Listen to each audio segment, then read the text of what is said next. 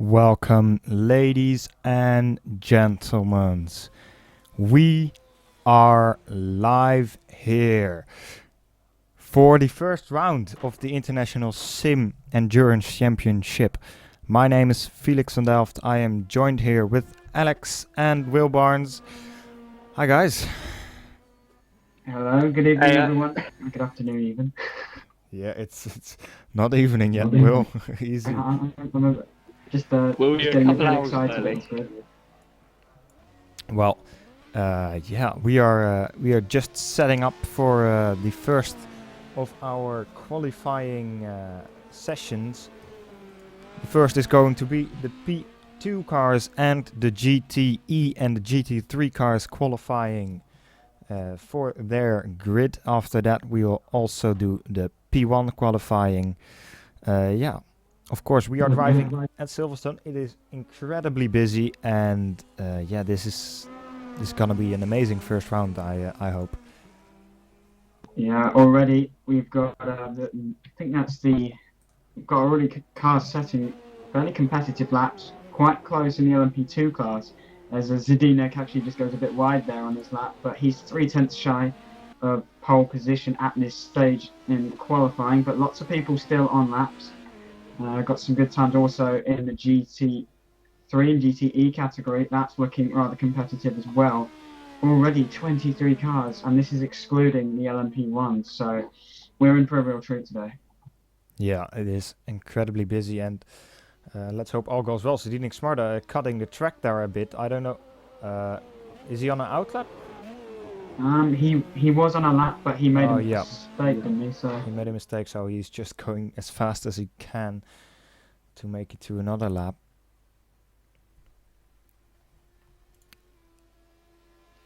All right, let's see. Of course, about how many P2s do we have? About 5 at the moment, I believe.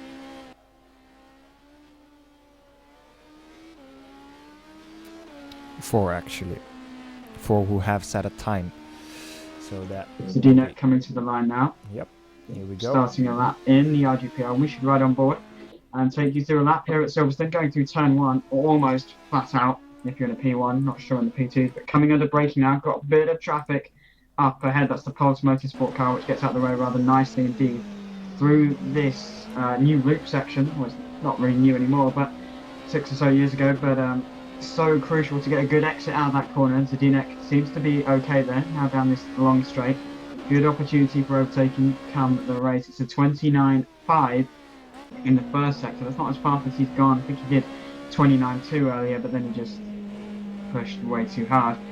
Traffic becoming an issue for these guys already in qualifying, so the race is going to be quite tasty. But now, as we watch Zdenek coming down the old pit straight, heading towards Cops Corner, one of the most exhilarating corners on the entire circuit. Get that front end in, take the curve on the inside, 2 wheels on the curb. That's perfectly legal. Drivers are not allowed to go beyond the curve, so as long as they have 2 wheels on, it's classified as legal. Same goes for Stowe Corner and the final corner club. But Zdenek making his way through this fantastic sequence of corners, Maggots, Beckett's and Chapel. So much speed, looks absolutely brilliant in real life and just as challenging in the sim world. Yeah. And now coming towards Stowe, little bit of traffic just ahead, should be okay for this lap. Obviously the LMP2s are a bit slower than the GTs, but just to remind you, we have 4 classes here today.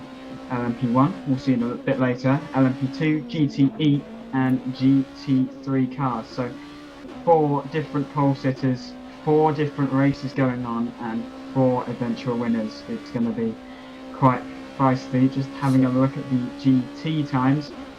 Ricardo, I'm not going to attempt to mispronounce the last name, but he's currently on pole position in the GT class with a 156.9. That's very good time indeed. His Alessandro Silva in P2 is doing a 157.3 so far as his best time. Oh shit, it's not quali, is it?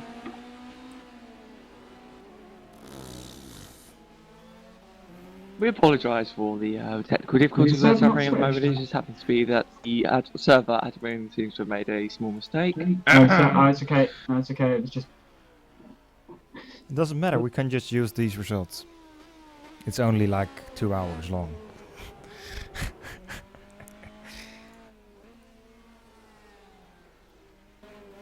Hey guys, if you have any questions, I am manning the live chat, so just go ahead and ask me the questions and I'll do my best to answer them. Yeah, so when the clock reaches 2 minutes 10, 2 hours 10, sorry. Is that right? Yeah, you have to tell that to the drivers themselves, because I don't know if they know.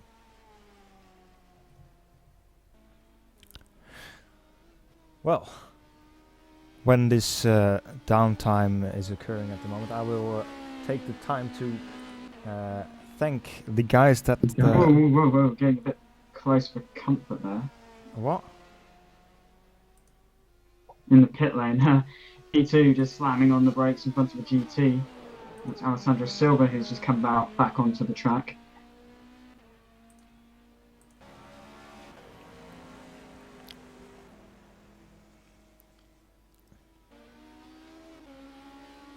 Fine, we'll move to the quali session. Yeah? Go Okay. for it. So this was just No, this is Lovely just chat. a little Isn't it? test. Yeah. Little, I The pressed the same next qualifying. session. I pressed the next session and it didn't move. Oh god. It's back now. Just a so, little bit slow. We moved to a new server last minute. no problem, guys. Coming out of the pits now immediately, and not a single one. About 6-7 cars already there in the line, waiting for the light to go green. Jeez, can almost call this a traffic jam. Here we go. Riccardo Corazazzi, Corara. I don't know. Let's not try. It's probably gonna be wrong anyway. Here we go. Here we go. And teeming with cars. Apologies for the delay. Had a small issue with the server. That was all fixed now. Just wouldn't switch sessions on time. But all good now. We've got virtually everyone heading out straight away, getting in those quick laps early, because as we saw, traffic can be a real issue here. And P2's getting a bit close as well. Yeah, bunch of cars going a bit wide already. Let's see Antonio, Yeah. who went wide here. Oh god, everyone rejoining.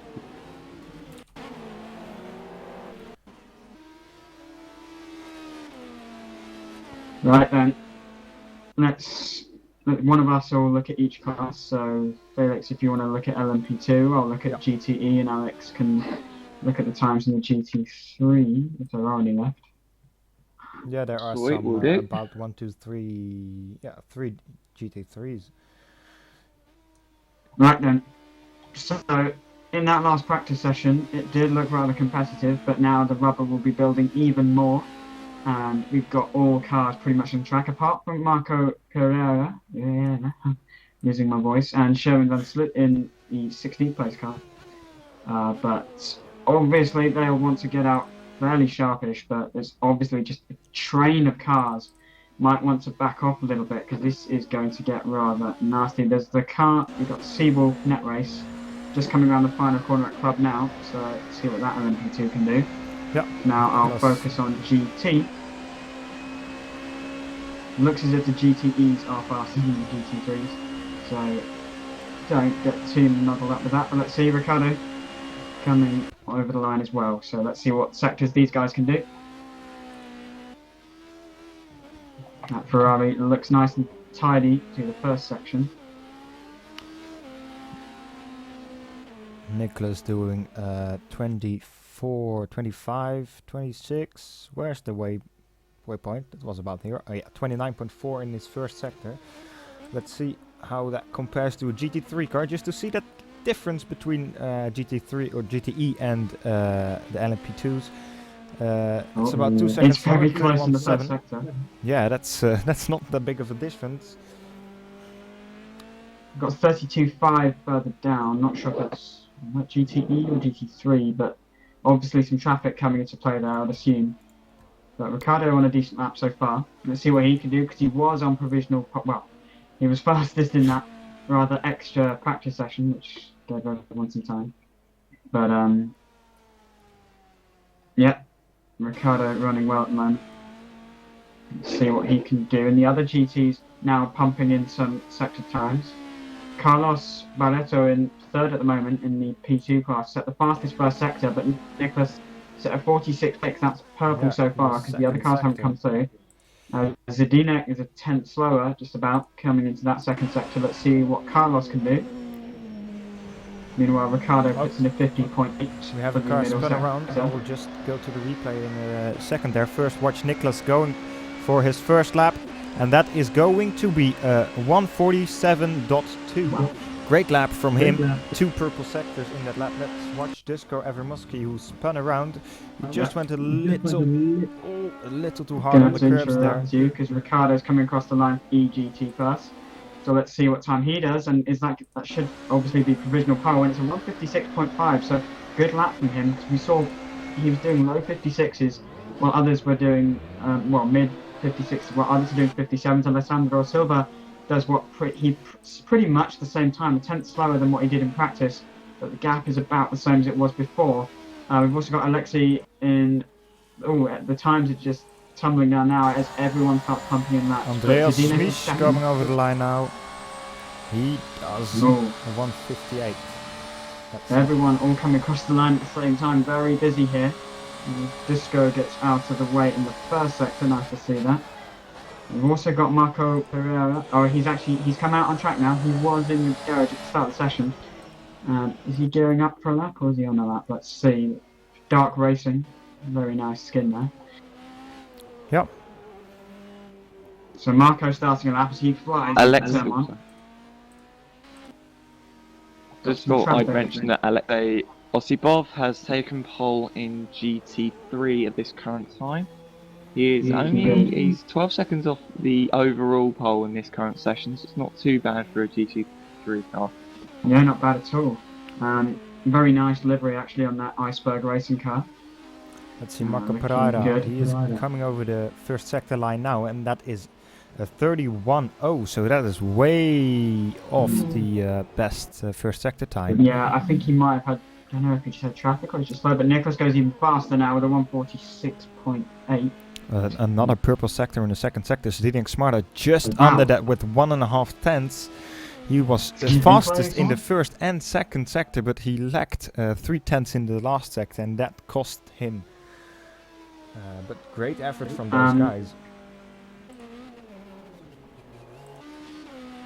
Yeah, you might want to, Felix, if you delete the old Pulse Motorsport car, the one with the 98 on the Ferrari, if you like rejoin during the warm-up, because you've got their old skin. It's the one with the reflective text and the black livery. So in the warm-up, just rejoin, delete the old skin. It should download the rather nice new one. Nice blue and silver GoPro livery, which looks really nice. So want to get that on the stream for them. I'll just put that in the chat. But if you have any questions, it doesn't require new RFCMP, Thomas. It's fine.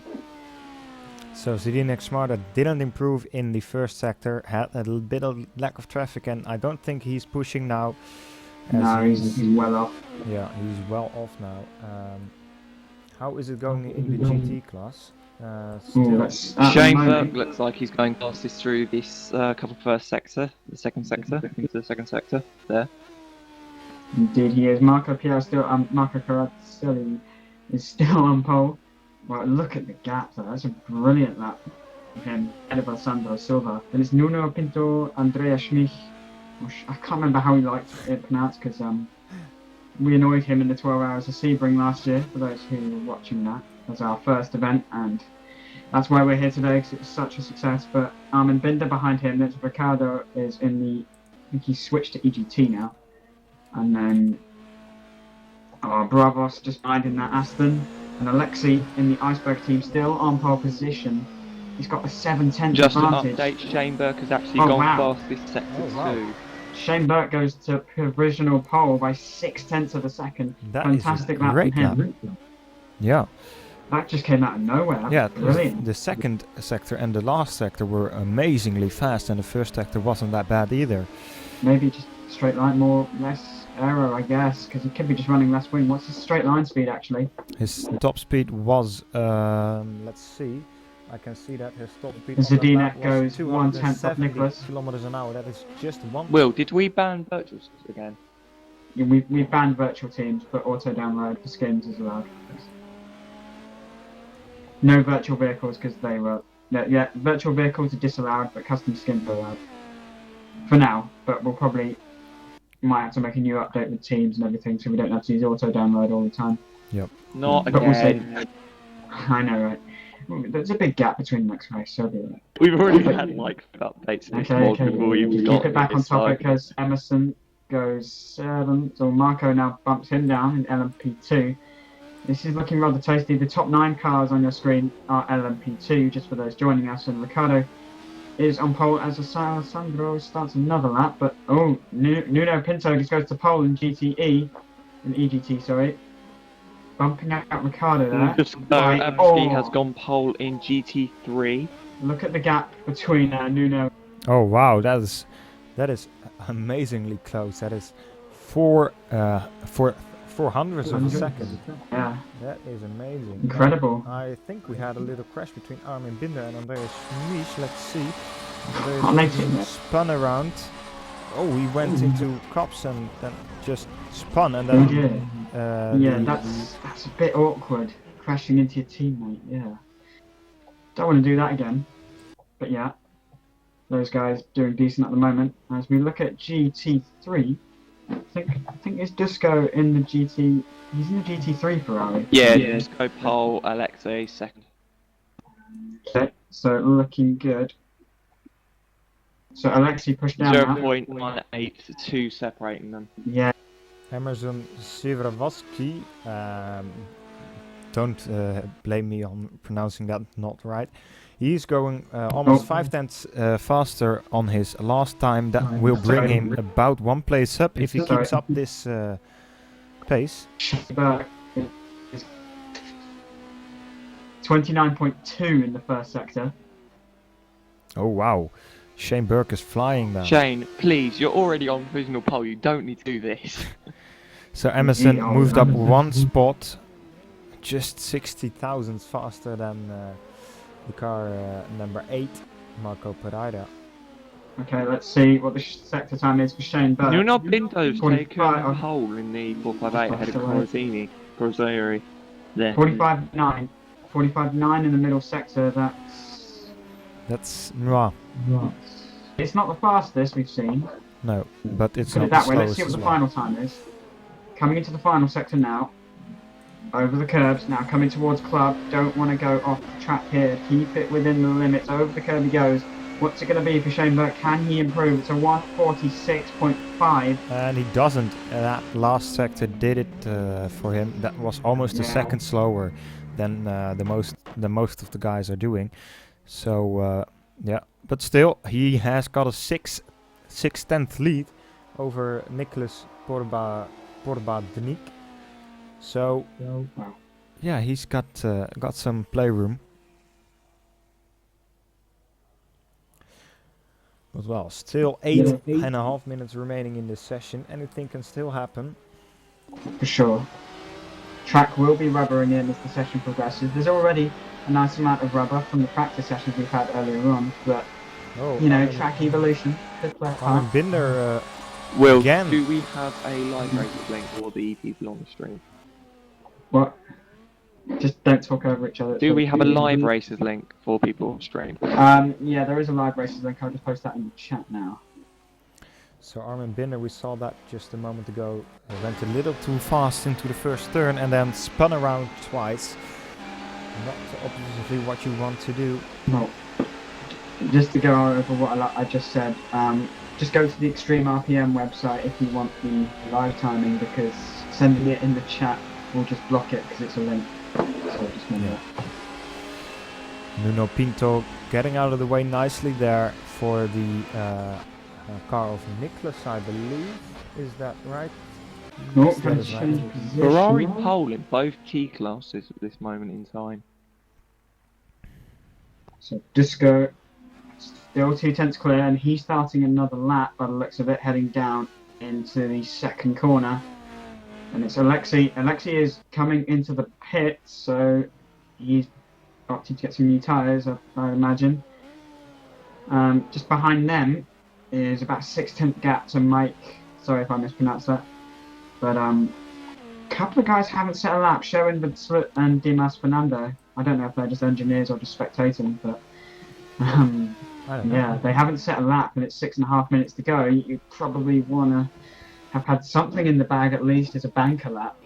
Oh, there's a crash on the main Rudolf Mayer in the Deltec without a rear wing as Shane Burke flies into slow corner. Let's see what happened there in the replay. His rear wing or not? I don't know what he was doing there. He was just going off track and then suddenly spun around. I have no idea Disco what he got a lot of traffic.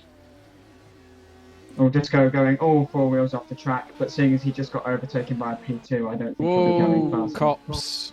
Yeah, Armin Binder again. We had a GT spinning out at Cops directly in front of Smardo. That was Armin Binder, just watching the replay now.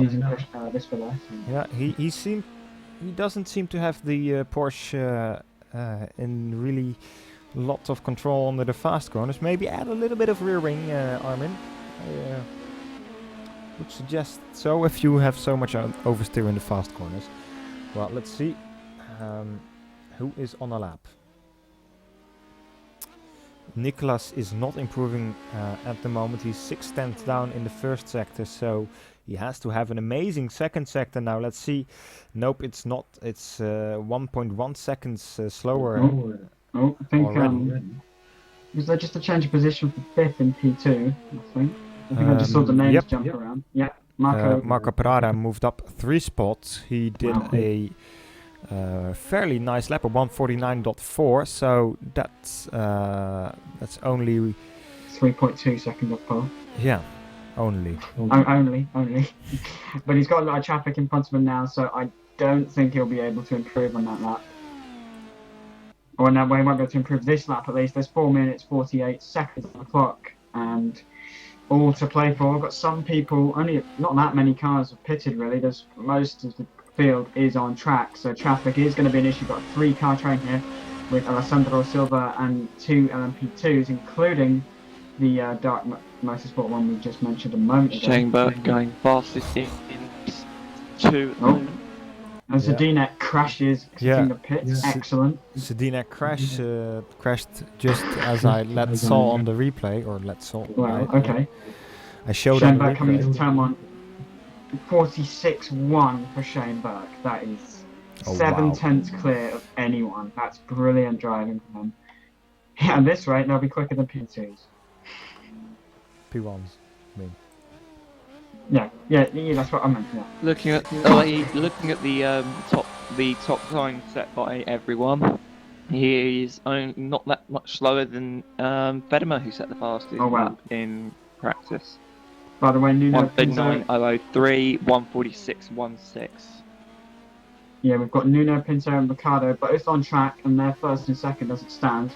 Also got Alessandro Silva coming out of the pits, so the top 3 in EGT all on track now. Andrea Schmich is fairly off the pace for his liking, I guess. He dominated in the 12 hours of Sebring. This is not the start to the season we were expecting from him, but it is a very competitive field, a lot more cars, a lot of new teams, so it's looking rather interesting for this brand new season. But we've got all the top guys in EGT out on track. Meanwhile, the same applies in GT3. Both Ferrari 1-2 just keeps it on the road. Alexi, sorry, like at Cops, just kept 2 wheels on the curb. It is pushing to the max time, trying to get those extra guys tenths. going off track here. Who? Antonio Abreu spun around, and just after that, Edson Arkela also spun around. Shane Burke fastest again in S2.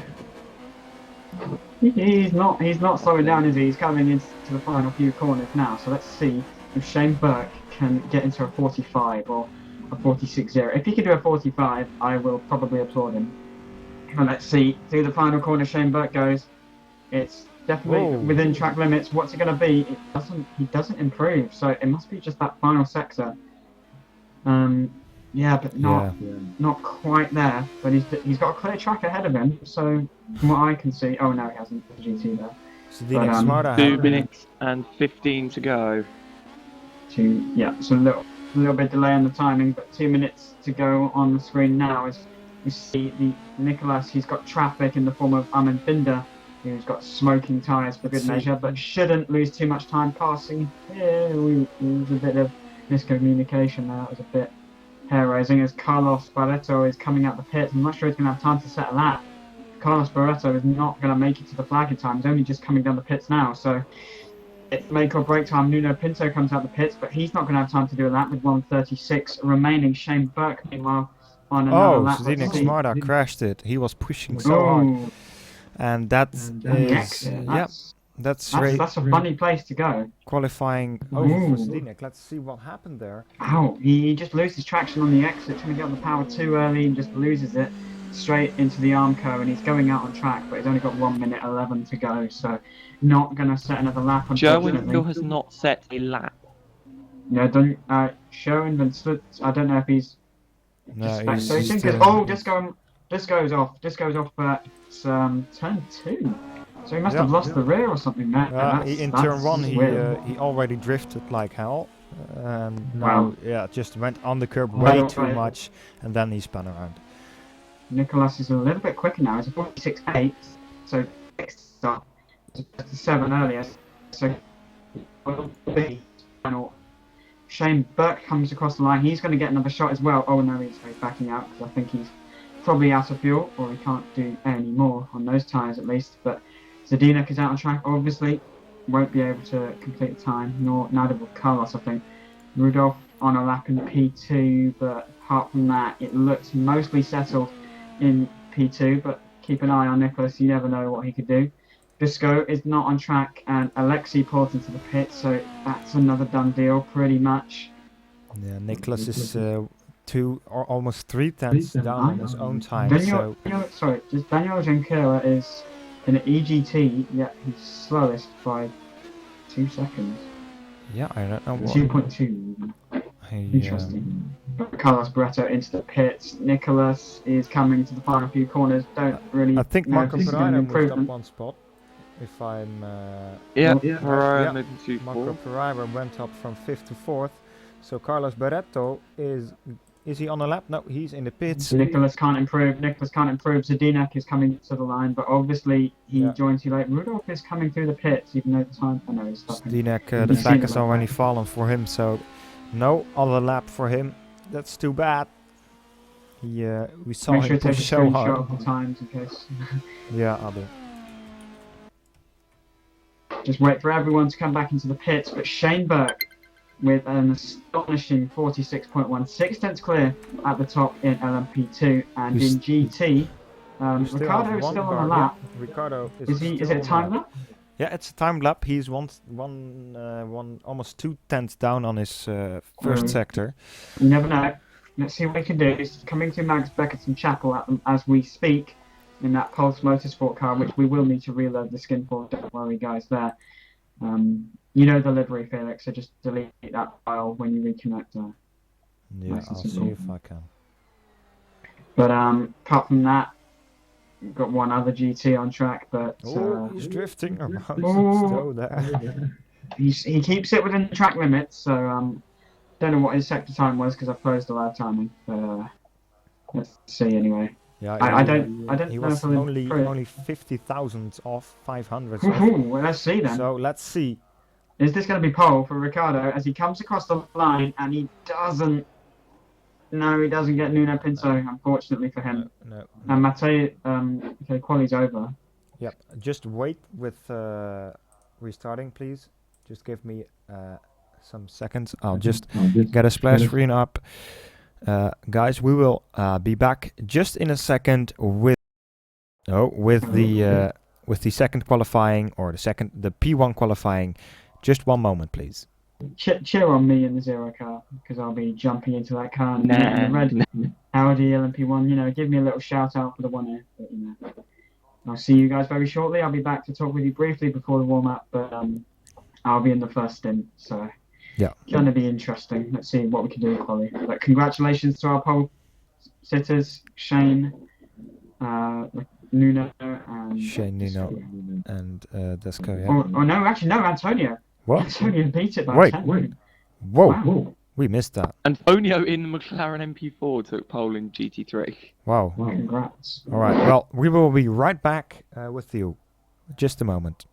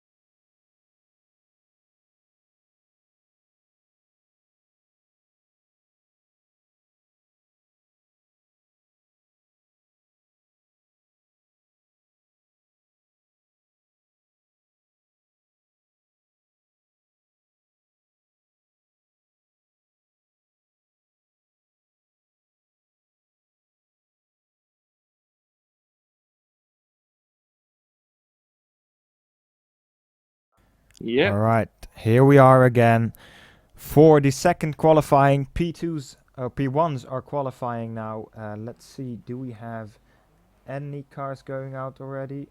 I don't think so. Yeah, we have, of course we have. Let's see, we are on a delay. That's not what we want. All right, here we go. First cars going out. And why are there still P2s on here? Oh, damn it. I have to boot those. Just note, Felix, if Corazari is still showing on server, he is actually out of the server. He is in the server, according to this. Alright, let's see. Jorge Cabrita already spun in this outlap. So that's not what you want to do, Jorge. Yeah, he outbraked in the first or in the second corner. Oh, and then he got hit by someone. Okay, let's keep it together, guys. Yeah, we have a couple of guys already on track. Let's see, Jacques Wengler is already in the second sector. Some cars flying about there in the background. I don't seem to have loaded all the skins yet. I am sorry if your skin hasn't showed up yet. Nothing I can really do about that. We will have to get some fix around that. Jacques Wengler now coming up to the third sector. Yeah, wait, yes. Okay. And we have been joined by Simracing Audi LMP1's Will Barnes' teammate Miles Weway in the. Wait, what? What are you on about? I ain't driving Miles. the Audi. What are you on about? Are you driving a Porsche this week? No. I'm driving in TA Tech. What are you on about? My Nice God, man, research. you your mind that bloody race. What are you on about? Okay, so we've got Jared is the first one to be setting a lap time right now. Yep, he is just Lagging all over the place on my screen. Jared van der Weijden is not. Is he in the first? Is he in front of the pack? I don't think He's in so. a deck. This is rather laggy on my screen. Well, then get a new screen. Now, the first car, I think, is Peter Varamuska. He set a 27.00 in the first sector. You immediately can see that difference between the P1s and the P2s. The fastest first sector was a 29.1 set by Shane Burke in the LMP2s. Let's see what Peter Varamuska can do in the second sector. Yeah. We saw Oliver Ackerman in the Porsche. Doing a 28.3. Some tire smoke coming off the tires from Peter.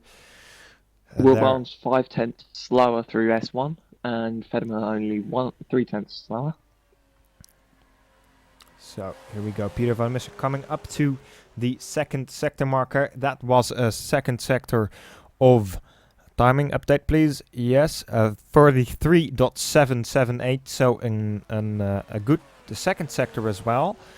Let's see what Jacques Wengler can do. He's 7/10 down in the first sector. Tjeerd Vedema 3/10 down. Alright, let's see. Peter Varamuska coming up to the last corner now.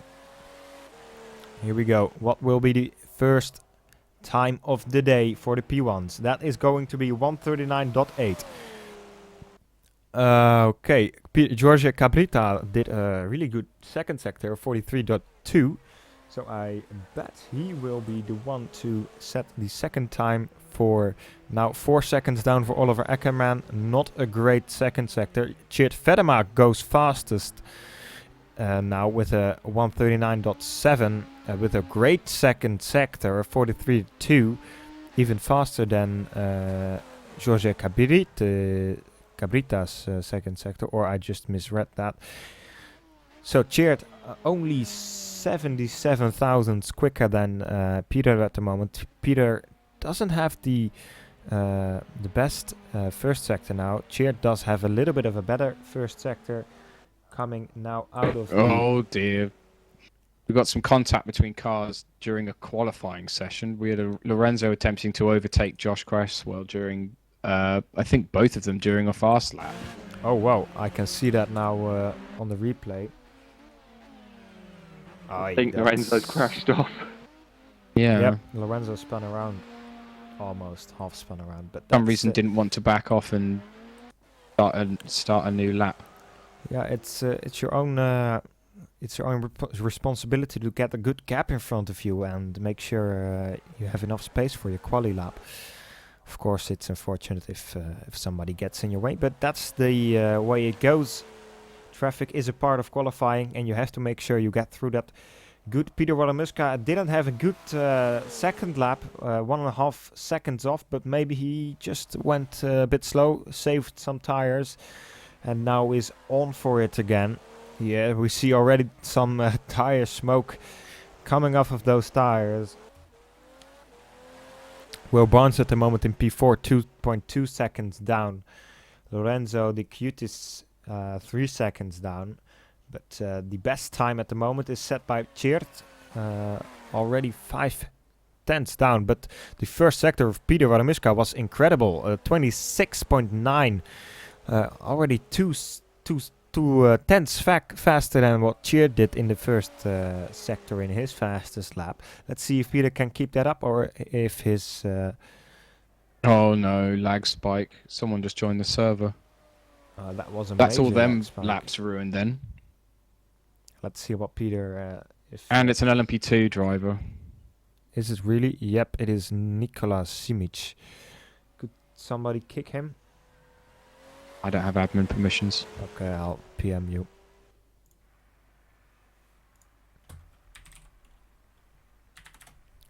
Look on Facebook, please. Alright, here we go. Peter Walamuska is a little bit faster than himself, but that second sector was 0.6 slower than what Tjeerd did in the second sector in his lap. So you can see there is some setup differences between those guys, but Peter Walamuska does go a little bit faster than his previous lap, about 0.4, I believe. So yeah, his last sector was good as well, really good as well. Second, a tenth faster already. Could you also kick the GT3 on the server? That a GT3? I can't see it yet. Alexei Osipov, he's showing up for me. He shouldn't be there. Using a Ferrari 458 GT3. Alright. At the moment there is quite a big gap between the fastest two guys, Tjeerd and Peter, to the third guy, Jared van der Weijden. He is already 0.6 behind those guys, 0.7 actually. And Jacques Wengler is also a tenth behind that. So you can see the quality between these two first guys. But maybe we can see some action from Jared and Jacques as well. Will Barnes at the moment not showing his best, I believe. Will Barnes unable to show the pace he showed during the test race we had at Daytona last week, as Lorenzo, we don't want to pronounce his last name, or wrong, something like goes that. ahead of him now, 2.1 behind Velema. We see Peter coming into the pits, getting some new tires, or I don't know. Yeah, he's just coming into the pits. All right. I don't think he realizes that pressing escape is allowed. I don't think so. Let's see. We saw Mariano Cal off track. At least that is my rFactor saying. Yes, he went too fast into cops, went off track. That lap wouldn't be valid, and I think rFactor shouldn't count that valid. Yeah, it's not a good lap either. So here we go. Peter Walamuska is on a lap, or he's not. Wait, no, he's not. Why is it showing he's on a lap?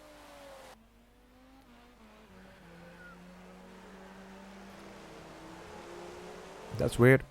Well, we have Jared van der Weijden now coming for a next lap. He went faster in the first sector. Just coming up to the second sector, he went a little bit faster from his own time. Two tenths down on his own time. Let's see. Tire smoke coming up here. Through Stone. Giorgio Cabrita spun. I will just corner here. Here we go. Onto the straight. And what will it be? For that in a moment. Let's watch how Gerard van der Weijden comes through the club. Gerard van der Weijden. It is 140.1. Yeah, and he comes ever so little bit closer to Cheered. Only 7/10 of now instead of 1.1 seconds. Let's see what happened with Giorgio Cabrita. He spun around through the maggots and baggots. Let's see what happened. If we are, oh yeah, that's a bit weird. Let's scroll back a little bit. What happened there? He went on the curb and then suddenly he realized he went too fast into that corner, hit the brakes and you will be in the grass rather quickly. Well, let's see. Gerard van der Weijden on the second lap and goes too wide there and immediately abandons his lap. Tjeerd Vedema immediately responds to the faster time of Gerard van der Weijden with a newer fastest time. Oh, wait, I don't want to see that. I want to see Tjeerd Vedema. Yes, thank you very much.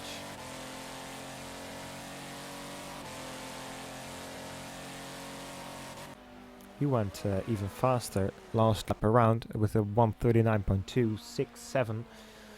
5/10 quicker than Peter.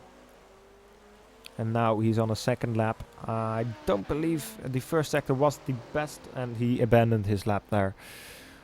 Alright, let's see. Peter Warmuska had a great first sector again. You can see the first sector is... Jacques Wengler going even faster in the first sector than oh he. wow, Jacques Wengler... But a 26.889 in the first sector. Certainly that .exe file is working hard. Yeah, let's see. Let's get on board with him going. I was just about to say, now for anyone who knows this, .exe must be working well for Jackson.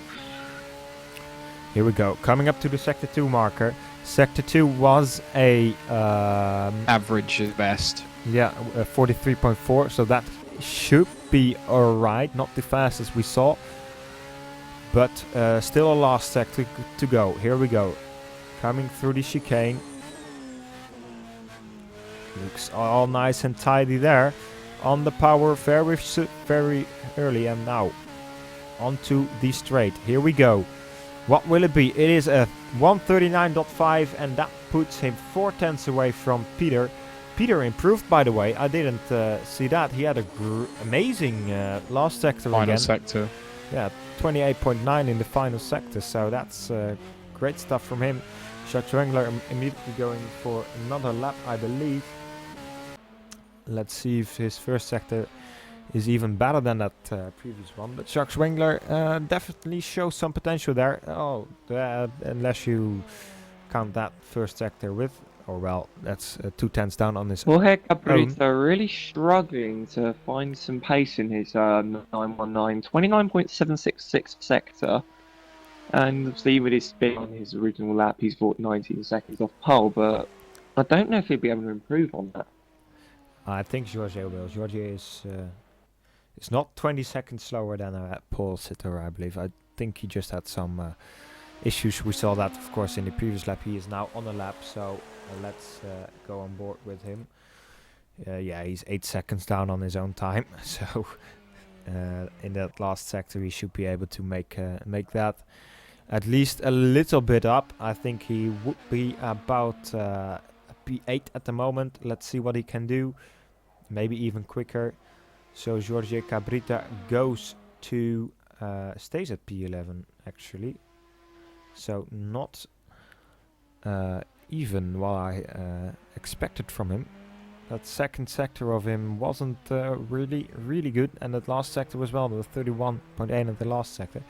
Maybe he was just doing some... oh, well, when you go off track like that, your lap won't count, Giorgio. I'll keep that in mind. If this lap goes a lot quicker, I will say to you that that lap is not valid anymore. Jacques Just- only now 1/10 off pole. Flipping heck. This is very, very close between the top three, separated by only 2/10, it looks like. Do a bit of rounding. But interestingly enough, I'm just going to point this out, the only 3 Audis in the field are first, second, and fourth. What does that tell And you your about? Porsches are 3rd, 5th, 7th, 8th, 9th, 10th, and 11th. Well, yeah, the Porsche. What does that tell you about the cars, do you think? I don't know. Well, we see Jacques Wengler. He is within 2 seconds of the leader. So Well, yeah, but he's, that EXC is working hard for him, as we pointed out. yeah, it is. Tjeerd Vedema went off track there, but he was my faster. word. I am going to see if that is a legit lap, because the track map is saying he went off track there in the last turn, and he no. didn't. He didn't. Oh, wait. I'm not looking at the last 10 right now. I'm looking at Stowe. Oh no, that's just him pulling out. So that should be a legitimate lap for him. Great I'm going to watch time. the full lap just to check. Yeah. That second sector was really flying, and that last sector as well. Great stuff from Tjeerd. Let's see what Jared can do. Jared is not improving at the moment. Peter Waramuska also Just on the going to lap. put it out there, has now set the lap record here in this series. 1:38.846 was the lap. That is legitimate, and that is actually faster than his previous. Definitely a legitimate lap. Very clean. All right, great stuff from him. All right. Oliver Ackerman on a lap as well now. Let's see if he can improve. Or he abandoned that lap. Yes, he abandoned that lap. The track live timing is not showing up completely. Improving by seconds. Sorry?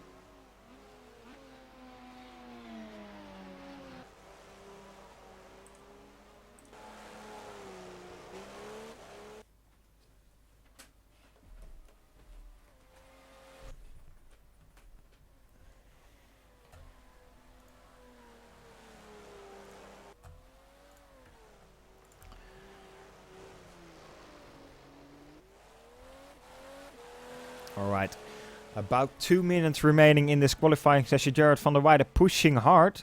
We see his engine smoking even. Maybe you should watch your radiators, Jared. I don't know if you if you want to make it to the end of this lap with the radiator smoking.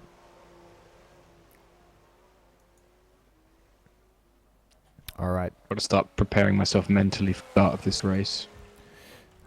Okay. Yeah, do us a favour, don't crash into anyone. Oh, hopefully not. I think if everyone was listening carefully, then I think the start should be quite exciting, to be honest. Yeah, it will be. Hopefully for the right reasons.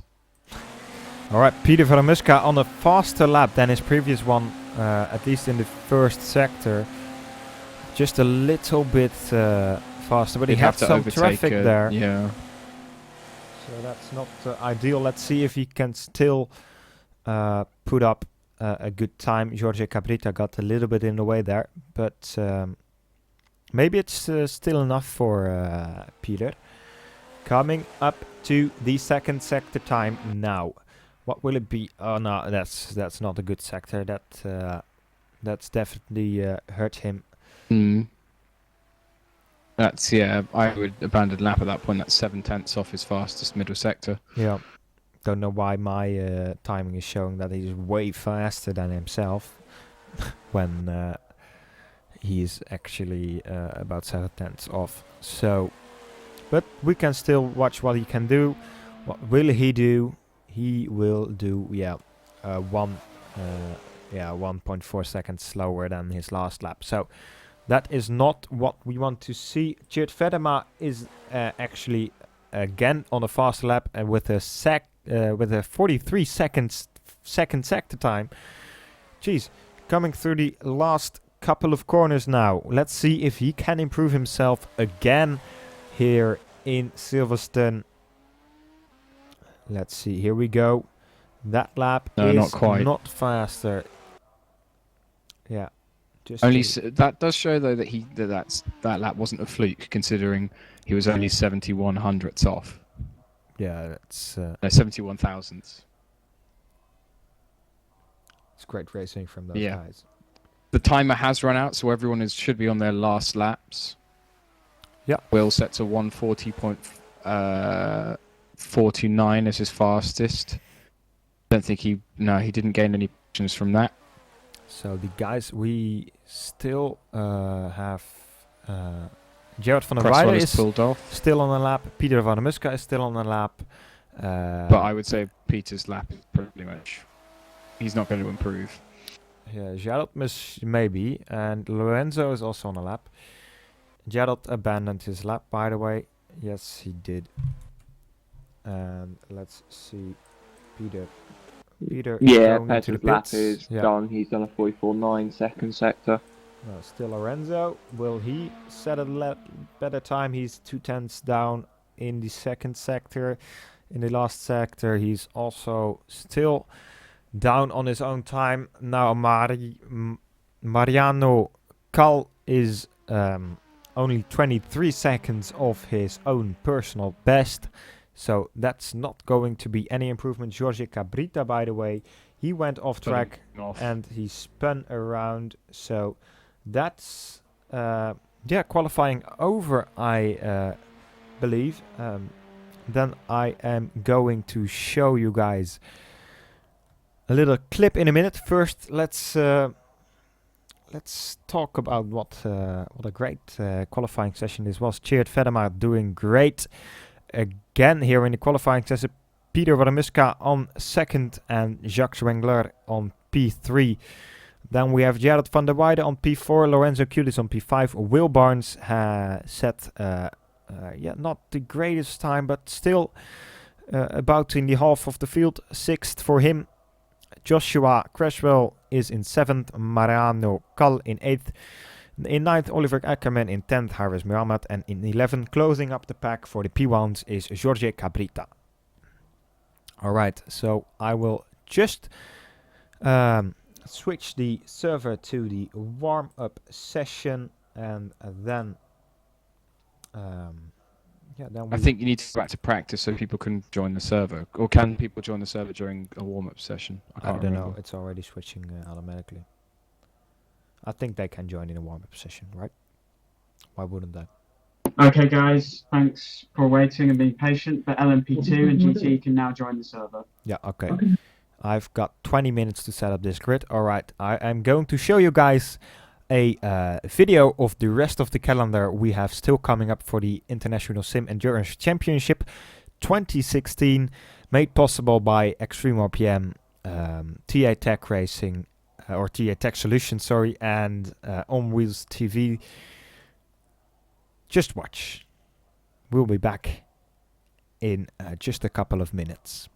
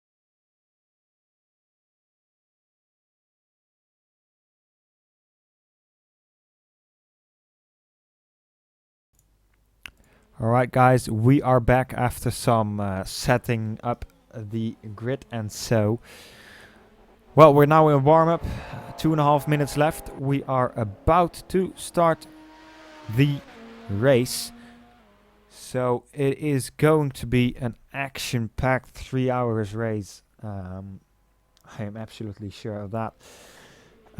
Let's hope all goes well through the first couple of laps, of course, with more than 30 cars on the grid.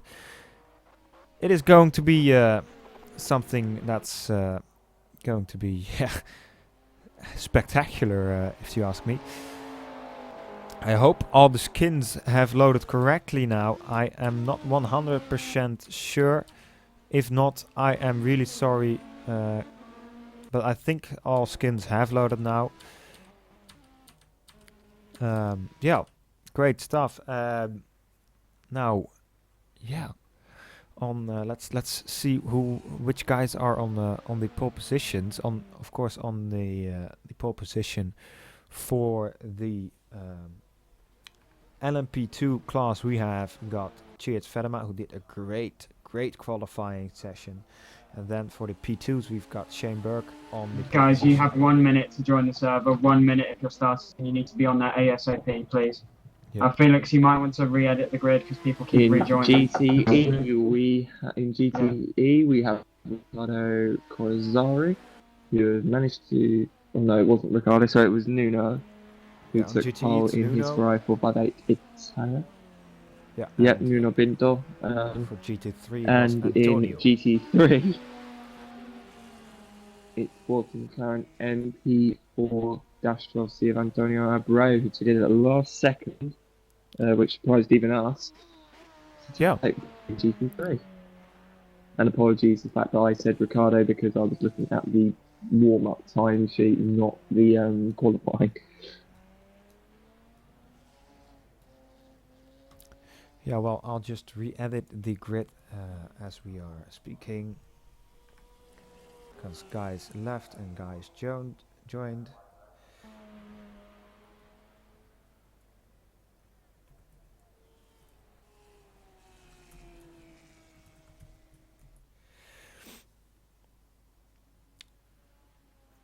If there's still people missing, please, if you're watching this live stream, if you qualified, please join the server. As Will said, if you did not qualify and you can't drive the first stint, please notify me. I can change it.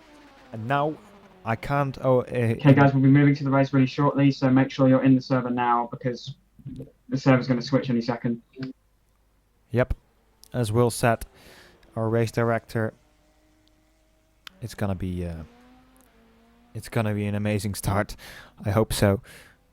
Let's switch to the onboard cameras, or onboard on the live cameras. Right, warm-up has officially finished, and we will be going to the race session very, very shortly.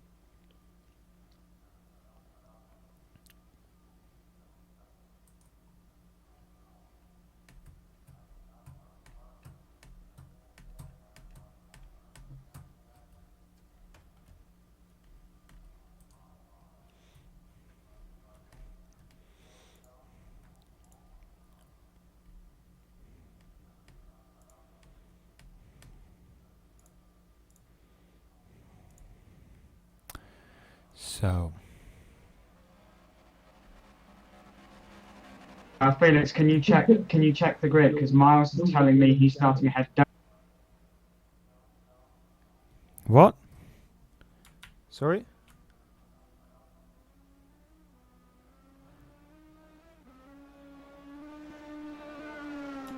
Oh wait, shit. Felix, Yeah.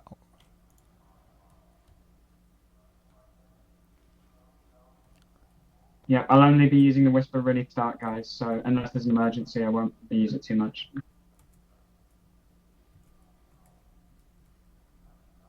Yeah, I know. We just said Felix is correcting it now.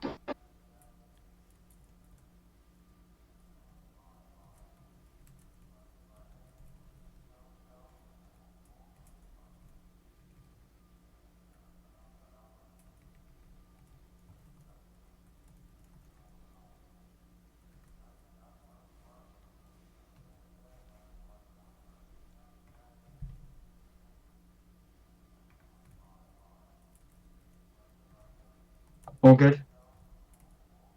Felix. Should be now, should be now. Yeah. Okay.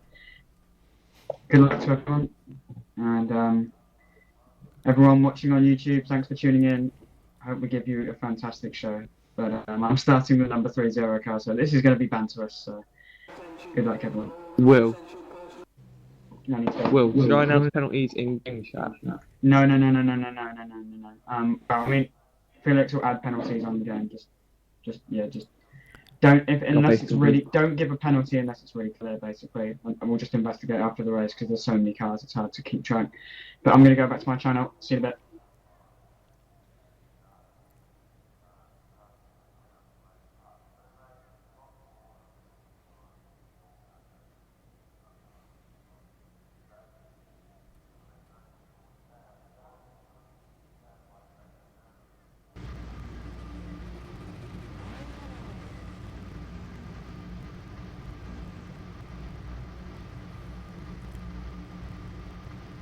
So, cars lining up. Make sure you move forward a little bit when the lights have gone out. Only when the lights have gone out, though, and then we will start formation lap.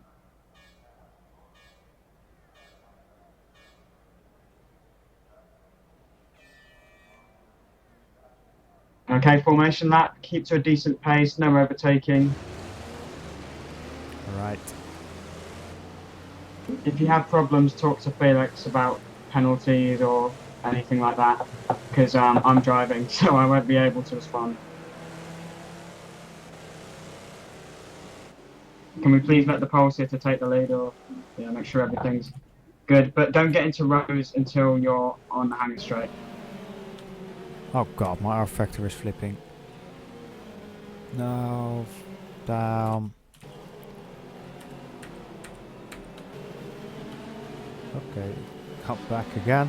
Sorry, why? What is this? Alright, rFactor is totally tripping at the moment. I'm sorry for that, guys. Right, so cars lining up for the start of the race. Chit Vedema will be the one for the P1 class to start the race. He can control the pace after the last couple of corners. When he crosses the start-finish line, overtaking will be allowed for the P1 class, and for the P2 class, Shane Burke will be the driver to decide that. Same goes for. Okay, guys. Okay, guys. On the hanger straight. Don't talk over me, Jack. On the hanger straight, you can. On the hanger straight, you can get into rows. You can get into rows there.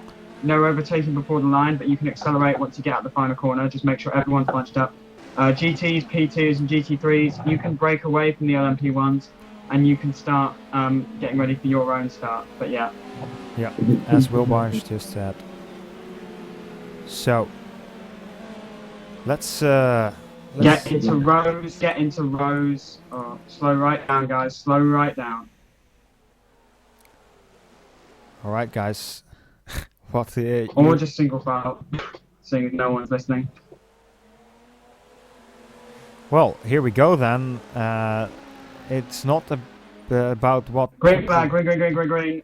We are now racing at Silverstone. So, in the P1 class, Chit Vedema had quite a good start.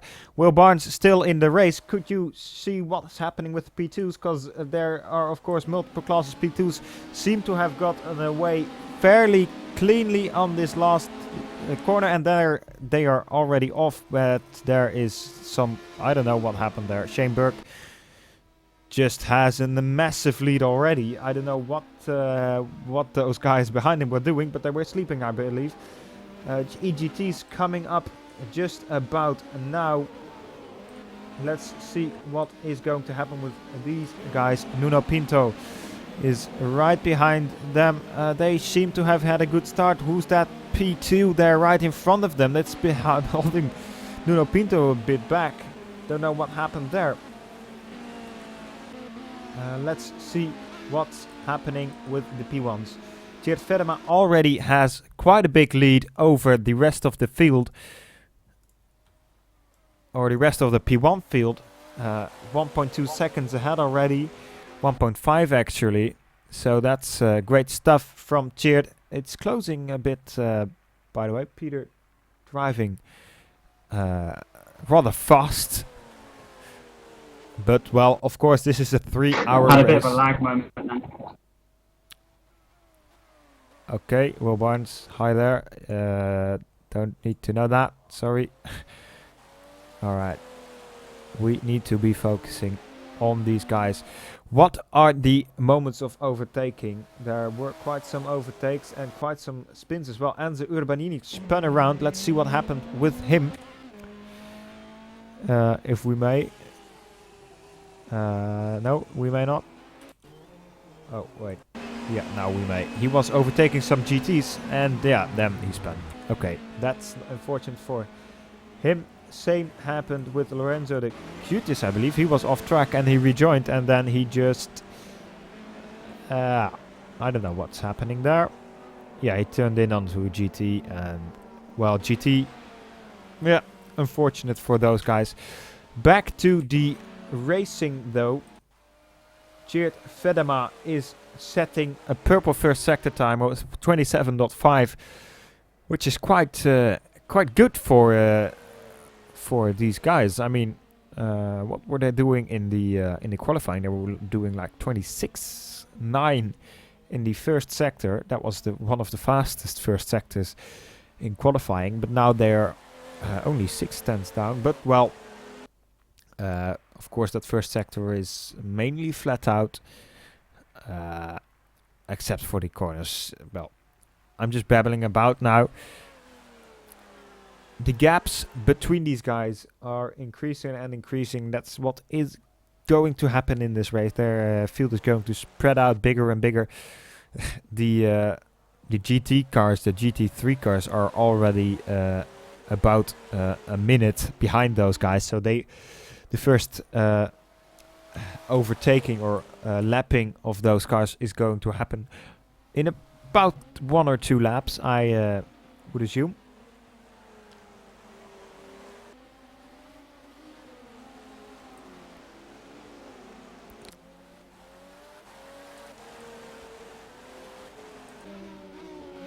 Let's see, Miles Weway seems to have had a reasonably good start.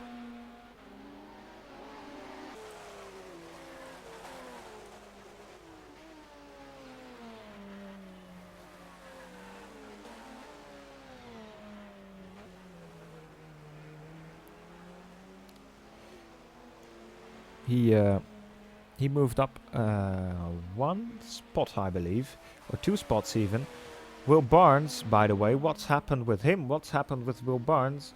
I don't know what's happened with Will Barnes. But Will Barnes is all the way down to P14, so he's even behind P2 cars. I don't know what happened to him.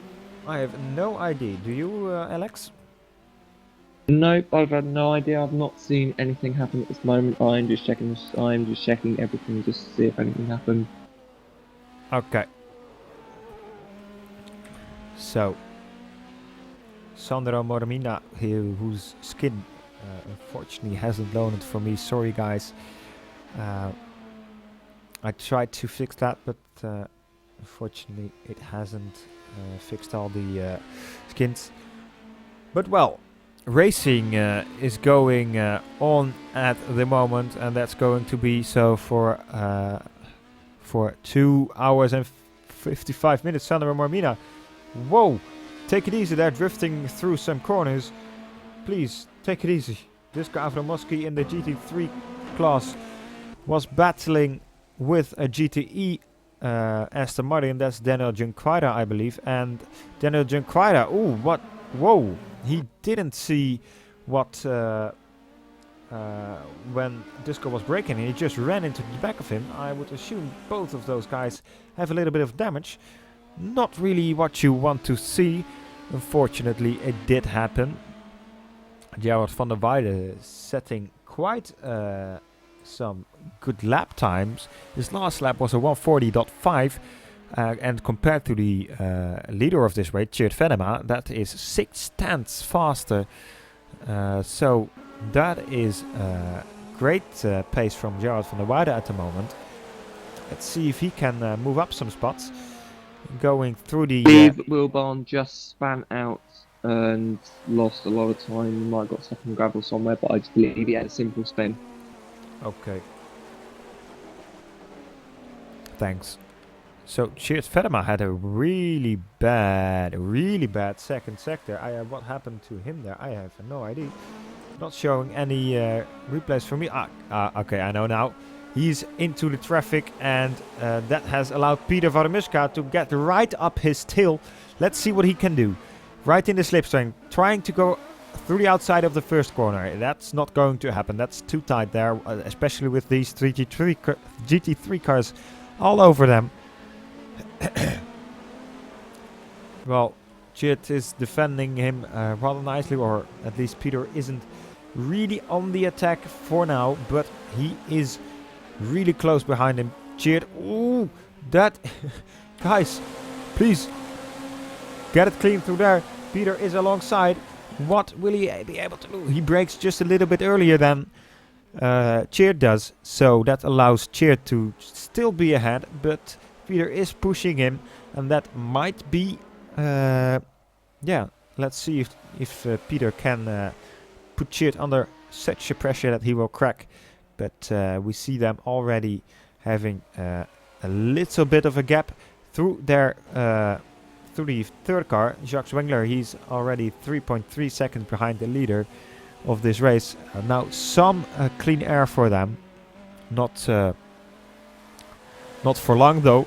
There are a lot of cars on track, so they are going to be having...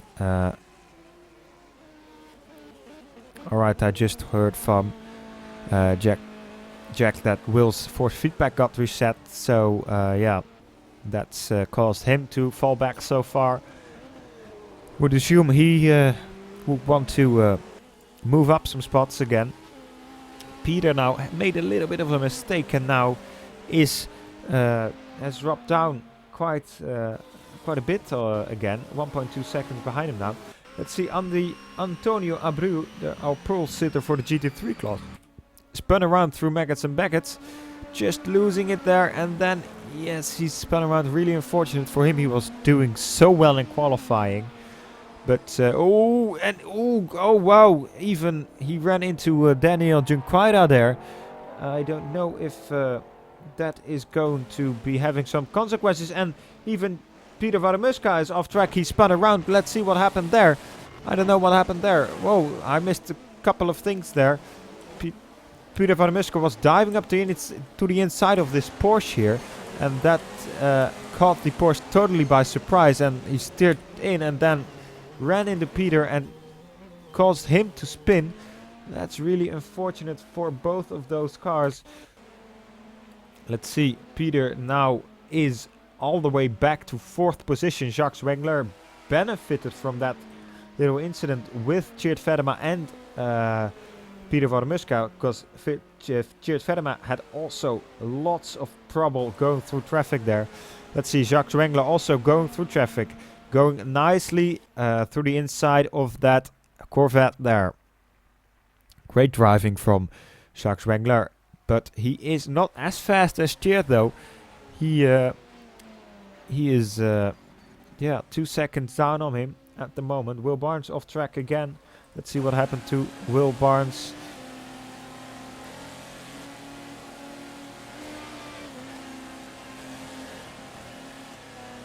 Oh yeah, he had a little bit of an oversteer moment and just went off track because of that.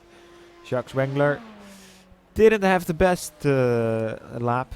Now even 2.8 seconds behind Cheert. Let's see. I've got some reports of people cutting the track a little bit often. Binder spins it at turn 1. He's lost that at turn 1. I'm just going to have a look at what happened. Armin Binder spun in turn 1. Yeah, let's see what happened. He was getting overtaken by some cars. That was Urbanic's fault. That would be a penalty. What? Urbanic literally did a kamikaze down dive, Yeah. which was never going to work. Credit up to him, though. Armin didn't give a lot of space, but still was the Prototype 2's fault.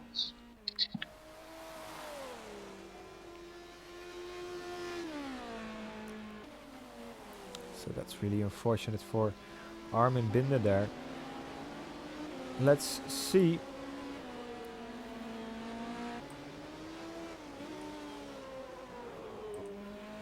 Which is the smallest gap at the moment of our field? That is actually the gap between Riccardo Corazzi. Yeah, he didn't have a lot of time to focus for the GTE class at the moment. Riccardo Corazzari is closing in on the guy in front of him, Nuno Pinto. Nuno Pinto, of course, the pole sitter of the GTE class, and now is getting pressure from Riccardo Corazzi. At least Riccardo Corazzi is trying to put the pressure on him. Last lap was a little bit faster for Riccardo, but that's only 7/100ths of a second, so that's not something that's really going to make a difference, but it shows that he's a little bit faster, getting overtaken by some P1 there. I don't know exactly who that is because his skin didn't load. Do we have any idea why Carlos Barreto was in the pit lane? Who?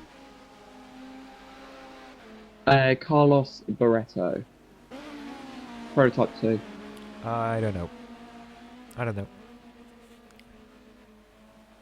So that P1 going through nicely. Riccardo Corazzari is still putting the pressure on him, but has not found a way past yet. That is not going to be very easy for him.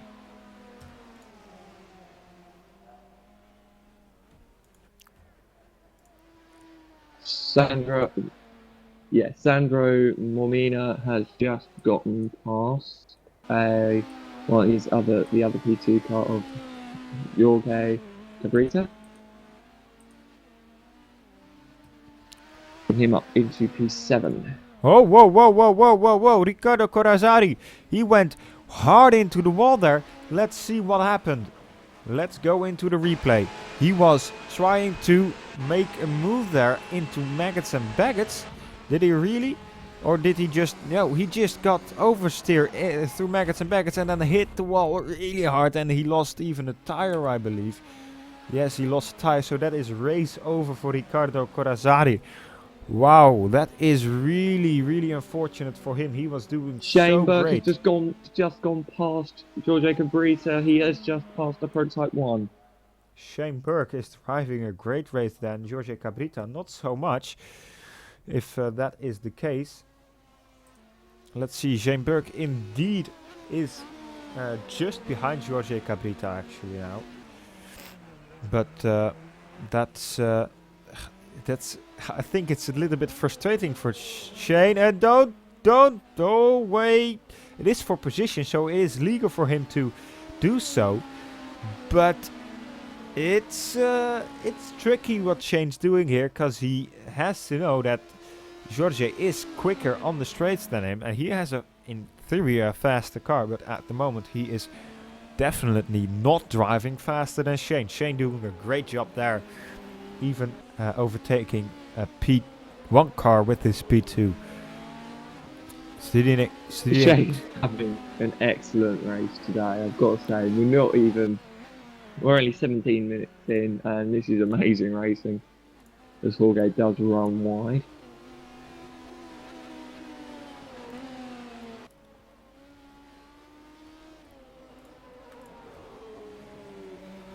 So we saw Jorge Cabrita going off track there for a little moment. Jacques Wengler is closing in the gap, actually. I was about to say that he was not getting closer, but he is close. He is only half a second away from the leader, Tjeerd Vedema. So that is going to be a battle. Jacques Wengler pushing now to get past him. Jacques Wengler, of course, a great Luxembourg driver. Of course, known for the Wengler.exe, which he supposedly uses. Maybe. Well, he is doing a great job so far, getting closer and closer, and we see some guys having trouble. Lorenzo the Cuties is spin around, and together with that is Nicholas Sporbadinic, so I think there is some contact between those guys. Let's see what happened there. Lorenzo the Cuties getting past P1 car. Oh wow, Lorenzo. Wow. That's a ballsy move there. Through maggots and baggots, you were trying to get past that car, and oh yeah, that car stood in maybe a little bit. I don't know what's to judge about that, but he lost his front ring because of that, Lorenzo. I think he won't be really happy about that.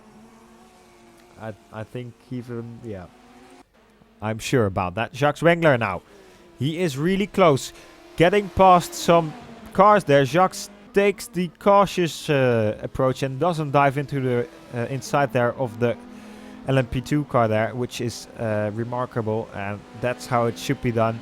It is a 3-hour race, so it is not decided in a single corner. You can back off a little bit and make sure everybody has a good race and don't crash into each other. Of course, that caused him to have 2 seconds of a loss compared to Cheered. Oh, that GT3 car made way too much space for Jacques Wengler, and that caused him to spin. Really unfortunate for the red Ferrari there. Yeah, that is Dusko Abramowski, who spun out his GT3 Ferrari, and I believe that was actually from the lead of class. Oh wow, that's really unfortunate for him. Jacques Wengler now pushing again, trying to close that gap, and he's doing quite well to do so. Already 8/10 down on that gap, so you can really see Jacques Wengler is pushing the Porsche 919 hybrid LMP1 car. Yeah, great stuff to see him push so hard.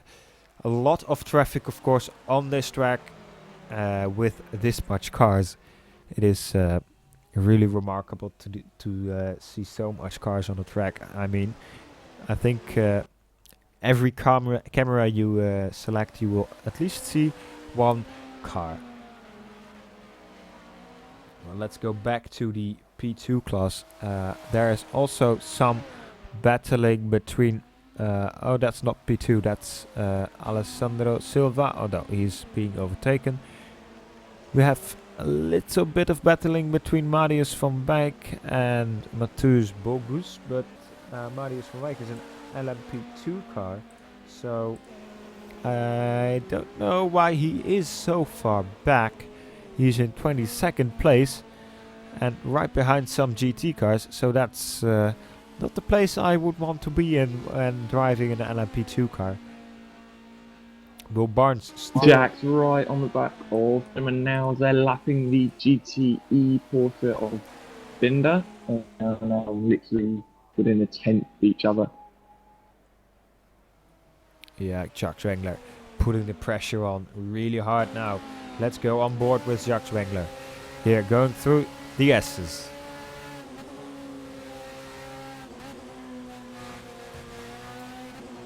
Alright. So Jacques early on the power there, getting a great exit. You see him closing in. Getting a bit in the slipstream of Tjeerd Vedema.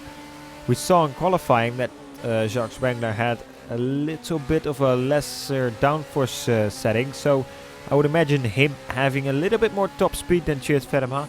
Let's see what the data says. Yes, he actually has 299 kilometers per hour top speed, and Tjeerd Vedema has 295, so that is indeed quite a big difference, 6 kph difference. So I would assume Jacques Wengler would get past quite easily when he is really close to him on the exit of, let's say, this turn. And he is, ooh, he tries to move up the inside there, but that's not going to happen for him just yet. Trying to get past this P2 car. Let's see if he can get past safely. The LMP2 car moving out of the way there, letting the LMP1 car of Chid and Jacques past for now. Jacques Wengler is really close on the back of Chid now. This should be the moment after the SS. Is he trying to go through cops here? No, that's not going to happen, Jacques. Especially with the GTE car there, right on the edge. He is. You see him being faster and trying to find a way past, showing himself in the mirrors of Chid Venema. But for so long, Chid has been able to hold Jacques behind. But now you can really see that top speed difference between Chid and Jacques. Jacques, but still not able to get alongside. Nice to see the gap between the leaders in GT. Isn't too far. You can see Pinto and Silver not too far away from each other. Yeah, only 4 seconds and Jacques Wengler tries to move up the inside there. What a great move there. Outbraked him. Oh, what does Chid Venema do? He almost seems to bump into him like a side bump. But that was a clean move from Jacques Wengler. He made a bit of use of the GT car there, but that's allowed. That's how endurance racing also is. Chid Venema, of course, will try to get back on Jacques. Pushing hard Chid now. Trying to get past again. Miles in his cockpit right now must be going Wengler.exe working then. Yes, he definitely will be. Ooh, Chid, watch out for that LMP2 car. You have to take those into account. They are also driving on the same track as you. And that all went well, luckily. Well, I think Jacques is now just gonna move out of the sight of Chid Venema further and further. Great driving from Jacques Wengler here. Let's see how it is going in the P2 class. Shane Burke still in front of Jorge Cabrita and Will Barnes. Will Barnes closing in. I think Cabrita's off. I think that is Cabrita off in the side of track there. Yeah, Will Barnes just got past the leader of the P2 class. Jorge Cabrita is actually off track. Yeah, Jorge is off track a lot. But let's watch the replay of that. He was coming into the S's. Went onto the curb a little bit too much, I presume. Yes, he went too fast into it and he went into the wall. We've already seen about 3 or 4 cars going into the wall there. Jorge Cabrita maybe pushing a little bit too hard, and then, yeah, that happened. We also have a spin for Andreas Schmich. Also through cops, I think. No, yes, it is. Through cops. Coming up through cops here, Andreas Schmich. What did he Cabrita into the pits. Oh, that's actually turn 1. Oh wow, he just oversteered out. I don't know what happened there.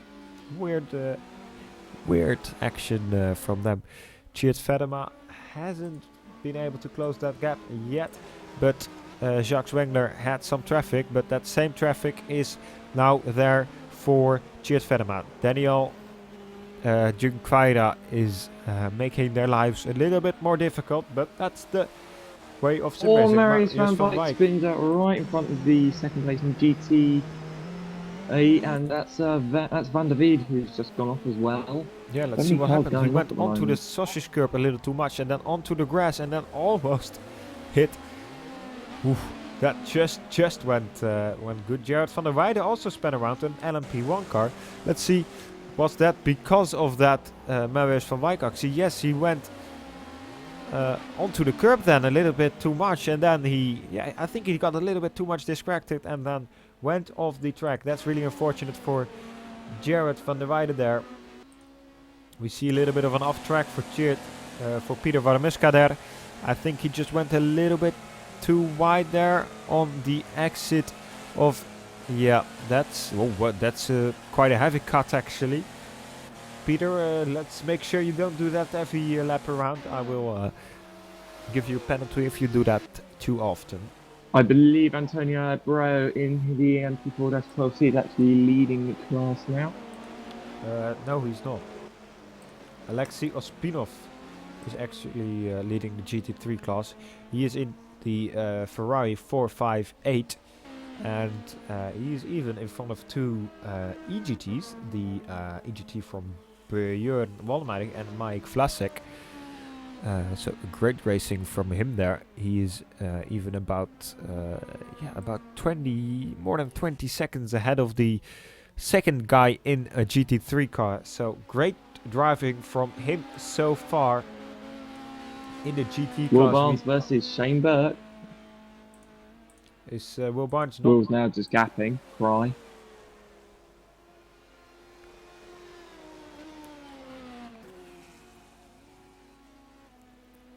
So in the GT class we still have Nuno Pinto in front of the EGTs. Just a couple of seconds behind that we have got Alessandro Silva. That gap is about 5 seconds big. So yeah, that's good driving there from who's that? From wait a second. Oh, that's Nuno Pinto, of course. Just forgot his name there. Sorry about that. So here we go again. Will Barnes had a little bit of an off track. Let's see what happened with Will. Will just went a little bit too wide there, letting Jacques Wengler past. He made sure he made enough room, because this is a blue flag, because those two drivers are the leaders of our race. So you have to make sure you get out of the way for them. That's not a case of multi-class racing. That's just blue flags for Will Barnes, and he got out of the way really nicely there. Let's see Alessandro Silva trying to close in a little. Oh, the GT3 leader holding up Jack Wengler, and it looks like Fetterman's caught right up to the back of him now. Oh wow, yeah, that's really unfortunate there. Fetterman now right in the back of Jacques Wengler. Let's see if he can make some more benefit from that little bit of unfortunate for Jacques Wengler. Right on the tail of him, Jacques Wengler going into the S's now. Let's see.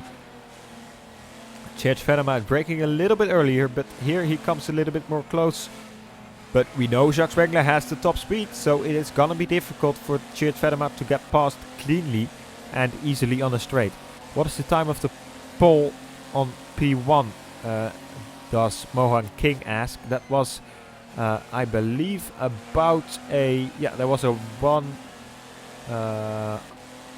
I think a 1:38 or something, but I'm not entirely sure about that. We had a little bit of a yellow flag in sector 2. Let's see what caused that. It seems to be Antonio Abreu. He had a little bit of a spin, and yes, it was again because someone got on the curbs a little bit too much and then on the grass and then spun around. Yes, we have seen that many times now. Tjeerd Fetterman still quite close to Jacques Wengler, but Jacques is moving out ever so slightly.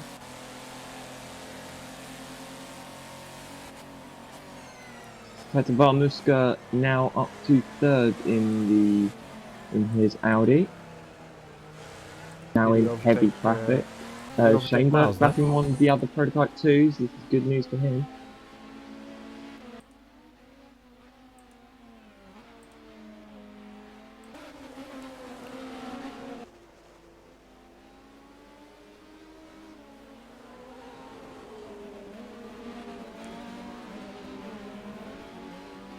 So 2.5 hours remaining, 1/2 hour in the race now, and the field has already spread by about 6 laps. So the car that is furthest back is Carlos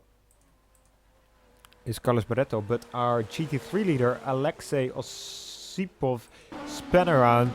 Let's see, it seems to be on the Cops corner, is it? Yes, it is. It is Cops, and he... Whoa, what was that? I have to see the replay of that. I am going to. Let's see, coming up here. And oh, that LMP2 car just hit the back of him, and that caused him to spin. Whoa, that is really unfortunate for him. Yeah, we see quite some accidents here with overtaking. Other classes.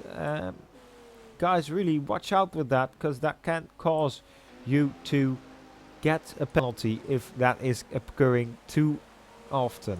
But this has spiced up the battle between the GT3 cars a little bit more. Still 13 seconds between those first and second cars. Disco is 11 seconds behind Alexei. So yeah, that is still quite a big gap, but it has spiced it up a little bit more. There's the Cutis went off track a little bit here in the end of the SS. Jacques Wengler actually off track nearly, trying to lap Andreas Simic. Sorry, I just had to say that because it was so close to taking each other out there. Okay, wow.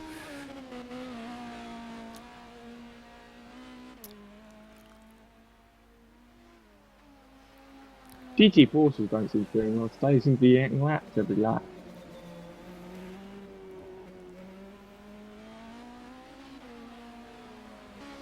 The gap's now up to 1.4 between Jacques and Jid. Yeah. We'll check their times when they come across the start-finish line in a second.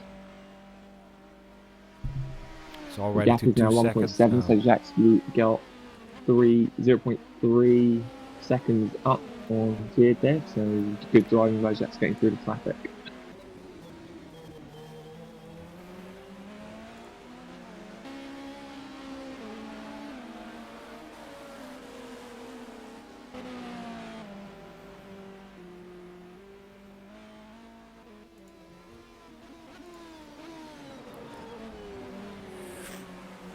Right, Jacques Wengler still in P1. Great driving from him. We see some guys again going off track. Yeah, we saw Jacques getting past a GT and an LMP2 at the same time, whilst the LMP2 is also getting past the GT. So it's overtaking Seption here at the moment.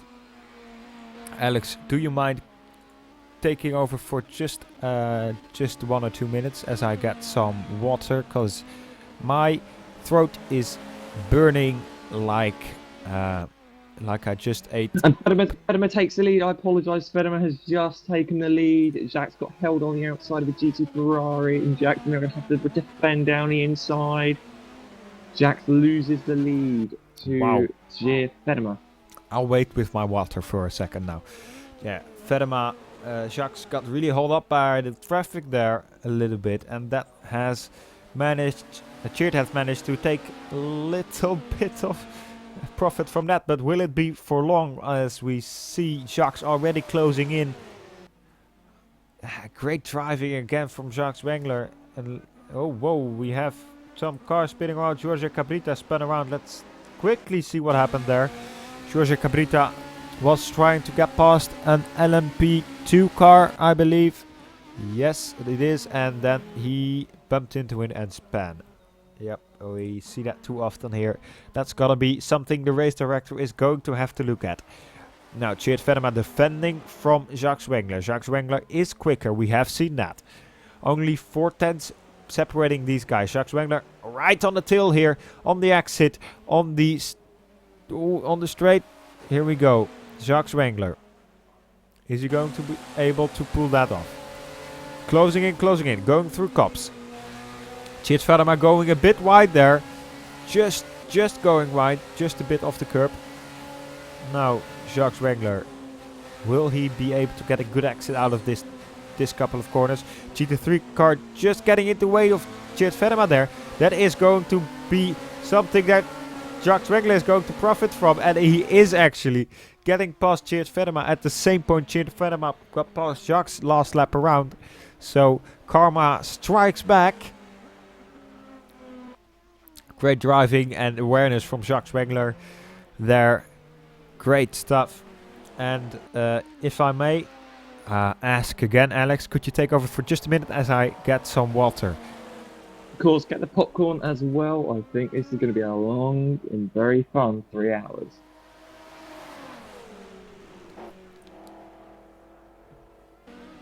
So, as I now take over the commentary, Jacques Wengler now leads from Sheer Fedema by a very, very small margin, as Fedema is looking for every possible opportunity to overtake the leader here. They are catching up to GT traffic again, with the GT Porsche ahead of us. No, actually, I believe that's a prototype. That is more Mina in the prototype Porsche that they have now got to lap, so they are of equal speed to the top two here. So this is going to be interesting. Will Jacques and Gid get held up by the prototype? One lap in. Keep an eye on them.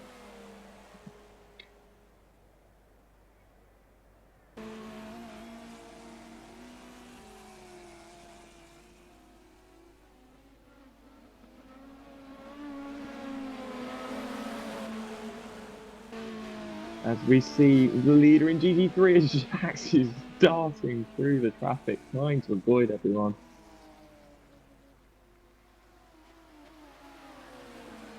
This is amazing racing by the top two here, really showing their pace in this series as they're coming up behind the GT Porsche of Valner, sorry. So I am back again. What have I missed? Well, let's just say we had a prototype 1 trying to lap a GT3, and the two prototype leaders were trying to lap that prototype 1 whilst trying to lap the GT3, and Jack nearly hit the GT3. Oh wow, okay. But it went well? Still leading, luckily. Okay, good. So, the field is sorting itself out now a little bit more. We saw earlier in the race that there were some LMP2s being slower than GTEs and P1s being slower than LMP2s. That seems to have been sorted out really Battle for P2 in GTE, Silver versus Riera as Miles Wee comes to lap them.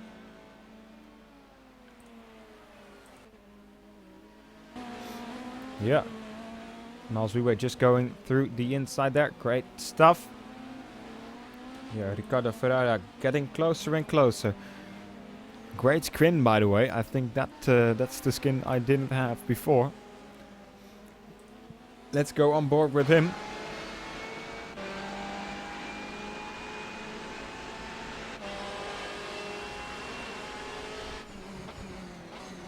Ooh. Alessandro Silva locking up there a little bit. That made possible for Ricardo to close in further and further. There's a battle for P1 in P2 as well. Oh wow, that's great stuff. Two battles for great positions. Here we go. Ricardo has a little bit more top speed as we see. Actually, who is that? We see somebody going through there. At least the P1 going through there. Don't know exactly which P1 that was. Here we go. Ricardo doesn't seem to have... The next Mardra versus Burke. This is good. They're coming through Maggots and Beckett and Chappell now. And Shane is doing his best to hold off with the other prototype 2 at the moment.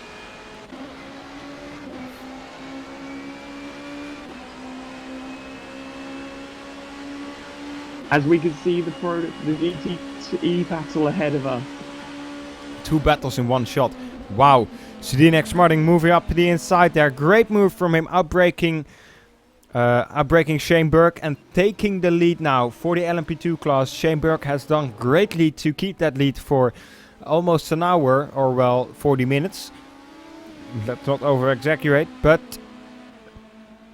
yeah, Zidek Smarta having great pace now in the further stage of this stint.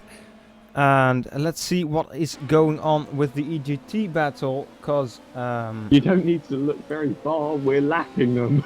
Yeah, well, Alessandro Silva and Ricardo Ferreira still battling as well.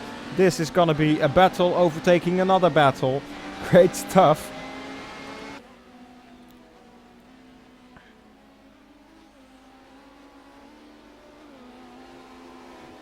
Now it's a battle within a battle.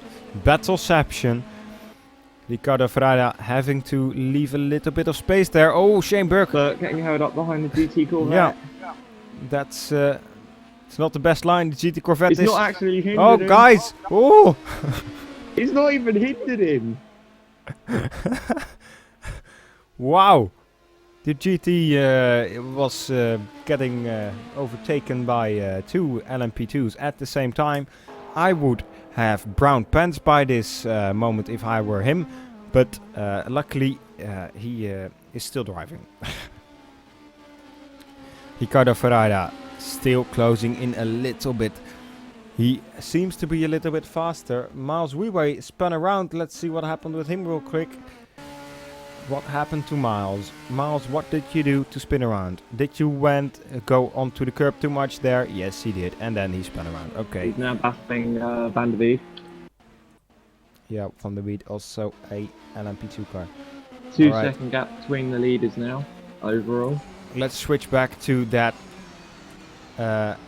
LMP2 fight, or the GTE fight.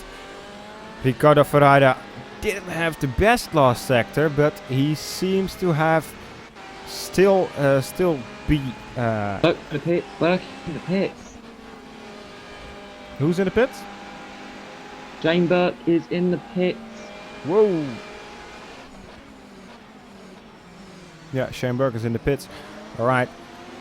He is maybe doing a driver swap. I don't know. I would be a little bit early for that. I will keep an eye on it. But, well... Yep, that is Standard Sainor getting in the car now. So 45 minutes in, they've already done a drive swap. Okay, great to see that. Multiple drivers there. We had a little bit of a yellow flag in the first sector. Let's see, that was Armin Binder going through turn 1. Was he oversteering out? Ooh, no, not actually. What happened there? Oh, whoa, he got overtaken by Jacques Wengler out of nowhere, out of the blue. I think he didn't see that coming. I didn't see either. Ooh, yeah, that's really unfortunate. Jacques maybe being a little too aggressive there on the overtaking. Unfortunate for Armin Binder. Will Barnes was off track again for a little bit, actually. Ricardo Ferreira still not passed though, but Jacques Wengler got overtaken. I didn't see that. Let's see if we can see the overtake. Oh dear, it's happened again. What happened? Jacques versus Fedema. Yeah, let's see what happened there.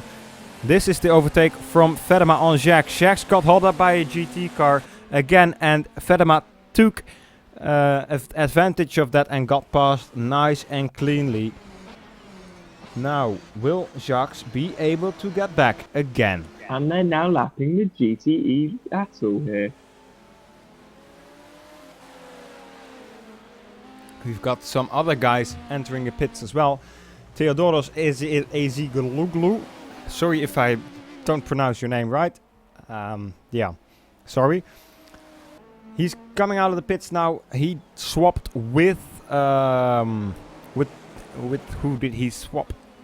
I don't know exactly. I think who's that? Jared van der Weijden. Yeah, he switched with Jared. And now Jacques is still pushing to get past Tjeerd Fedema again. Will Barnes pushing to get his lap back as well. Yeah, great stuff to see. Actually, no, that's not Will Barnes either. That is the other Audi. That is Oh God, sorry if I pronounced your name wrong. I really am sorry.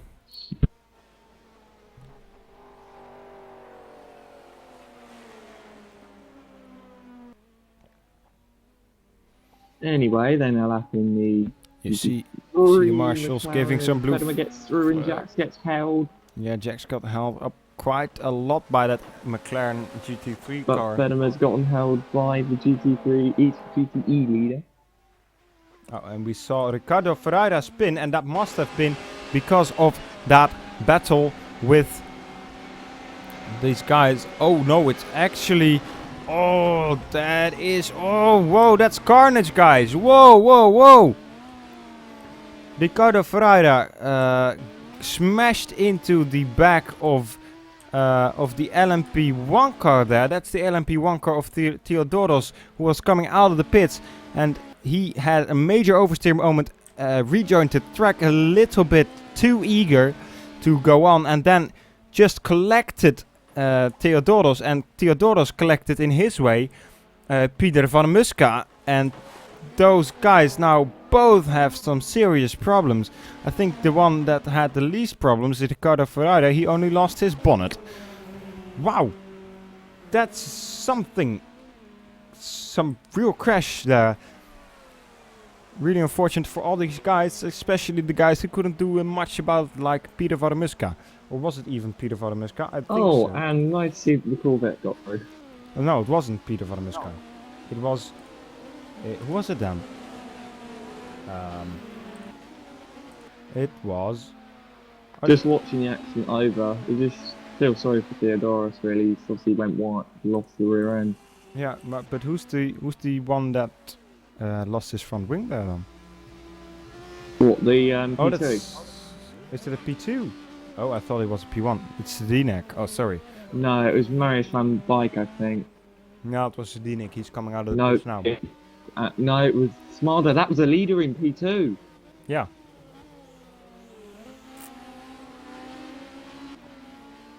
So yeah, that's really unfortunate for him.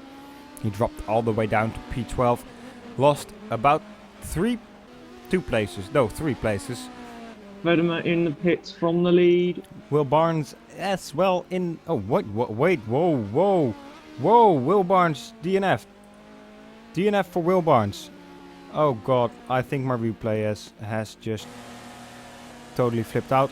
Will Barnes got off track and going through the S's and had he had a disconnect. A disconnect for Will Barnes. Armin Binder spun again, and let's see why is that. Armin Binder, he had major oversteer through the Cops corner and then spun around. But I think there is quite some lag on the server at the moment. At least, I don't know why.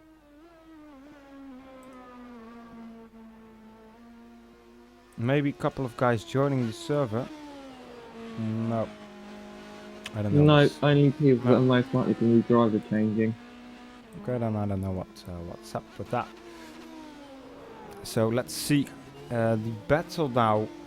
All our battles have been smashed by that crash a little bit. Cheers, Vedema. So Jacques Spengler are now leading. Because the fact that by 24 seconds actually. It's a massive gap compared to what they were doing for the past hour. No, Pinto still leading the GTE class. Geert Vedema spun, and oh, whoa. And that's the other Audi. Oh god, we need to see that. Geert Vedema getting, that seems to be his teammate, Theodoros. He just got, he just got snappy oversteer and bam into his teammate. And that caused both of them to lose out massively. Wow, that's really unfortunate. 2 teammates clashing together. You don't want to see that. Nuno Pinto now trying to get past that car of Theodoros, it seems. Alessandro Silva span again, span as well.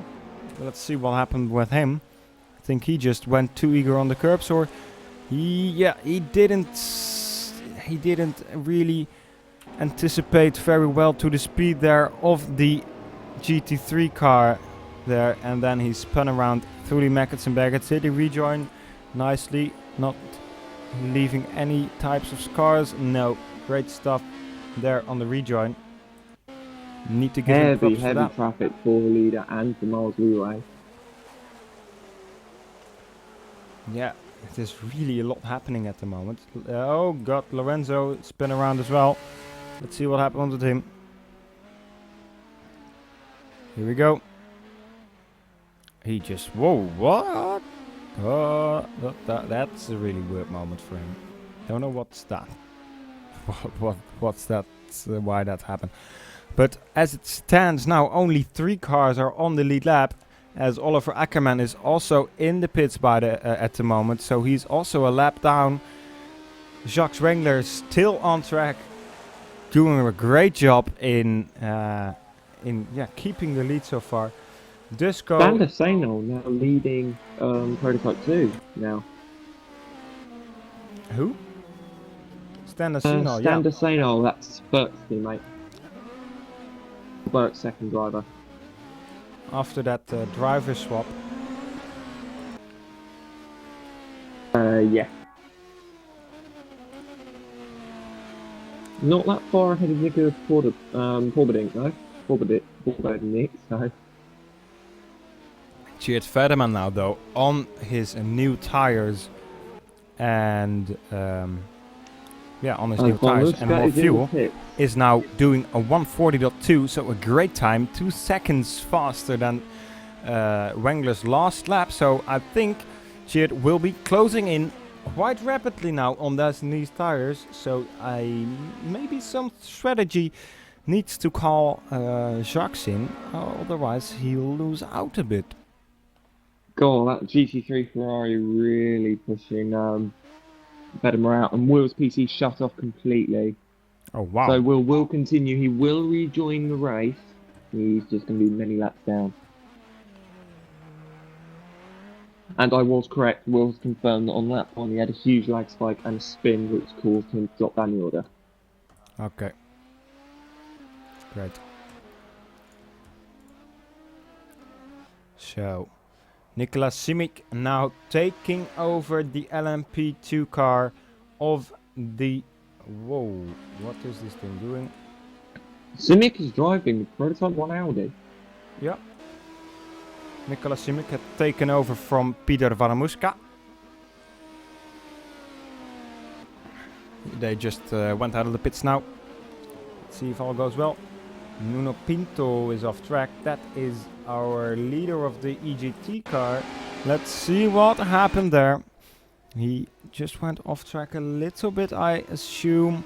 Or did he get pushed off by any other means? No, he just went wide to make some space for the LMP2 car. Going past, great to see. He makes a little bit of more room. Maybe because he's afraid that he will be bumped into. Well, let's see how the field is now getting more spread again. Well, as I said, Alessandro Silva has left, and so is Barretto. Any explanation? As Cabrita spins. Oh yeah, wow. Alessandro Silva is again, on that curb. That damn curb. Oh, Tjeerd Vedema is off track. Let's see what happened there. Tjeerd Vedema was pushing hard. I could see that on the time. But did he push too hard? Going through cops there? Yes, he did. Oh, way. Whoa. That's just a major lag spike for him there. I think the server is lagging a little bit. Lorenzo de Cutis spin around three times. Let's see what happened. Going over the curb way too much. And that's 1, 2, 3 times around. Great stuff. That's a 10 for acrobatics. Here we go. Nicolas Simic letting past Tjeerd Vedema, I believe. Yes, great stuff. Letting him past nicely and cleanly there. Wengler exiting the pits. Oh yeah, Wengler had a pit It's going to stop. be very close. Oh, it is actually. Tjeerd Vedema and Wengler only 8 tenths now after Jacques Wengler did his pit stop. Let's see if Jacques can get past Tjeerd on these new tires. Remember, Tjeerd probably has a little bit less fuel than Jacques, or not. Maybe Jacques has put a little less in to account for the driver change that still has to take place, because he is still driving, not Henry. Alessandro Silva has rejoined the race. Yep.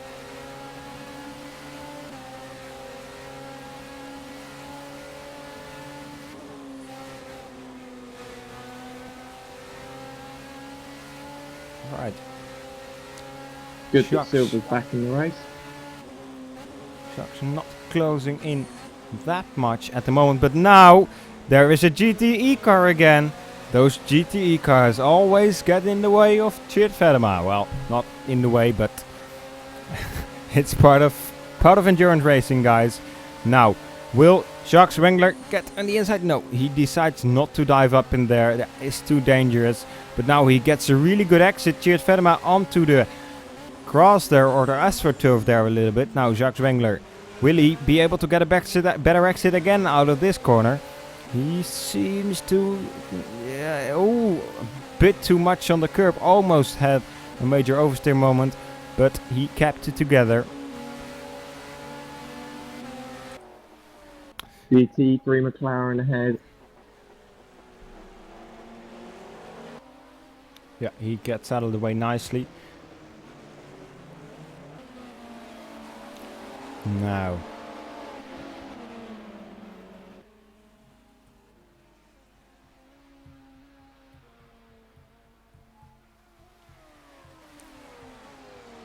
If the Porsche's only able to go 2 laps further on field than the Audi, or on tyres, whichever one, then it's something. I don't think it's going to be too good a strategy race for either team, so it's going to be a flat-out race to the finish for once. Yeah. To be fair, it's better than Daytona, or one stop at Daytona. Well, we have some guys in the pits now. Sandro Mor, Mina and Nicolas Simic in the pit. Nicolas Simic exiting the pit there a little bit earlier than Sandro did. So that caused him to lose a spot. And we see some EGTs pitting as well. I think these are the first EGTs pitting, or at least we haven't seen lots of EGTs pitting at the moment. Can you keep going? Because I have got to be sadly in another place right now. Okay. Good luck, guys. I hope the race goes well, and I shall keep an eye on the results. So, here we go. Some EGTs pitting, as I said, now already out of the pits, so no driver changes, I believe. I don't see any other names. Oh, well, I do. Martin Bisold is now driving the Porsche, I believe. Yes, the Porsche. He's driving the Porsche of MRS. And Gerhard Lindauer is also a new name. He's also driving a Porsche. So two driver swaps in the EGT class here. Great to see that as well. Mariano Cal has spun. Let's see where that happened. Of course, he's a P1 car. He is at the moment not really up the order there. What happened there? What happened there? He went too eager on the power and then just wheel spinned off into the wall. And did he hit the wall hard? No, he didn't. He braked just enough. Great stuff. Right. Let's see. Jacques Wengler is not closing in that much. Having again Daniel Junqueira there for him. Now getting past. We have 2 yellow flags in Sector 2 and Sector 3. Let's see what happened there. I don't see anything really suspicious, or there must be somebody stopped on the side of the track. I don't think so. Or is it Daniel Junqueira? Daniel Junqueira just seems to have stopped on the... Oh, he forgot he wanted to pit, and then he thought, nope, I do not want to pit, then backed out into the pit wall and then onto the onto the straight again. Daniel, that's not the way how this works. Please That's kind of not really how it should be done. Jacques Wengler now closing the gap ever so slightly, a little bit more, but Tjeerd Vedema is not slowing down. I think Jacques Wengler really has more fuel at the moment, and that is causing him to slow down. As we see another yellow flag in Sector 3. I think it's Daniel Gianquaira again. Did he again decide to not go into the pits and then go into the pits? Here we go. Or is it the same? No, it's the same. Or not? No, it's not the same. He just went into the pits and went into the pits in kind of a weird fashion. No worries. Alright, Jacques Wengler now pushing hard. His first sector was faster than Tjeerd Vedema. His second sector was as well. Jacques Wengler setting even the fastest time so far on the server of 1:40.12. Fastest time of the day, at least on race. In the race. Now, really close on the back of Tjeerd Vedema. Will he be able to get past? A yellow flag there as Nuno Pinto is off track a little bit and Lorenzo the Cuties spun around again. Don't know what happened there. We'll just get to that in a second. Jacques Wengler is pushing. He's pushing really hard. You can see that through his last lap time. But it is still not enough to get past. A lot of traffic here in Silverstone. With still 29 cars driving, Carlos Barreto, Will Barnes and Riccardo Corazzi have DNF'd. Riccardo Corazzi, of course, had a major crash. Yeah, really unfortunate one. Carlos Barreto, I don't know, actually, maybe also had a crash. And Will Barnes, of course, who's with that echo? Whoa. Speak of the devil, like you say. Oh my god. Get the echo out of it. Yeah, sorry. My push to talk is now broken. Pretty much everything is now broken. My PC shut off for no reason during the race, but had some lag issues on lap 1, massive lag spike, and just got it on the curb a bit too much when the lag kind of finished, and I just spun, so nothing I could really do. Then I had a huge flat spot as well because of that, and so I went onto the harder tyres and obviously had no pace on them. Had a bit of lag as well, so sometimes when I overtook a P2 they would kind of appear next to me when I'd just overtaken them, but towards the end of the stint the lag was kind of dying down, so it was fine, but I think my PC just overheated because there were just so many cars. But yeah, we'll keep on driving just to the finish, just for fun, just to make sure we won't get involved in battles or anything. We'll just do it for experience, really. Yeah. Right, Yes, I'm going to go that's jump in the car now. Yeah. I'll see you in a bit. See you in a bit. So that was Will Barnes, our race director, having some issues with his PC, shutting down rFactor at random. Jacques Wengler still battling, still trying hard, but has not succeeded yet. Let's see what happened with Lorenzo a couple of laps ago, a lap or two ago. What happened? He went onto the curb a little bit too much in spun around. Alright, we have seen that already for quite some time already. So Jacques Wengler, a little bit onto the grass there, seeing some dust spraying up. We have passed the 2 hour or the 1 hour mark already. Well, already. It's only 1/3, and Tjeerd Vedema has made a mistake. Tjeerd Vedema has a mistake, and I want to see that in the replay. Well, let's just wait if he can come back. But can he come back? It doesn't seem so. No, he can't come back from that. Let's see what happened there. Tjeerd Vedema coming in there, having a little bit of trouble there with the GT drifting there through that, and Tjeerd Vedema just went for the safe way and hit the brakes. Jacques Wengler flying past here, just in front of the chicane, and that made him get at a position. Great driving from Jacques, and really unfortunate for Tjeerd Vedema. But Tjeerd won't be giving up, I'm sure of that. We're 1 hour in, and these guys are still battling for first place. Great to see that.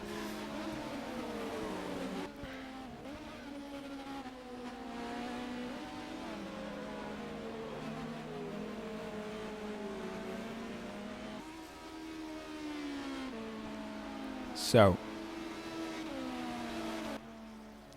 let's see which battles are still happening between the EGT. Oh, let's see. Ricardo Ferreira has rejoined the race. Ricardo Ferreira has rejoined the race and is trying to move up spots. He is a couple of laps down, I would assume, on the leader. He was fighting with Nuno Pinto. He is actually not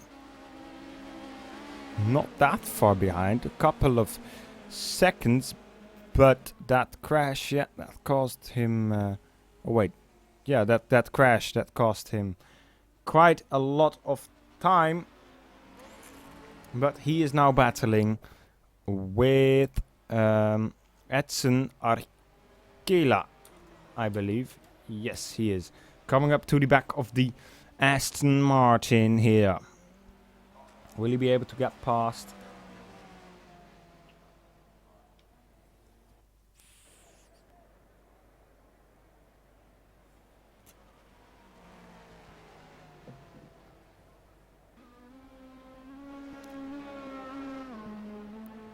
Here we go, close to the back here of him, through the S's. Now, will he get a better exit? That is the question. Ooh, yes, he does have a better exit, way better exit. Now it should be done deal for him. Getting past here alongside, and that should be done deal. Maybe Edson will be able to get back a little bit, especially if you drift through fucking... Oh, sorry for my language there. Through Stowe there. Gotta get in a beep there. Sorry for my language. But that drift is certainly something that I would give a 10 for car control for that drift. We saw Martin Biessold spin around. Let's see what happened there. Martin Biessold. He came up to the chicane. What happened there? He went up to the inside of Jorge Cabrita. Jorge Cabrita didn't notice in time and tapped his rear, and that caused him to spin. Really unfortunate there for Martin Biessold.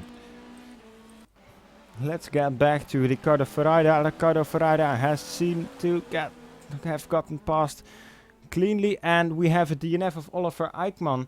Let's see what happened there. Oliver Eichmann. What happened? What happened? Did he have a PC crash as well? I don't know.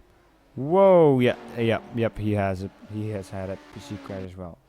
That is really unfortunate. And whoa, what happened here? What happened here? We saw a battle between, or was it a battle? Was it a battle? No, it was not a battle. It was not for position, this overtaking. Nick Clark, Sportbadnik. What are you doing, mate? You were trying to go into the pits there, but there was a car still next to you, or what? You just turned into him. That is something we definitely need to look at.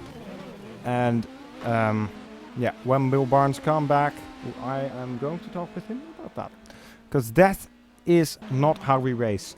You need to make sure you keep each other alive, and that has cost cost a lot of time for those guys, and that is really unfortunate.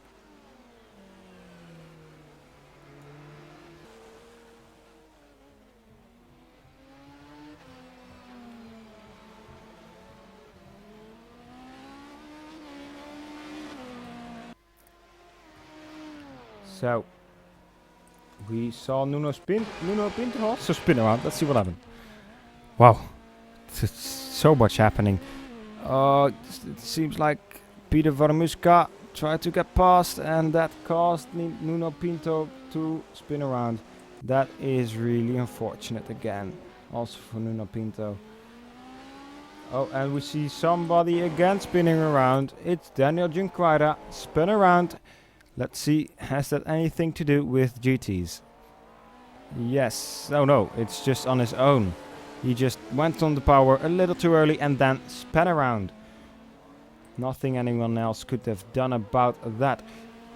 Tjeerd Vedema not closing the gap for now between him and Jacques Wengler. Jacques Wengler has put up a gap of about 5 seconds now.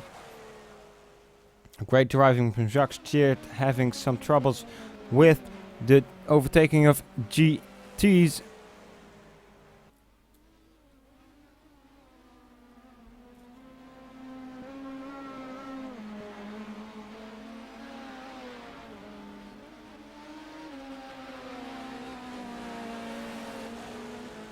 Now Tjeerd going past some GTs here, jump and Pete Boos as well. Yes, that is what, of course, the hard part of this series. There are so much cars on track here, so you really have to be on the lookout. Yeah, for your track drivers. Jorge Cabrita is in the pits now, by the way. Jorge Cabrita is in the pits. Will he be doing a driver swap? I think so. As we are almost approaching the halfway mark of this race. Who's that LMP1 car in the back there? He is going on the pits. What is he doing there in the back? He's trying to park his car. Dude, what are you doing? Who's that? What is he doing? Who is that? Is that... he's in the pits as well. It's Oliver Ackerman, I believe. Is it? Yes, he just tried to park his car in reverse or something. Jorge Cabrita now exiting the pits. He didn't do a driver swap, so he is still continuing the race for now.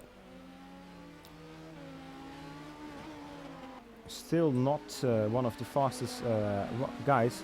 He is almost being overtaken by,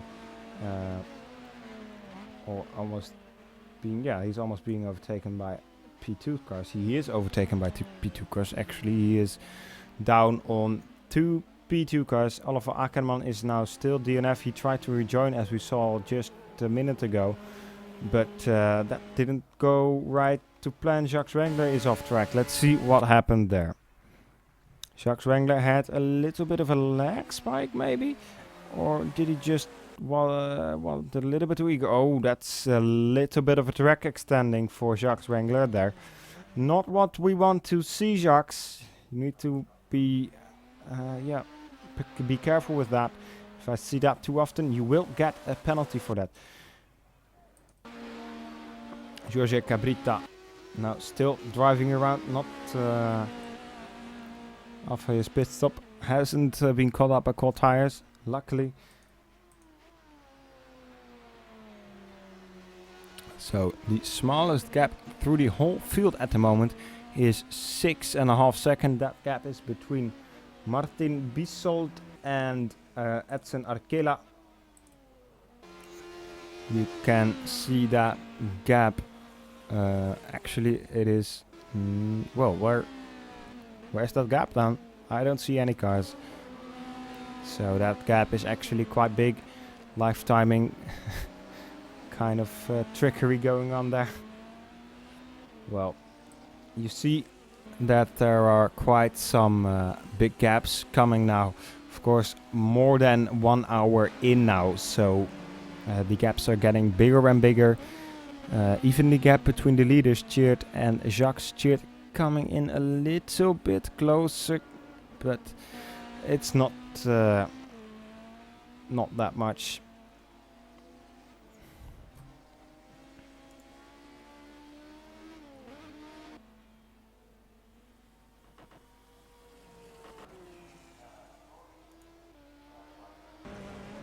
Whoa, lots of smoke there. Who's that? That might be George Walsh. He is already driving without a bonnet and then goes here, extending the track. Oh, and then he hit him when rejoining the track.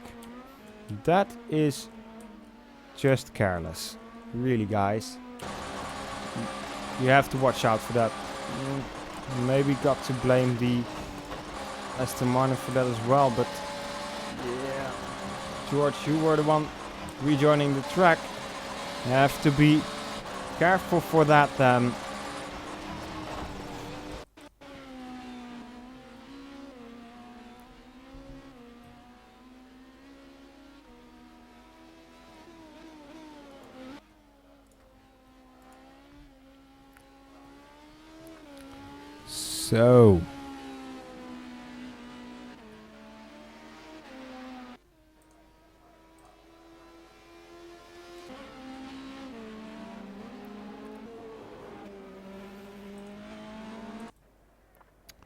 So Alexei Osipov actually battling now with a Porsche of the EGT class. Is he actually? Or no, he's not. It's just an overtake. I thought he was battling with that, but he was battling, or well, battling, let's say not yet battling. Mike Vlasek is also driving the Porsche. That's why I was confused.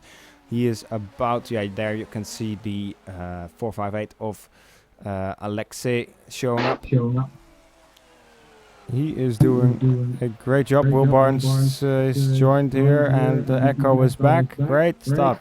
Yeah, my wheel was messing up earlier. For some reason, it just died. I'm going to try set my push to talk again. Sorry. Hang on. Okay, wow. Really unfortunate for you there. Jacques Wrangler lost out a couple of tenths there in the last lap. Don't know what happened there exactly. But that has caused Tjeerd Vedema to close in. Maybe some traffic for Jacques Wrangler. Tjeerd Vedema also has that traffic. But the gap has closed half a second about. But now it is already gaining again. Jacques Wrangler driving a great race here for Zero Simracing. Doing a tremendous job to keep the lead and retake it a couple of times. Great stuff. Jacques Wrangler having a lot of traffic now at the moment. Mariano Cal going into the pits now, by the way. Let's see. Is he going to do a driver swap? He is not the one that started the race in their car. Maybe they are going to do driver swap. Let's see. Doesn't seem to be. No, I don't think so. Nope. Mariano Cal just going for fuel ahead and tire change, I would assume.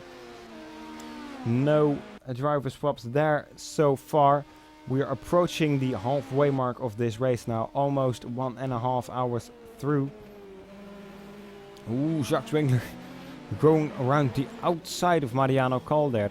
Mariano Cal has to move out of the way for that car. That is really blue flags because it is also a P1 classmate. So he has to make sure that he gets out of the way fair and square. Otello Gonzaga is a guy who rejoined, who got into the car here. And what did he do? He broke way too late for turn 1 there and then went way wide. He's driving the MP4-12C GT3 car. Now he took over from who was driving there before? I didn't know exactly, sorry.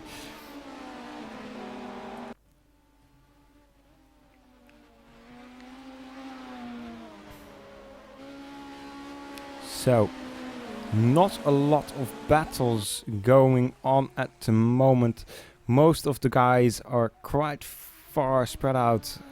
And with quite far, I mean about 5 to 10 seconds. So, yeah, that's the part of endurance racing as well. It's not always hard battling.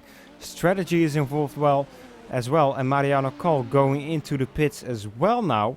Again now. And right behind him is Tjeerd Vedema going for his second stop already. Tjeerd Vedema now for his second stop. And I don't know why Mariano Cal has come in for the second time now. He just went in the last lap.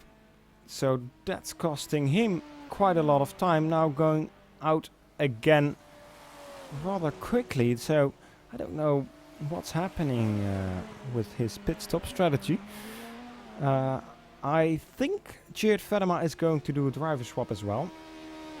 Yes, they are. Tjeerd Vedema has been replaced by Aiden Paulson here. Aiden Paulson aiming to get the first place back from Jacques Wengler. Jacques Wengler will be coming into the pits rather soon, I would assume, because the halfway mark is almost there, and Henry Hermsen is going to be eager to also drive that amazing Audi or Porsche 919 hybrid LMP1 car.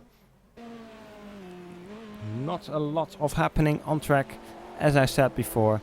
Now the gap between Jacques and Aiden Paulson is already 50 seconds. I'll just tell you what the gap between P1 and P28, our last car driving George Waltz, at the moment is 11 laps. So there the P1 cars have done 11 more laps than the Porsche or the Porsche the GT3 cars at the moment. Ooh, Aiden Paulson struggling there with cold tires through cops, almost getting big oversteer and hitting the wall. That is not what you want, and there has been some sort of accident with Mariano Cal. Mariano Cal here coming through the S's on the curb a little bit too much and just went in way too fast, and then did a donut and did another one and made a couple of turns, and now rejoining the track. That seems to have gone all right. Yes, great stuff. Rejoining nicely there. Now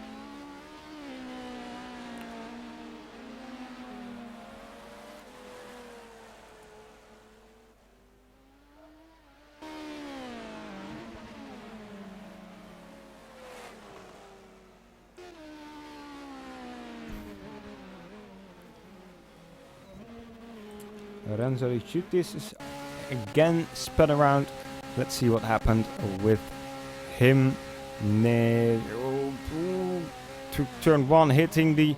Oh god, that is race over for him. That is race over for him, because he hasn't got a left front wheel. That's really unfortunate for Lorenzo Di Ciutis, but that's major damage, and missing a wheel is not going to be repaired rather quickly. So yeah, really unfortunate for him. DNF, maybe he will try to rejoin, but I don't know if that will be possible. I don't know if he gets a new car. Again, a yellow flag, by the way, in sector 2 for just a short moment. Theodoros Zigologlu is spin around. Same. We have seen that for quite some times already. Going too fast there through the S's. Now Aiden Paulson is not closing in, because he had that little bit of a moment there. He doesn't seem to have found the pace just yet. Doing 1:53.9 in the last lap, and the second lap isn't any better so far. Doing a 30.3 in the first sector and a 47.3 in the second sector. Let's see what he can do in the last sector, but maybe he has really a lot of struggling with traffic, but I don't see that much traffic in front or behind him, so he is lacking some pace at the moment, at least compared to Jacques Wengler. Oh, and he really is struggling here.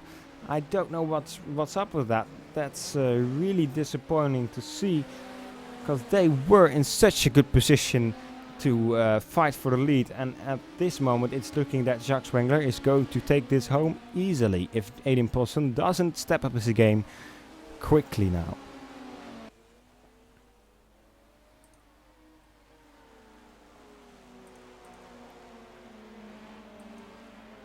Alexei Otsipov closing in now on the Ferrari or on the Porsche of Mike Vlasek. I had it. I said it a couple of laps ago. He was closing in ever so slightly, and now he has caught up to the back of him.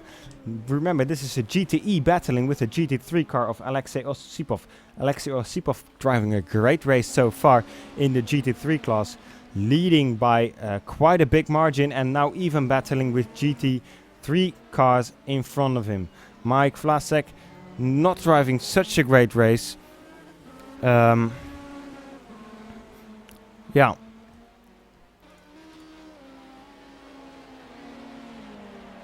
Great stuff from him there. Will he be able to get a pass here? Oh, coming through, says the P1 there.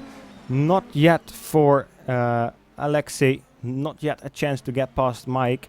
Right behind them is also a GTE car who is eager to get past, but he doesn't seem to be able to, because he is... or is that also part of the battle? No, that's not. That's a car who is either lapped or is wanting to lap these cars. Can't see that easily at the moment.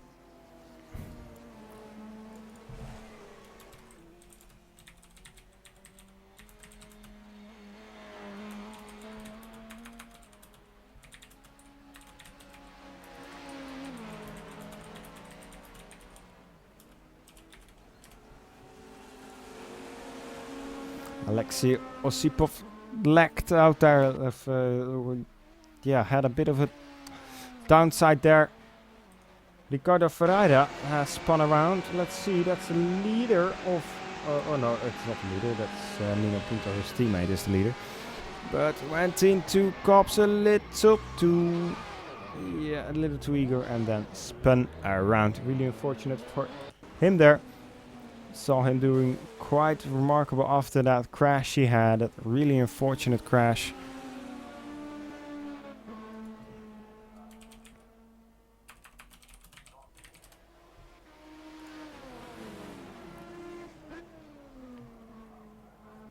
So the gap between Jacques Wengler and Adam Poulsen increasing and increasing. Adam Poulsen stepping up his game slightly, but he is still doing a 148 and compared to Jacques Wengler doing 141, that is just not even close to a good time.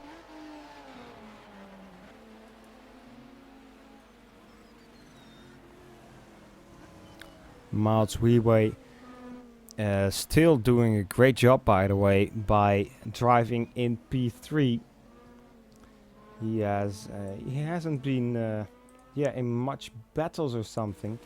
Had a couple of oversteer moments and some almost crashes, but he has done really well so far, keeping up in P3, keeping that times up. He is doing about he's not doing the fastest times, he's also almost 2 laps down, but that doesn't matter. If he finishes in P3 in the end of the race, that is still a podium spot, and great stuff for him. That's gonna give him points. It's gonna give him lots of points, and that's good for T-Attack Racing.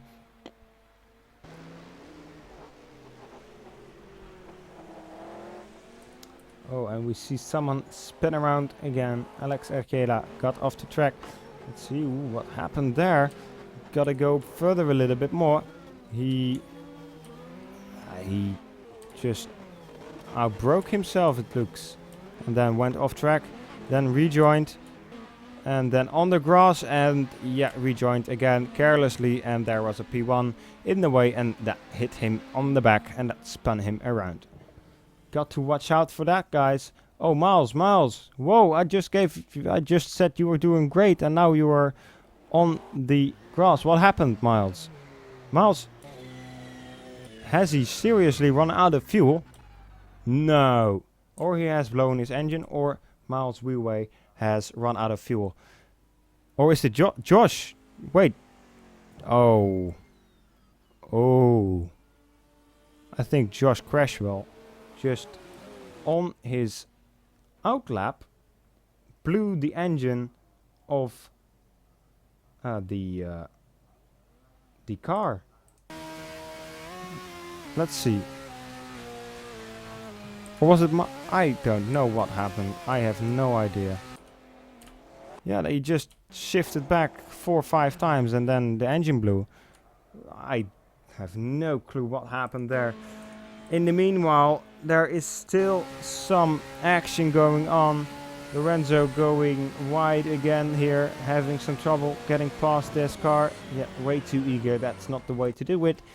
It's gonna be really, guys, if you see GT cars or LMP1 cars or LMP cars doing these kinds of overtakes on each other, it's going to be carnage all over the place. This is going to be something we are going to look at, and we are going to be penalizing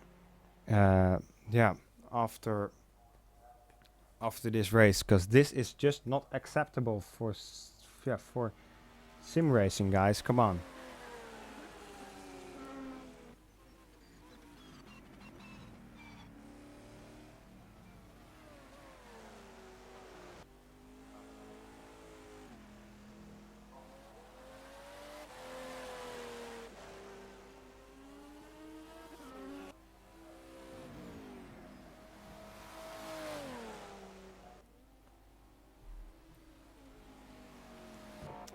So Adam Poulsen still not fast enough to make it to the top here of the leaderboard. He is still in P2, but after that crash of Joshua Crashwell or Miles Weaver, I don't know who was that, but yeah, somebody. Yeah, Miles blew the engine. Yeah, okay. I just got confirmation that Miles blew the engine, and I fear that is race over now for the TA Tech Racing LMP1 car. That is really unfortunate, as they were doing so well in P3. Now Matej Shudanak, who switched with his driver, is now in P3, and he will be closing up ever so slightly on Aiden Poulsen.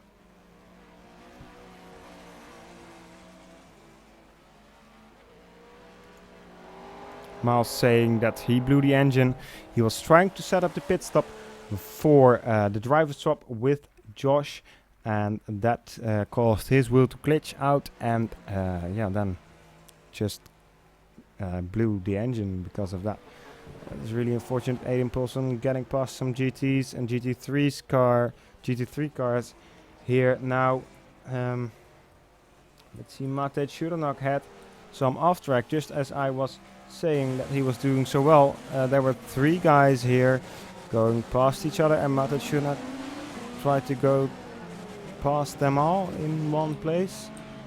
Now the Porsche just didn't steer in enough and hit him, and that caused him to crash, and also crash another LMP1 into him. It's really unfortunate for all those guys. Yeah, it's not great to see that happening all over here. Theodoros Izigoroglu now in the pits as well.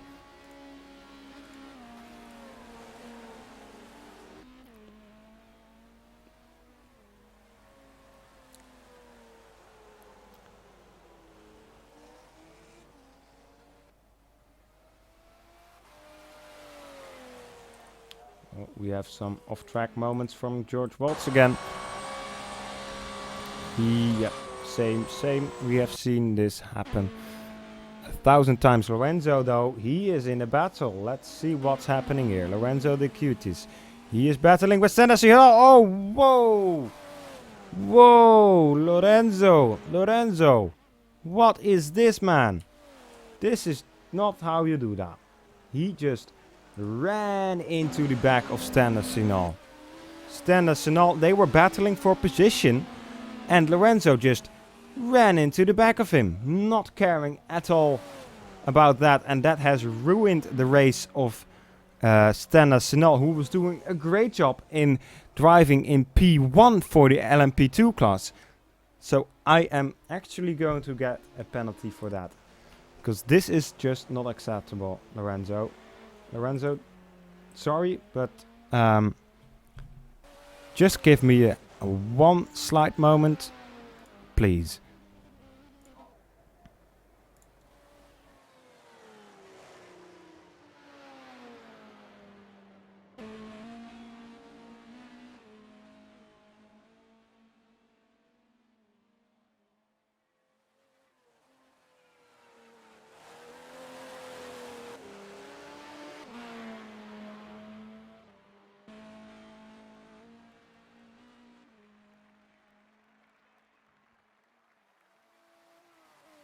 What is it?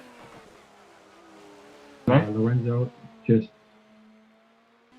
ran into that penalty on. Right. Right.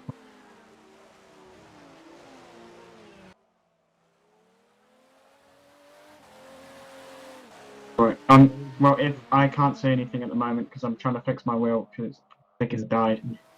Okay, I'll try. But yeah, if I think it's bad, I'll take a look as well, and then. But I mean, if I don't see it and you really think it's worth a penalty, then go for it. But it has to be clear. But I'll try to take a look in a sec.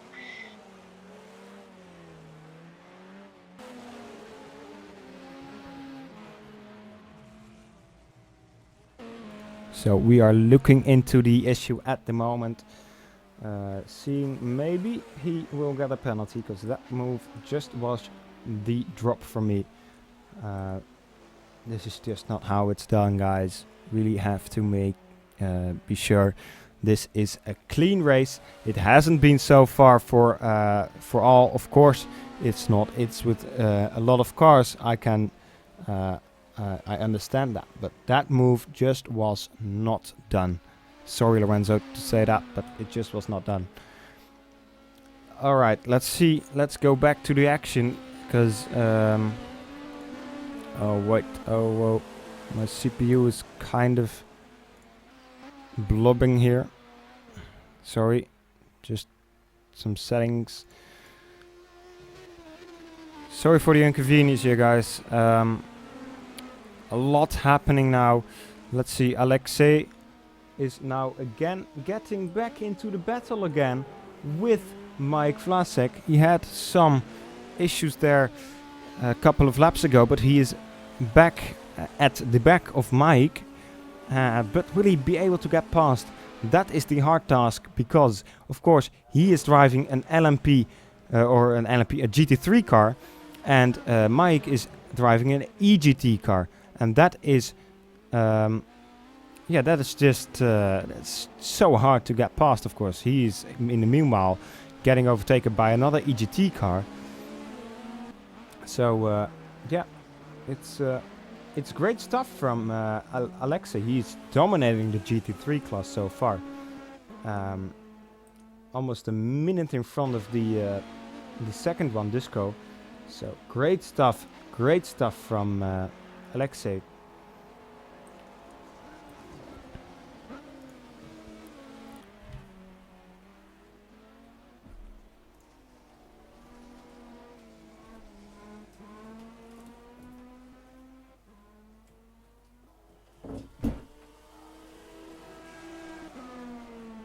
All right.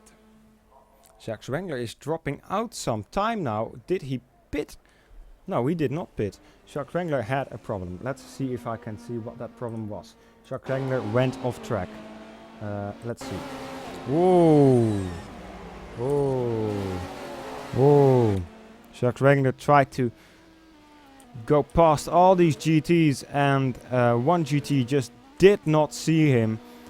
Did not leave any space for him as well, and pushed him off. And that, I don't think he's got lots of damage, but that definitely lost out for Jacques Wengler there. Really unfortunate for him. As now the gap between Jacques and Aiden has dropped again to under a minute.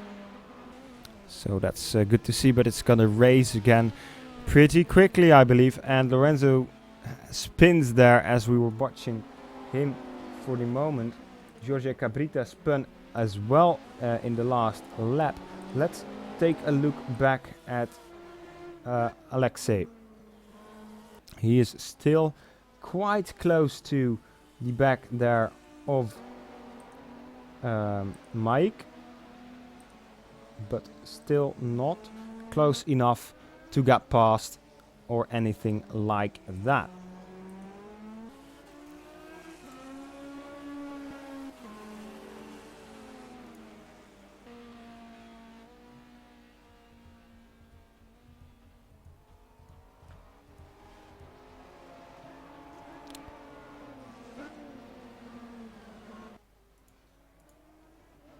Hello there.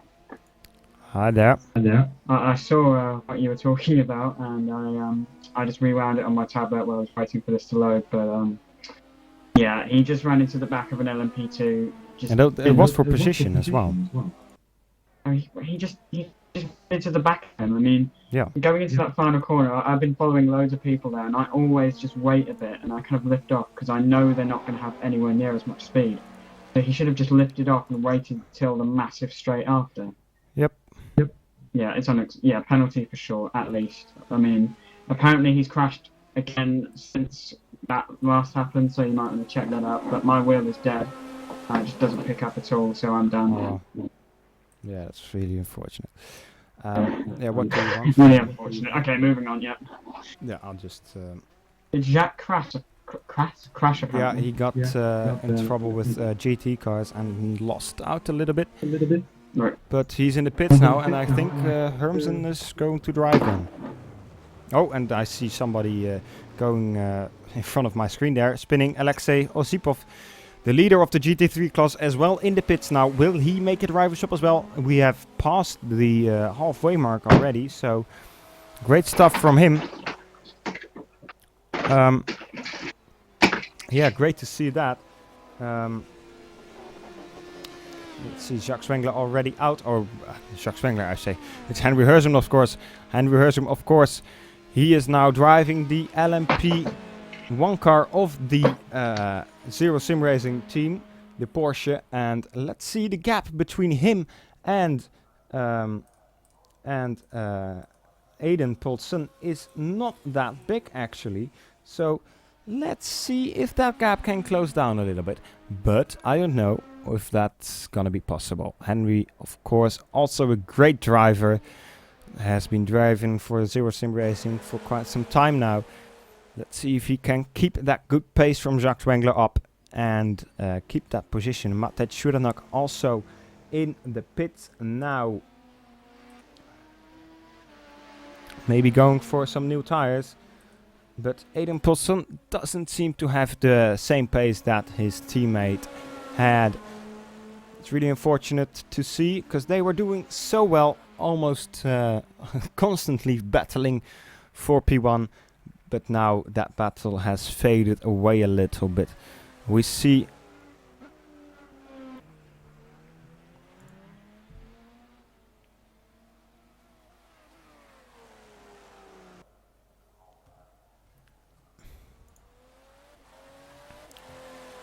Yeah, Jacques or Henry doing a great job. Great second lap. At least second 2 sectors.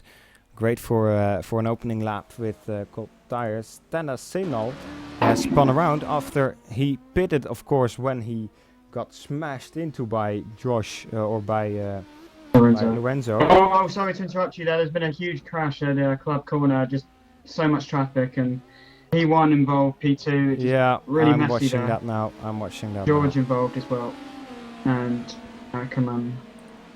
Yeah, the P1s go through. They must just lose traction or something. The GT goes up the inside. Actually, okay, that's I haven't seen that before.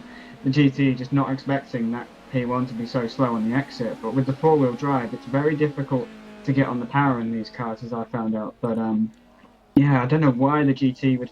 Maybe he just put his nose there just so he didn't go into the back of him. But really, I just think he should have backed off there. Yep, probably. Is there a penalty been assigned to Lorenzo yet, or? Not yet. Let's give. I would suggest doing it because yeah, yes. it's fairly clear. Yeah, it is. It's fairly clear. What position is he in now? 6th. 5th, sorry. Yeah, okay. I'm watching him now, so I'll keep an eye on him. Yep, If he does anything again. Ooh, gosh. I see a P2 about to cut back on the exit, getting a bit worried there, but bit delay, sorry, on the stream.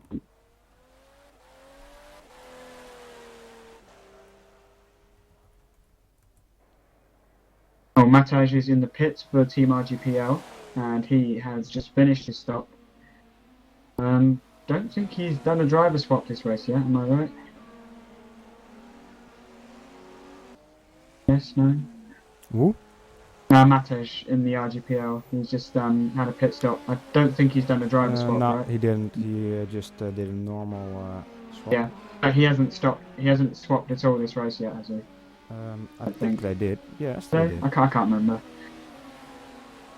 think he probably swapped while I was trying to fix my computer. So Yeah, they probably did. Let's see. Type his name right. So the Dan's got penalty some traffic. has been applied, at least I think so. Could you check his dashboard? Sorry, who? Lorenzo. Yeah, let's see. Will do. I think that's a pretty clear penalty, to be honest.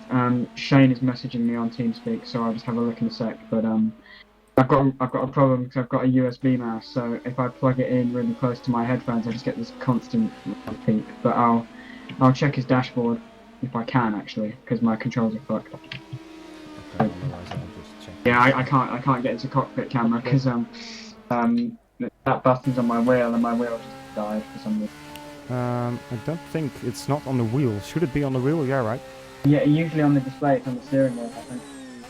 Oh, actually, I'm not spectating him. I'm a normal driver at the moment.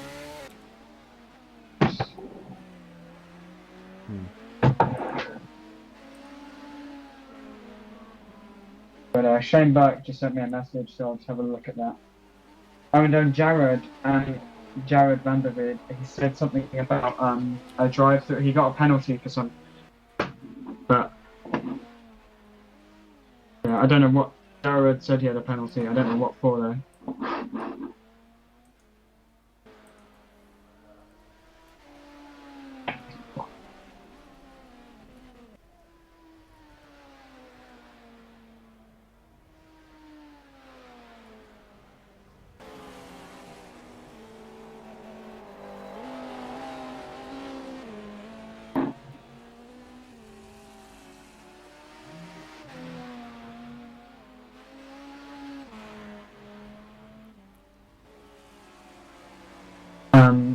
Yeah, Jared said he might have got a penalty for track extending or something. I don't know if that's something you assigned or the game assigned. I didn't.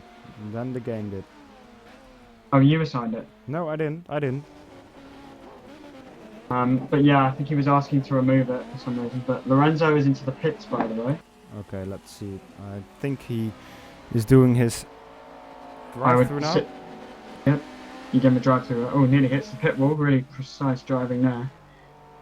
He's yet to do a driver swap in this race, of course. He did start. He said he might do the whole race on his own. So that means he will have an 80-second time penalty at the end added on.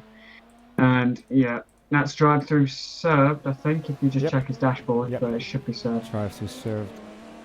Meanwhile, unfortunately for TA Tech, they were running so well, but engine blew. I don't quite know how. I didn't see that bit, but yeah, what happened? How did they blow the engine? Just double Miles downshift? had some trouble with his steering wheel, and then he was trying to set up the pit stop, and then something glitched out, and he had some troubles. I don't know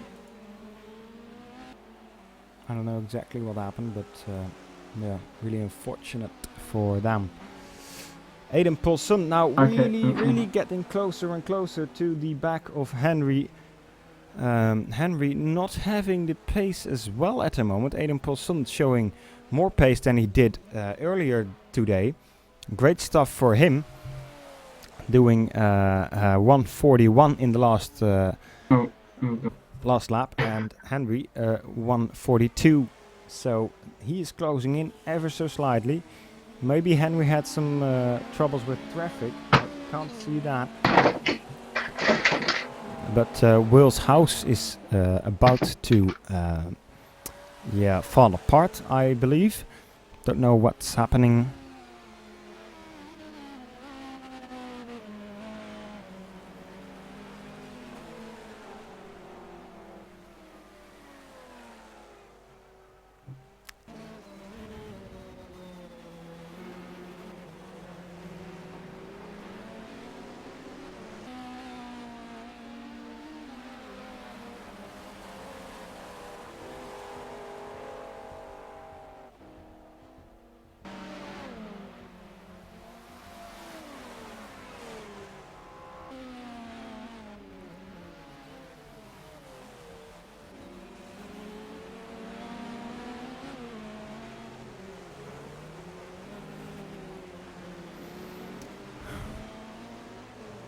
So the gap is closing in a little bit.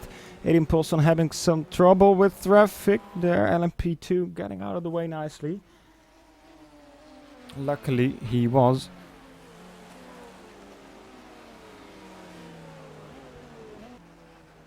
As we are approaching the 2-hour mark now. Ooh, Jorge Cabrita almost collected Aiden Paulson there. Jorge Cabrita doing some drifting there with this Porsche. I don't think that's very good for your race pace. I'm quite sure actually. But yeah, this is losing out for Aiden Paulson at the moment. Henry getting some time back again now. But will it be enough? I'm back. Great.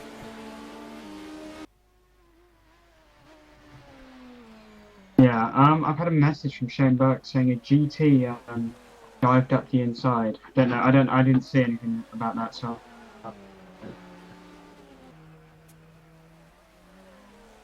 Oh, now my mouse is died. Okay, great. Your computer is exploding. Oh wait, no, I just had the battery in the wrong way. Okay, I've just done a fuel expand build.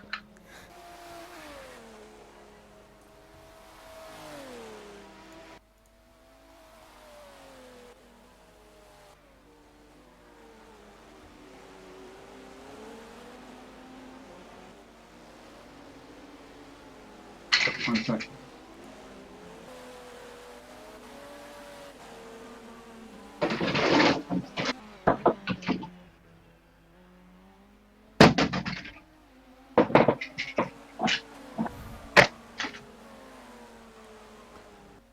So the field is still really quite spread out. The smallest gap at the moment is, oh wait a second, that gap is between Mariano Col and Lorenzo. Lorenzo got overtaken just 1 second ago. That is a battle that is probably has ended now, because I think Lorenzo doesn't have the same pace as Mariano Col has at the moment. No, he does actually. Lorenzo just did a 142 and Mariano Col did a 146, so Lorenzo had a really bad sector. And Lorenzo is already past now, and no, don't bump into that. Oh god, yeah, wow guys, that poor GT car. Well, we are going to have to really work on making these rules really strict and penalizing really harsh for all these overtaking maneuvers, because this is just unacceptable. I mean, most of these guys are just so reckless overtaking the GT cars. This is going to be something. Who is this we're talking about? Sorry. Just in general. Just too I'm much. trying to find out who crashed into the not Delta, the Simtech car. But yeah, random PC issues are just what you need on the day of a race. But yeah, some of the driving standards are unacceptable. I don't know why. Even after we've explained to PCs and GTs to hold. Oh, what's going on Whoa! Whoa! Okay, what's that? Hilario Sousa. What's with the? Hilario Sousa got rammed off by Henry. I mean. By Henry? Oh, Christ. He flew. He just flies and tumble dives and ends up in the grid. That's our leader of. Is it? No, it's not. Well, no. Well, maybe he was. No, he wasn't. No. At least he was driving great, but Henry, that's. When was this? Sorry, I'm trying to find out the replay. Everything's just not. Yeah, it was in 1 hour and 57 minutes. Wait, no. What? Well, actually, what lap was he on? His what lap? I don't know. Well, I can watch. Let's see. That was. Oh, wait. Scheiße. That was. Oh, damn it.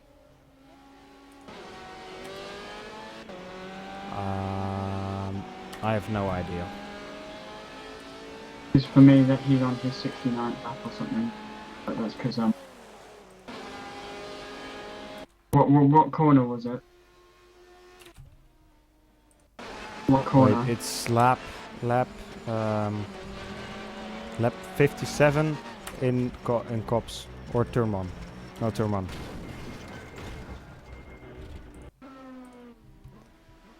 Well, action-packed. And Henry is losing out time as well. Maybe he has some damage because he is really losing out time now. Wow! He's on the grass. What? He's land mowing. Henry, what are you He's doing? lost the lead. The car just... What?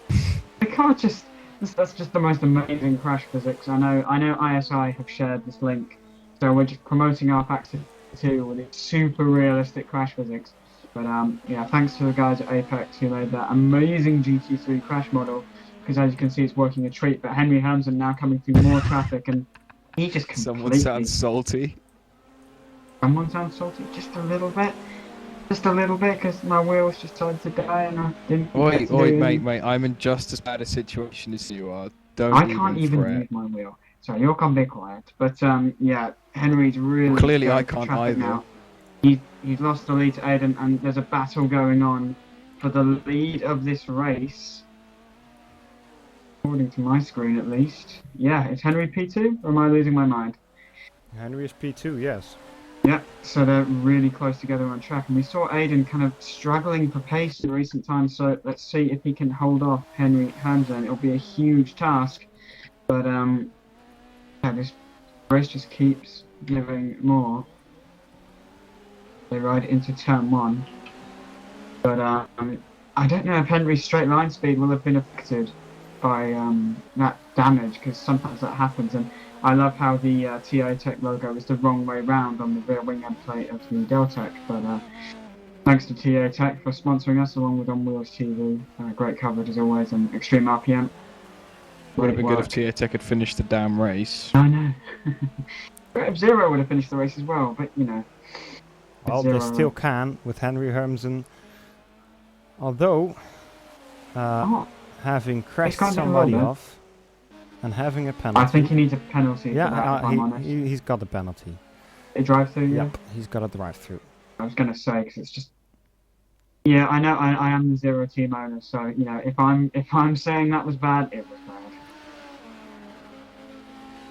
But yeah, it's nicely spiced for the rest of those. He has a drive-through, Jacques, because he just took off a GT in turn 1. I don't know if he had lag on his screen, but I'm going to go talk to the Zero guys now. So, Henry now having a drive-through penalty. He has to take that penalty within 5 laps, I believe, or maybe 3 as well. Ooh. Aiden Paulson having some trouble with the LMP2 there. Ooh. Yeah. Apparently Henry said the car was, the GT ahead was drifting. I don't know if that's lag or because I didn't see that. I didn't see that either.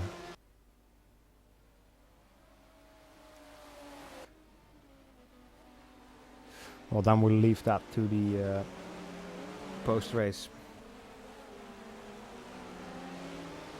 No, we will have to investigate that further.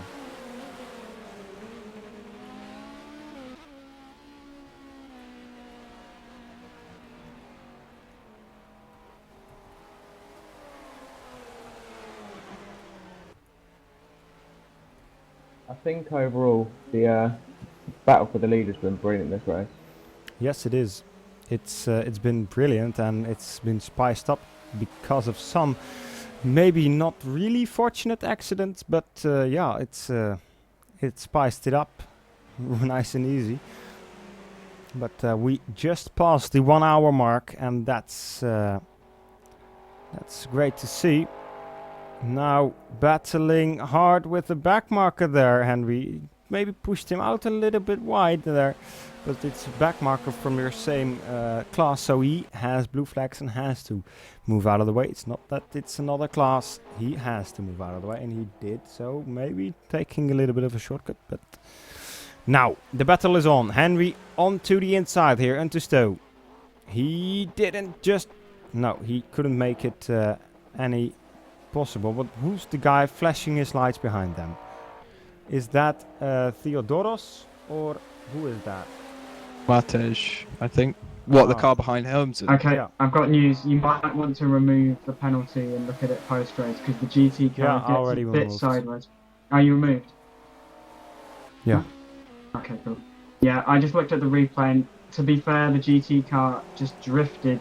It was a small wiggle, but then it kind of just lost a lot of momentum and then Henry tried to brake and you can see the brake lights, but yeah, I'm sorry about that. I didn't realise the GT car drifted a little bit. I mean, P1 maybe should have. It's quite difficult to say because the GT got a little out of shape on turn 1, so I think we'll review it post race and yeah, I mean if people do believe that actually he should be given a penalty, we'll just add time on at the end.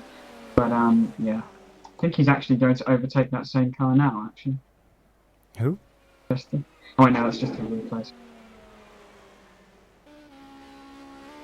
Still fighting for the lead. Yeah, there's still a battle for the lead, and Matej is right behind that battle. He Yeah, is exactly. a lap down, but he was just a minute ago, just a lap ago, was flashing his lights against Henry. Maybe Got a was it- battle for 5th as well. Sorry to interrupt you there, but Harris Mohammed is coming under pressure now. Having a look into the braking zone, but yeah, these guys are just to tail. 4th is coming onto the scene as well. So we've got a great battle shaping up in LMP1. Let's see if Henry Hamzin can make his way past Aidan Poulsen for the lead of this race, don't forget. And the 2 other cars are closing as well. So we got the top 4 all on track together, and Matej is snapping at the heels of that Zero Simracing car. Let's see if he can make his way through.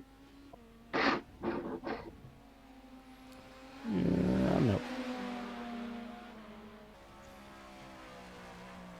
Not yet, but getting the slipstream now. Doesn't seem to be a lot quicker. Getting a little bit closer, not enough though to get up to inside here. Yeah, Matej just already passed Henry. Matej must be on fresh. I think no, he did pit recently actually. I remember watching his pit stop, so he could just be on fresher rubber. In which case, Aidan probably won't want to fight him at all, because he's just going to have so much better traction. He'll lose even more time and let Henry through if he's not careful. And it looks like Matt will get this down to Cop. Traffic ahead. Ooh. Ooh, no, not yet. Gets through cleanly. See if Henry does as well. We've got Brand and the Deltec LMP2 as well. These guys hopefully Blue know flags that being waving. Yeah, blue flags all around. But this is really. Matej. You gotta watch out. You already back marker. Remember that. Jesus! Wow! This is endurance racing at its best. That was either just bold, but that's what you expect from someone who races in Virtual Endurance Championship. These guys know how to race, and Matej, the Team RGPL, puts himself up, but still a lap down, don't forget. So he'll want to try and build a gap. Still plenty of time. Try and get closer in this race. Anything can happen, but now Henry Hamzin is all over the back of Aidan Poulsen, who's obviously lost time in that battle. Yeah, Matej has to make sure now he moves out of these guys, because if he doesn't, he'll just get blue flags and has to get out of the way again. I've set the blue flags so they don't penalise you, because obviously with other classes it would glitch out. Still, when you get into the way of these leaders, and they are now again fast for some reason, have a slipstream, he doesn't have the right to fight. Just went wide. I think he just saw a bit of grass kicked up there. He's got to get a move on, because obviously we don't want him interfering with the battle for the lead, but Number 4 as well in the pits now, Theodoros. Oh, I hear some... sorry to interrupt you. Aidan runs wide. Henry Hamzin around the outside, and he takes the lead of the 3 hours of Silverstone. Great stuff from Zero, and Aidan is going to try and fight back. I don't know what his pace has been recently, because he was struggling for a while. Yeah, he was struggling quite a bit for a while, but it seems to have gotten a little bit faster for now. Sherwin Got van der traffic. Sloot We've got traffic, guys. is DNF, by the way. Don't know. Oh, don't go for a gap there, Henry. He had to jam on the brakes, and Aidan is now all over his rear end as they come to the hangar straight. He was gonna do it. He was gonna go up the inside of Disco there, and wisely thought better of it. But now Aiden Poulsen to the inside of not Jacques Wengler, Henry Hamsen backs out of it again. Great battle. We've got more traffic ahead, including the leading P2 car and Alessandro gets out of the way.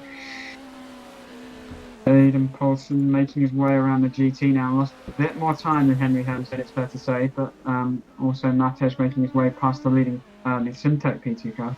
Not the leading, I'm not sure. It was when I was last checking.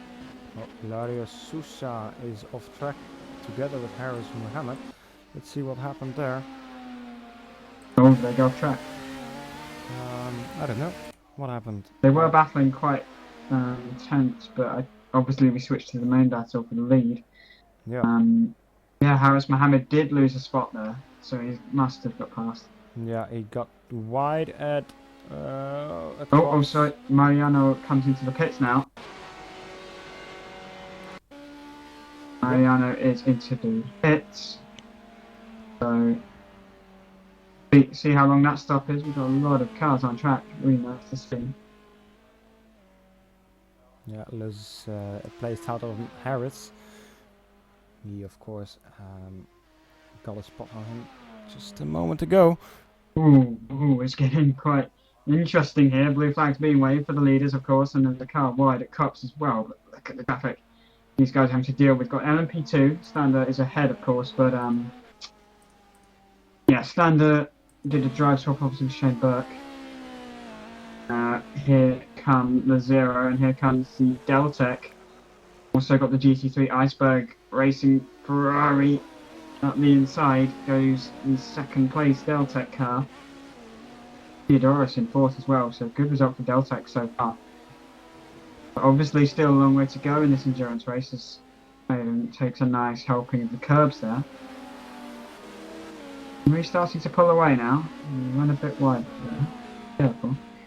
45.3 for Henry last lap. Pace is coming a bit slow, but these guys are quite well into their stints by now, I guess, in this traffic. Well, I'll just take a quick break. We'll be back in a minute. Oh, that's great. Now, as I'm not doing the cameras, I might not see the same things as you guys, so do bear with me if you're being shown something completely different to what I'm seeing, because I'm controlling the cameras manually, but yeah, at the moment, Harris Mohammed is now back into fifth, of course, as the car behind him just pitted. That car doing okay now. Taking over from Lorenzo, and that car has had a drive-through penalty, of course. Theodoros for Deltec is in fourth, that's really strong, but Matej and RGPL meets RGPL. Matej gets through, but the leaders are close again. I think we have to stick with Aiden Poulsen and Henry Hamsen, because they're going to have to make their way through more GT traffic in the form of two Porsches, both from the same team, as Aiden Poulsen gets a bit close for comfort around the outside. That's some bravery, but Hamsen gets through. Aiden Poulsen flashes his headlights, get out of the way. Looking at their sector times, Sector 2, Poulsen drops off a bit from Hamsen, but overall it looked like Poulsen's starting to gradually he had a bit lead. of trouble with traffic. He had to wait a little longer than Jax, because not Jax, Henry, sorry. But yeah, it's getting close. There's more traffic ahead. There's a Bravos GTE car, or EGT car. This battle for the lead is far from over. Also got the, is that the RGPL? We'll have the RGPL P2 as well coming into play. Yes, we do. We've got the RGPL LMP2 as Henry goes up the inside of the Bravos car.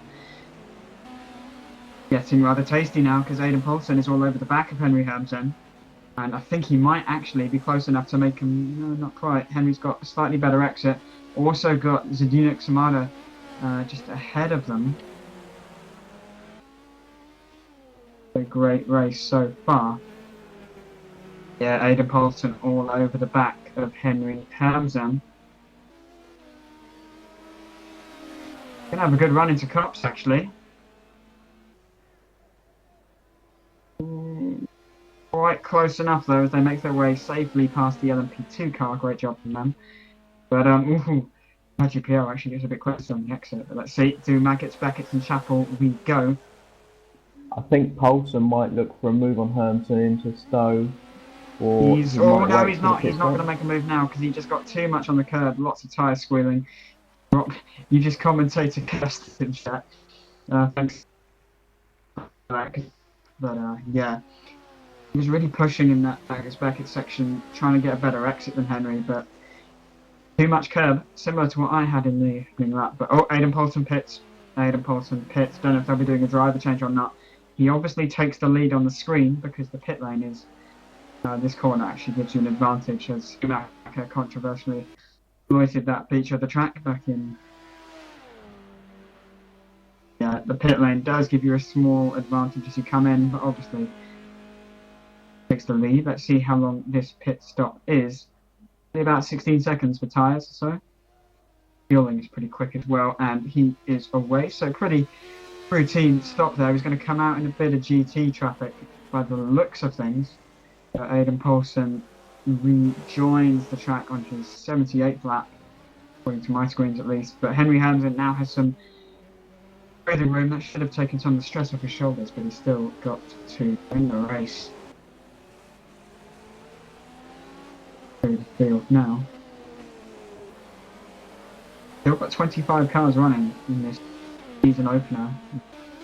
Endurance Championship, which is great to see. Not just having a look at the positions.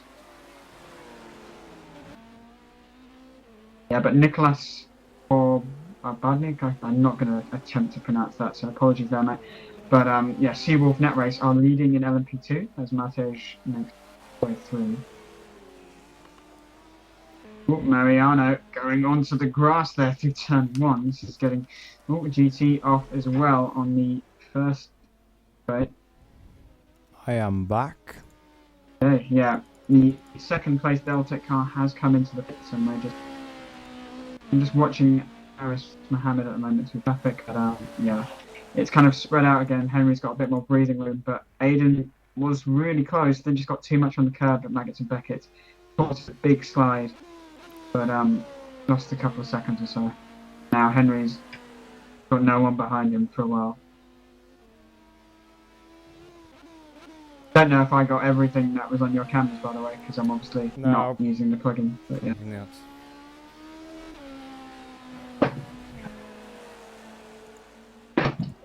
Henry's catching up to a bit of traffic just ahead on the Wellington straight.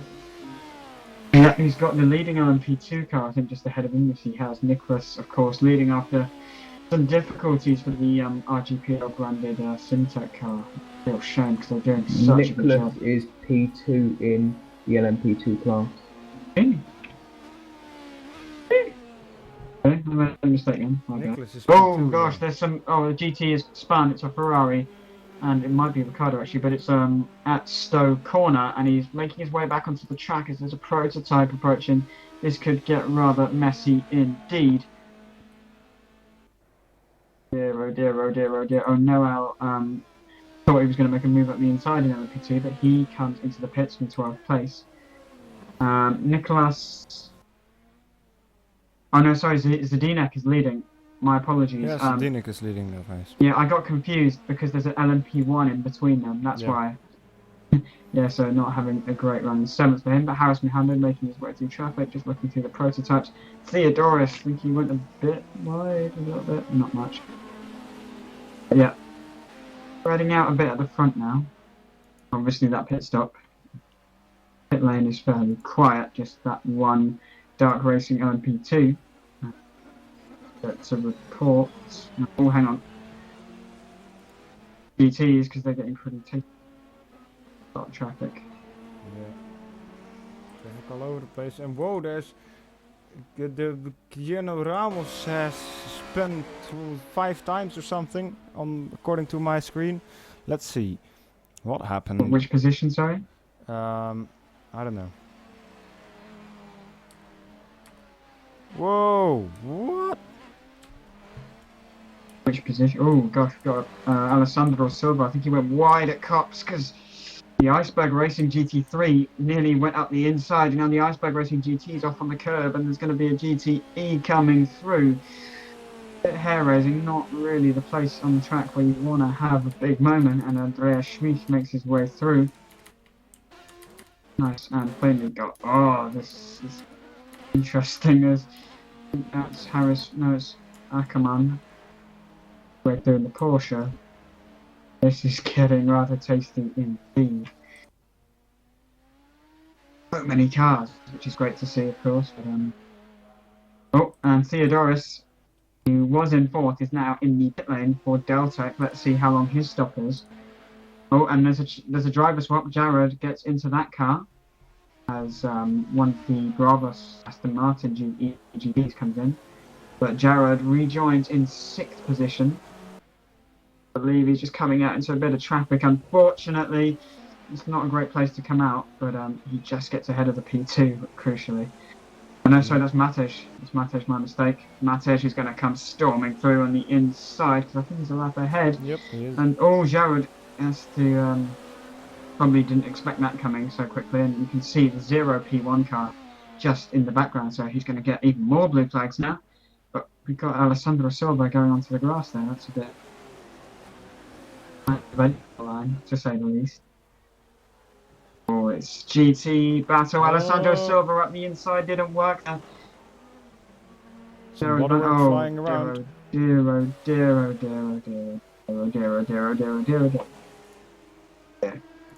Oh, and just for good measure, oh dear. That's... let's take a look at that on the replay, I'd say.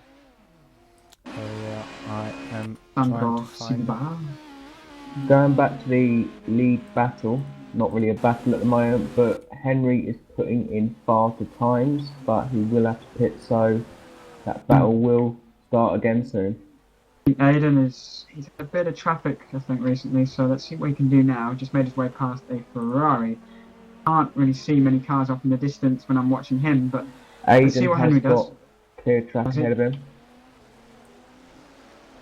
Henry coming through slow corner. He's got The next car ahead is going on to hang straight, and it's Nicholas. The next car for Henry, though, is Jared in 6th position, but he's in the LMP1 class, so normal blue flag rules will apply there. Alright, back one sec.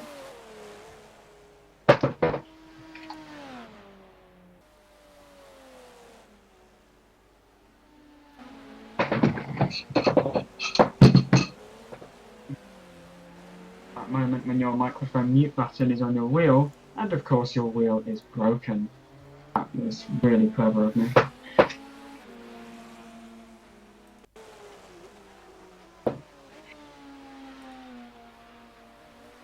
But yeah, guys, if you want to get involved with us, I'm actually going to be jumping onto the ISEC Twitter page, Facebook page, posting some more updates. If you want to ask us a question, you can go check us out on Facebook at International Sim Endurance Championship. Give us a like there, but of course, feel free to use the broadcast chat. Want to ask any questions about the league, I'd be more than happy to answer them. Oh, sorry to interrupt you there. We have a DNF of Hilario Sousa. Oh, Jacques just poked me. Old message, sorry. What happened there? I think he got to disconnect. He spun through his toe, and then yeah, disconnect. Disconnect for sure. Or at least some sort of problem with the computer.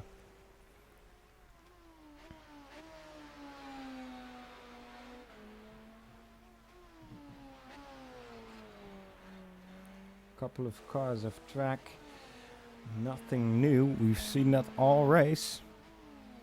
Hey.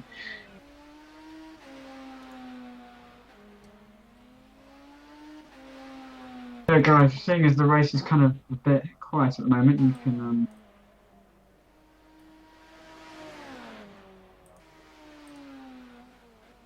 oh gosh, the chat is going insane. Oh god, there's the Ferrari. Oh, there's a battle, by the way, between Dusko Avramovsky and Viktor Sokolov. Why am I switching to this one? No, go back there. That was a big battle there between Dusko and Viktor. Now, Dusko seems to have gotten past This is for the GT3 class, and this is not for the lead of Yeah, the the Ferrari GT. you just showed DNF. People are asking in the chat what happened with it, but it just spun at slow, right? Yeah, I don't know exactly. I don't know if the engine's gone. I'll check on the monitor now for you guys. Hilaria Sousa, it just says DNF. It doesn't say engine, so I think he just spun, hit the wall. Must have got some suspension damage, and maybe he'll try to rejoin, or it could be connection issue. It just says DNF, which could, I think, if it's DNF, it'll probably just be disconnect. Not DNF sure, could but be he should just be able to rejoin. Right. Sherwin van der Sloot is lagging hard, by the way. I think he is causing maybe a little bit too much trouble, because yeah, he's lagging all over the place. Going one slot. Yeah. Yeah, well, I think we need to kick Sherwin.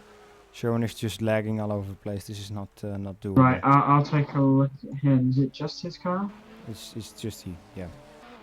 Yeah, Sherwin Van Slot is just disconnected from it, yeah. He didn't disconnect, he's just lagging out. No, it says DNF on my screen now. DNF is in the garage. Okay. So, unfortunate for him. Hopefully he can rejoin and there's still some cars a few laps down, so maybe he can salvage something. Just depends how quickly I can get back on it. But yeah, guys, if you haven't, Miles Wee has rejoined the race. I don't know why Miles. Miles was the one who blew the engine. Yep, he was.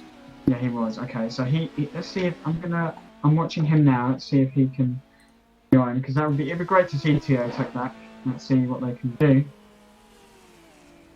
I'm gonna correct my mic because it's cutting out. I think for TA Tech now it is literally just getting to the end. Yeah, just getting some experience, used to traffic. As long as they stay out of the way of the main battles, I have no complaints and they don't get involved in stuff. As long as they drive safely, which Miles isn't stupid. That's getting to the end of the race is what Oh, Zero, did I just see a the driver? number 3 car was going to do. But unfortunately we couldn't finish. I'll have to look into why the wheel just stopped working.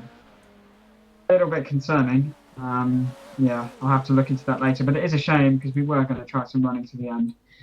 Get used to things. Obviously keeping out people's battles. Don't want to get involved in that. But yeah. We'll be back at the next event, I'm sure. The Lagos next race, as some of you have mentioned in the chat.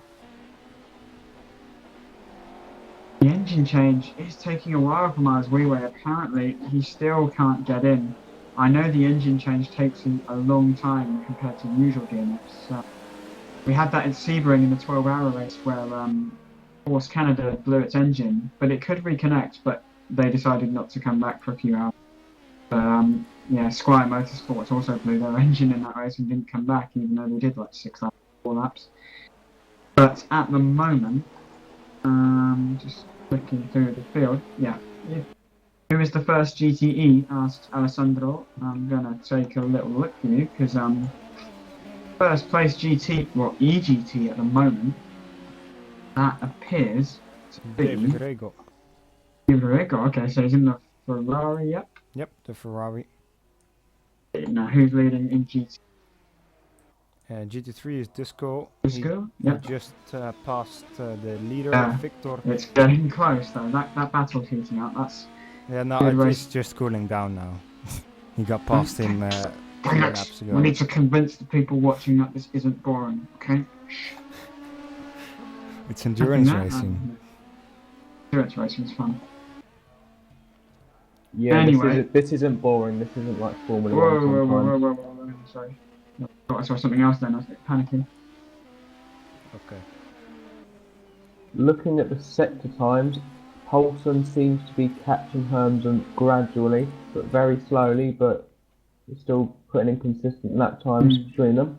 Impressive from Henry actually, because I think, yeah, Aiden pitted later, because I remember Henry was into a stint when Aiden pitted, so Aiden should have the fresher tyres, but just watching him at the moment, he's got a bit of clear track, so be interested to see what he can do. Obviously, endurance racing, it's of it, you could say, is luck, where you just catch the traffic. some people are going to lose time more than others because obviously it's harder to pass GTs and everything in some corners. But Aiden appears, yeah, he's got a nice little bit of clear track. Hermson at the front, he's got a bit of clear track, but then he's got quite a bit of traffic to get past. Yeah, he's just passed a few. He's got past the Deltec LMP2 of Dirk Brand. He's passed him. I'm just trying to see in the distance if there's anyone else. Marius Oh, van yes, Dijk there is. Yes, in the there is. pits now, by the way. Just coming out. Johan Swift is not reconnected yet, so I'd imagine connection obviously. It's connection for Sherwin, but I hope he can get it back because that car was looking decent. There's still some cars behind him, believe it or not, who are in the race, of course. Yeah. But Aidan Poulsen took a bit of time out of Henry Hermsen. Obviously, Henry had some traffic. The gap was about 31 seconds. It's now 29 at the last split. So Aidan enjoying that clearer track. Be interesting to see what kind of lap times he's doing. So I'm just going to take a look now. That's a never-ending list of lap times. But, as we were still not able to get that T8 started. Did a 43.4 last lap, which is decent. We did a 42.1 the lap before. So that pre-track is really helpful.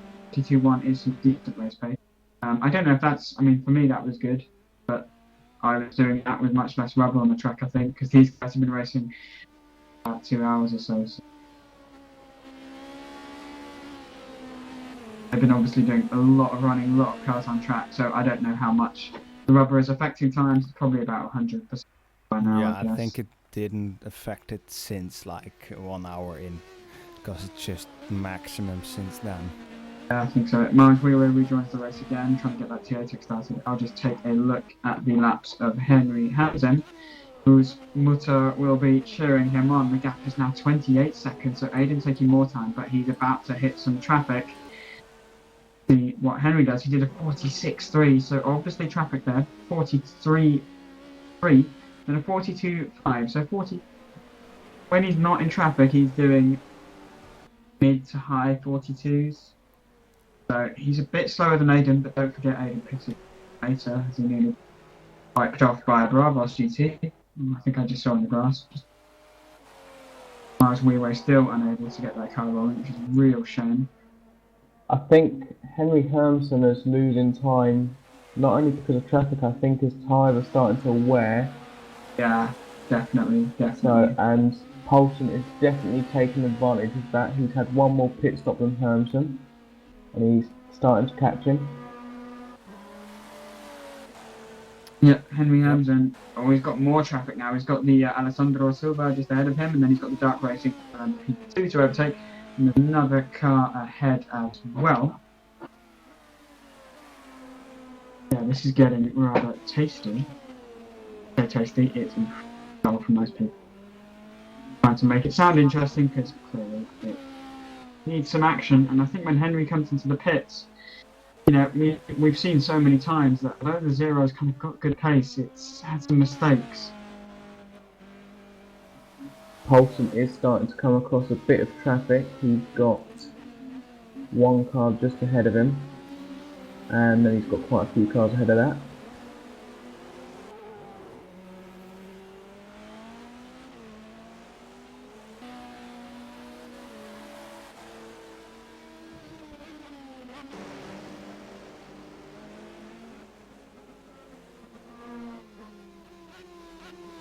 I think the best thing Henry Hermsen can do is pit this lap and then he will come out behind Poulsen, but I think that would make the battle interesting. If he leaves it too late, he could drop too far back to carry on the fight.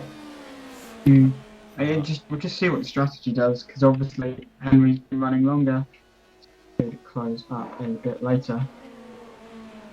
But yeah, I think there's still a fight for the win. I would never rule this out. There's half an hour to go.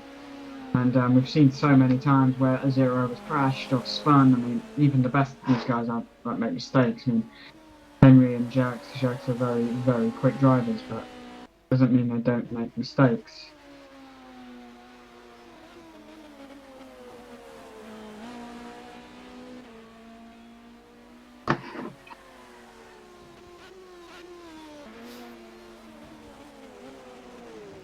you see the gap growing tinier and tinier.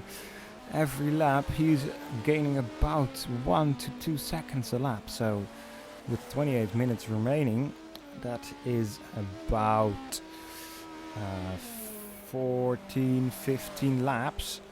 So yeah, it should be possible for Adrian to get at least to the back of Henry. Getting past, of course, is another thing.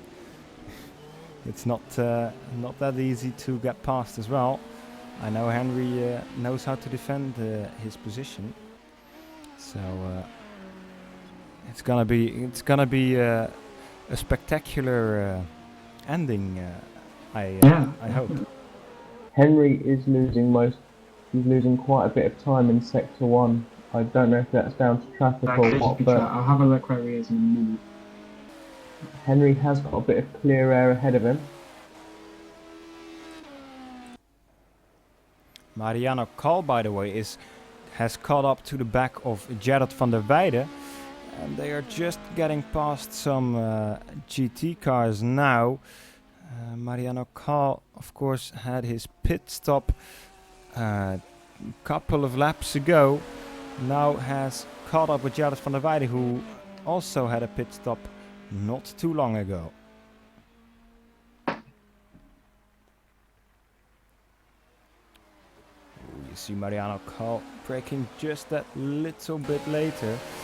But they have to watch out for that Porsche there. You can't run that off. Oh, and Gerard van der Weijden decides to get into the pits and take X for his bread, as Chris de Jong will say. Everyone loves Chris de Jong. But Gerard actually didn't pit that long ago, so... Deltec. Oliver Ackermann just behind is on the... Well, yeah, he's in sector 2 at the moment, overtaking the GT, so... See where Gerard will put it out. So he's still in the pits and he's out, so just a normal scheduled stop. Okay. Henry Hermsen now picking up the pace again a bit. It seems, at least that first sector he just did was faster than the first sector Aiden was able to do. So maybe Hermsen was just a bit spoofing everybody and just laying down a bit and relaxing, and now pushing again. I don't know. We'll see at the end of this lap. Oh, did Sherwin apparently reconnected? Or? No. No. Oh wait, no. No, he didn't. No, because Shane just said, what's the time now? Oh, sorry, no, that message was 20 minutes ago. I'm bad. Yeah, Sherwin said he got hit off by an LMP1 at Beckett. Well, Sherwin's car got hit off, that's what Shane Burke is telling me, but Sherwin did have a lot of lag, so I don't know if that came into it, but we will review these incidents after. Yep. We'll have a form to submit protests, so people can have a look there. But the gap between Henry and Aiden is now 25 seconds. A pit stop is about 15 to 16. I think that's tyres and fuel, because refueling is very, very quick in these cars. Yeah, but Henry is picking up the pace again. His last lap was a 1:43.4, and Aiden Paulson did a 1:43.8. So Henry is picking up the pace again. So I don't know. Oh. Aiden goes on the outside. Oh, Gerard van der Weijden has spun around. What has he done? We went a little too hard on his new cold tires, and then you spin easily. Sorry, you have to watch out for that. And Dusko Avramovsky has DNF'd. What happened there? He was the leader of the GT3 class. Look on the replay. Yeah, I'm going to as well. Just quickly back with the lead battle. Paulson has gone over a second quicker. He goes to pit, comes up, no, it's fine. What happened there? Did he get hit by a P1? Let's see. Oh, I think he lagged, because on my screen he's kind of slow motion into the gravel and just stops. Weird. Oh, it's such a shame. Half an hour to go. I do feel for him. Yeah, I really feel for him. Issue. Yeah, it has to be connection. So now the leader of the GT3 class is Viktor Sokolov. He has been doing quite good, steady race for their team, but yeah, it's really unfortunate to see Dusko DNF there. He was doing so great. Yeah.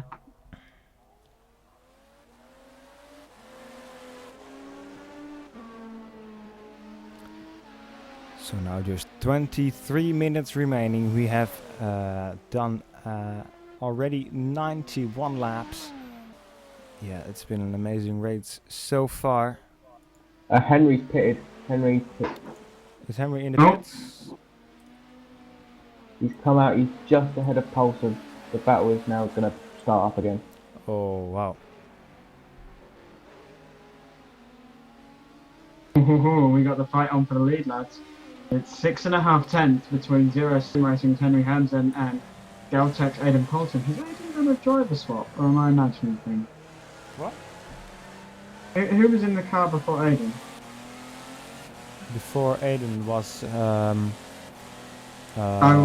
Team G'd, well, his name. Yeah, I can't remember his name, but there was someone. No, just wasn't. But yeah, this is hotting up. They've got a bit of clear track ahead of them, a little bit, but let's see what these guys can do. Once they hit the traffic, it's all going to kick off here in Silverstone. And we could be in for a Grand Slam finish, just 22 minutes remaining. Dusko, he's rejoined the race, according to my thing, so let's see if he can get back out. Noel Kuo is showing some errors here. What happened? Oh, he got scared by a lagging car. That lagging car is... Oh, and he got collected by that lagging car. Who's this? Sorry.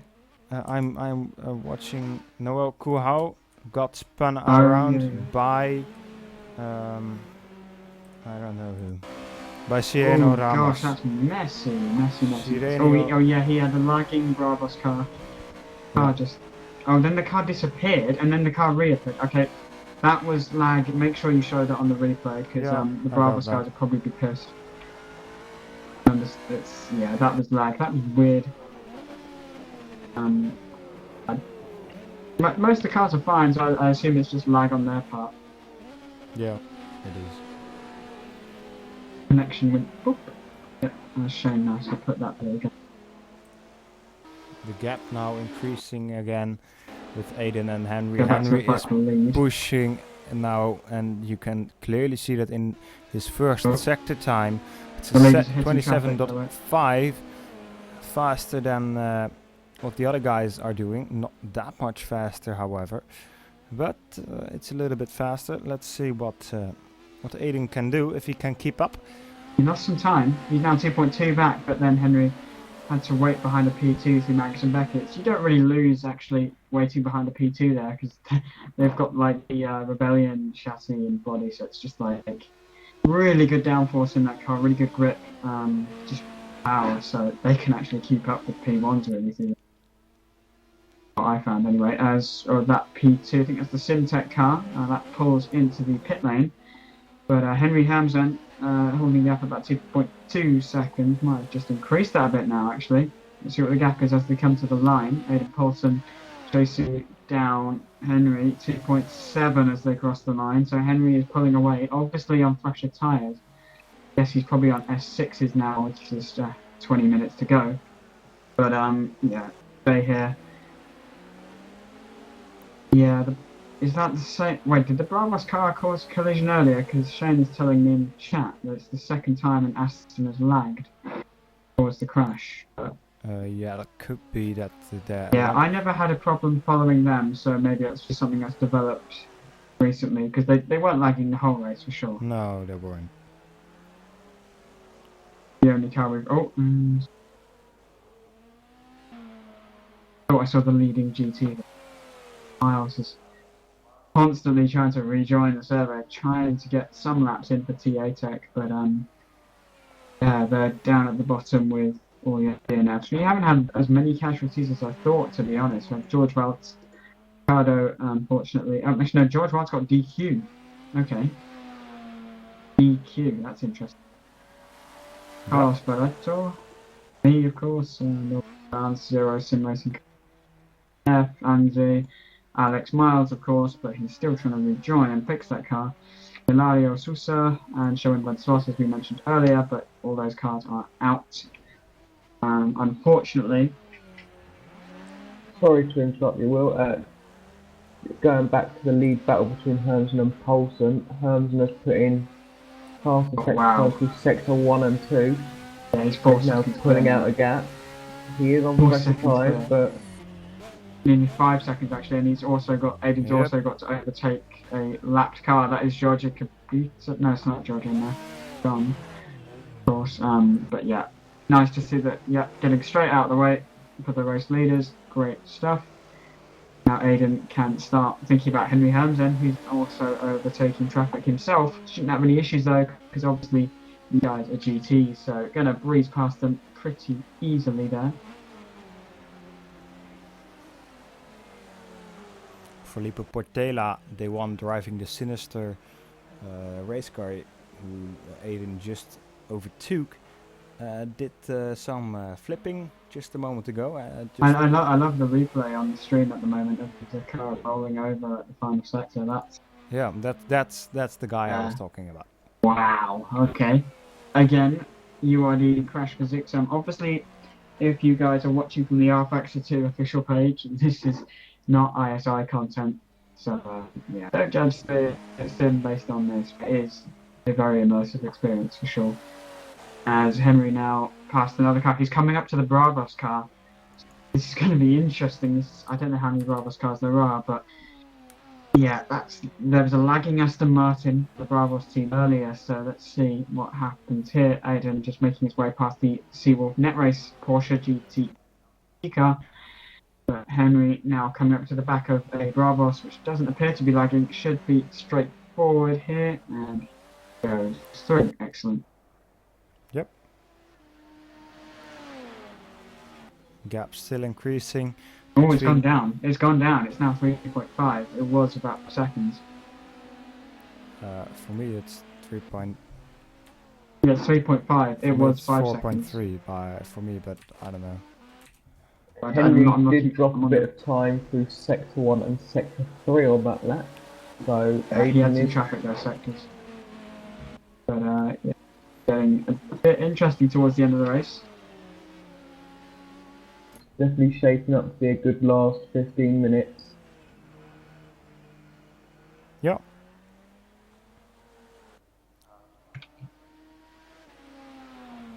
Yeah, we have seen some collisions this race, it's fair to say, but what I've seen, it hasn't been too bad. I mean, we've still got 23 cars running.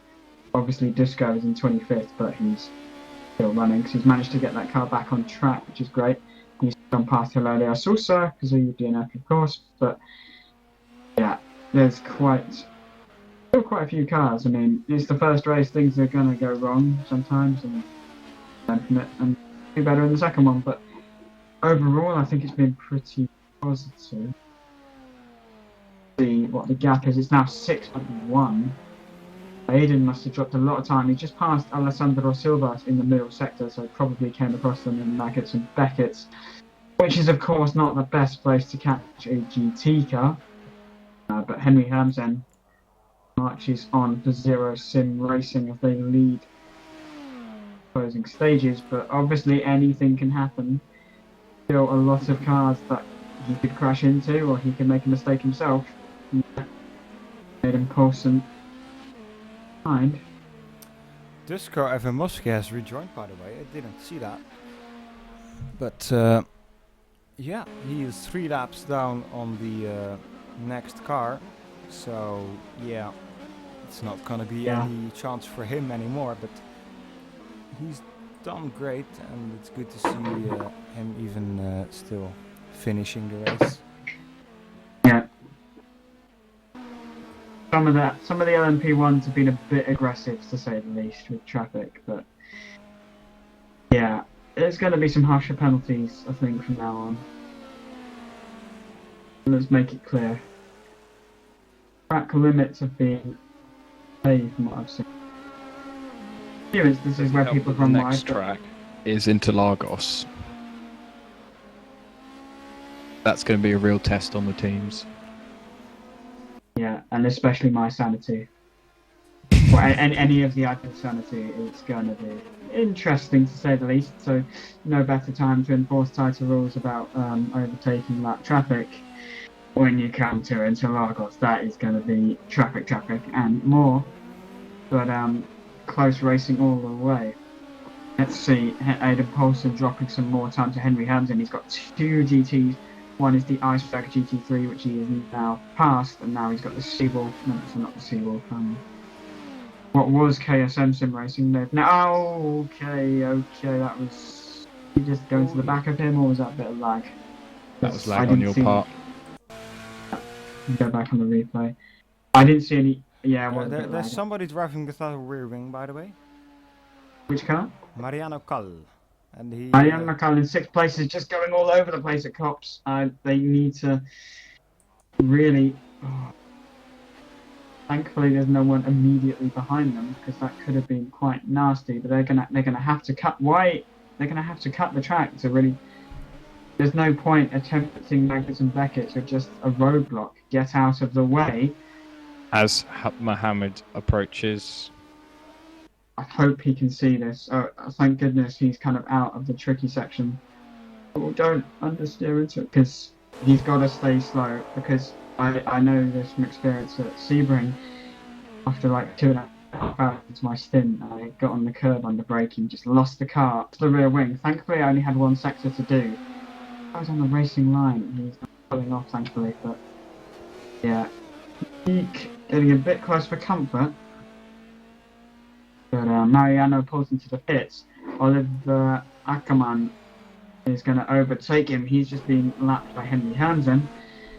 Might be a long stop for Mariano, who's only just coming into the pits now.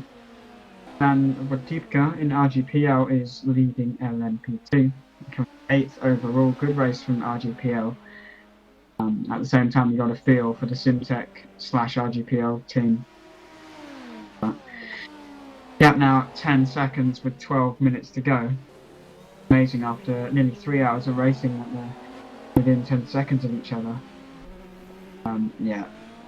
It's been relatively competitive, I'd say, up at the front. We've had some incidents that will need reviewing, so there may be post-race penalties. You might want to check on our Facebook page, International Sim Endurance Championship, posting the official results in the coming few days as this LMP2, the dark racing car, gets very for comfort with the Seawolf one, but obviously that's not the position.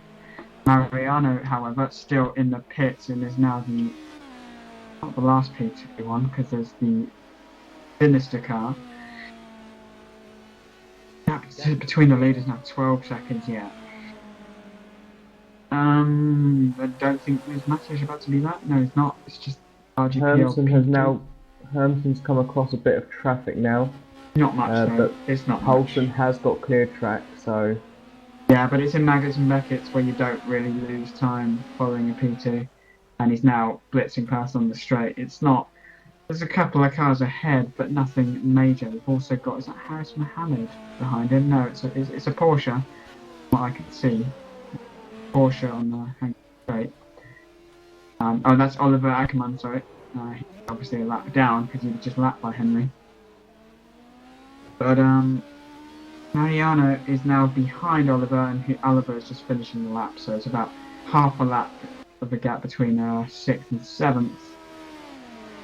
Jared is on his own and 5th, doing a good race for Deltec nonetheless, as Harris Mohammed lap ahead now. Lap is now 13 seconds. Henry Hansen, even though he's got traffic, he's really putting in the quick ones. Obviously, he pitted much later than Deltec team. Very strong drive from Zero Sim Racing here in the opening round of the International Endurance Championship. Meanwhile, let's take a look further down the field and look at the GT. David Orego is they're on the same lap. Andreas Schmid is coming across the line as David Orego is already starting in the second sector. So there's a bit of a gap between those guys, but at least they're on the same lap. Armin Binder is also on the same lap as Andreas Schmich. He's not a lap down, but he's coming down the hangar straight as Andreas is into turn 2. They're relatively close. Alessandro Silva is a lap down. 15 laps down off the lead, but he's not fighting for position with the top 3 ahead. Top 4 even. Mike Wies Classic is also on the same lap, but yeah. They're kind of spread out in EGT. Always rather unlucky in the GT3 category. Unfortunately, Antonio Abreu is in the plan, but it looks like it's Victor who leads GT3 in the Iceberg Racing team, one of the latest additions, as Harris Mohammed comes into the pits from 4th position.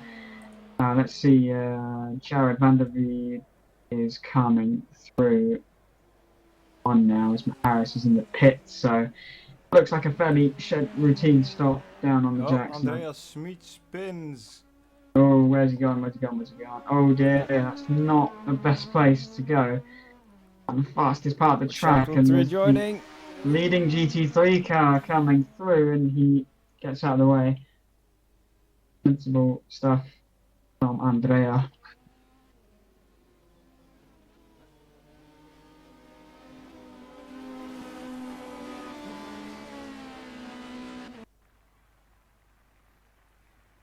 Closing minutes now. The endurance race, 8 or so minutes to go. It's been one heck of a ride.